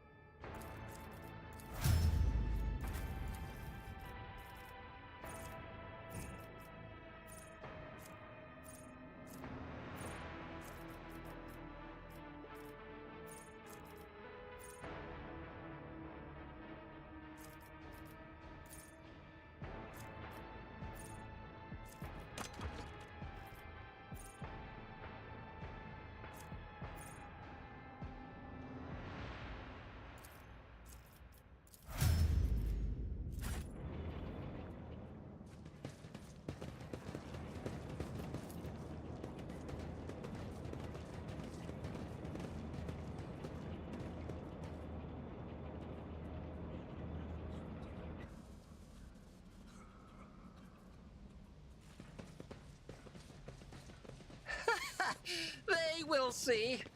Oh, yes, indeed. They all will see. Brayton's crushed, I have news of your lord. He is safe. It's the one piece I shall receive him as a guest on my ship, so ready the shuttle.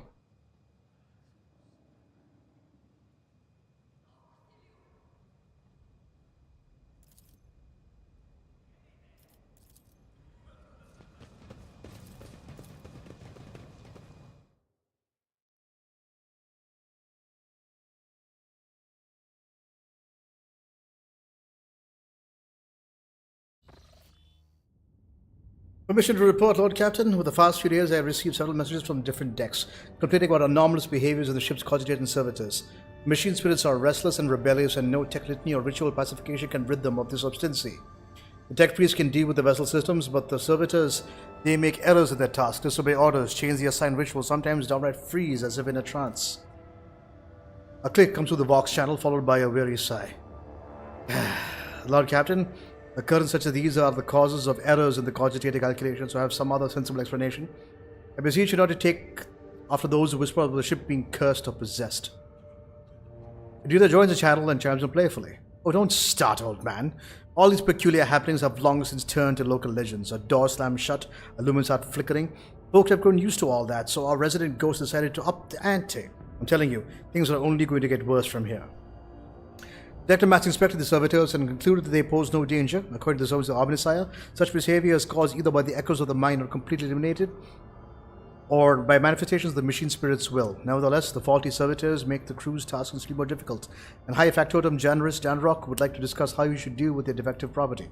He's awaiting your audience on the bridge.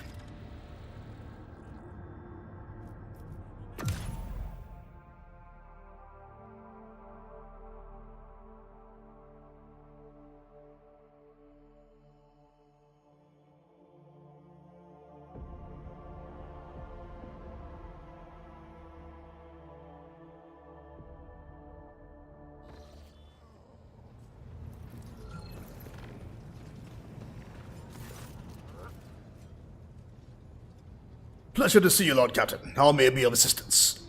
Victus informed me about a problem with the servitors. What happened? You see, Your Lordship, the ship's servitors have been malfunctioning of late. They violate protocols, interrupt their tasks, observe crew members for long periods of time, and move erratically with no meaning or purpose. Janris Danrock nervously pulls his luxurious frock coat as if it were uncomfortably tight.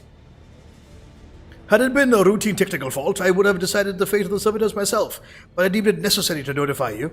I do not wish to hide such irregularities from the Lord Captain.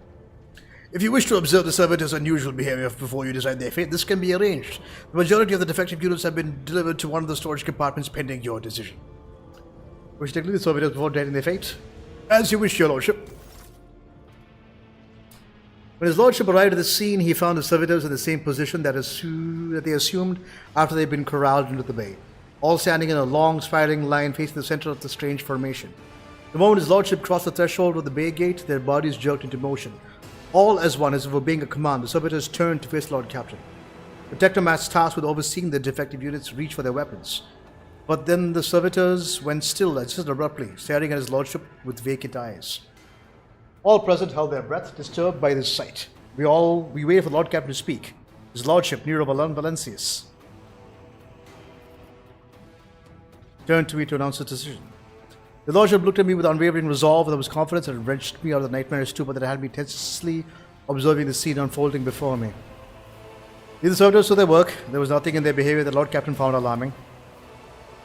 The Lord Captain's order, the servitors were returned to the same decks where they had worked before. The crew, initially unnerved by their presence, but adapted to their quirks soon enough, especially since following the incident in question, there was a noticeable reduction in servitors' strange behavior. With the fate of the defective servitors decided, nothing could now distract the Lord Captain from his mission. Okay. Alright, ladies and gentlemen, on that note, I am calling the stream here. We have been playing for 5 hours, and I am exhausted, and my throat is parched. Plus, I'm feeling very sleepy. It is 3:15 in the morning. I need to go to sleep. Thank you guys all so much for watching. I hope you enjoyed the performances that I did to the best of my ability. We shall return once I awaken to continue the story and have you guys drop by again to watch me make an absolute ass of myself as I try to voice these characters. I'll catch you guys all in the next stream. So from me to you guys until then, peace out.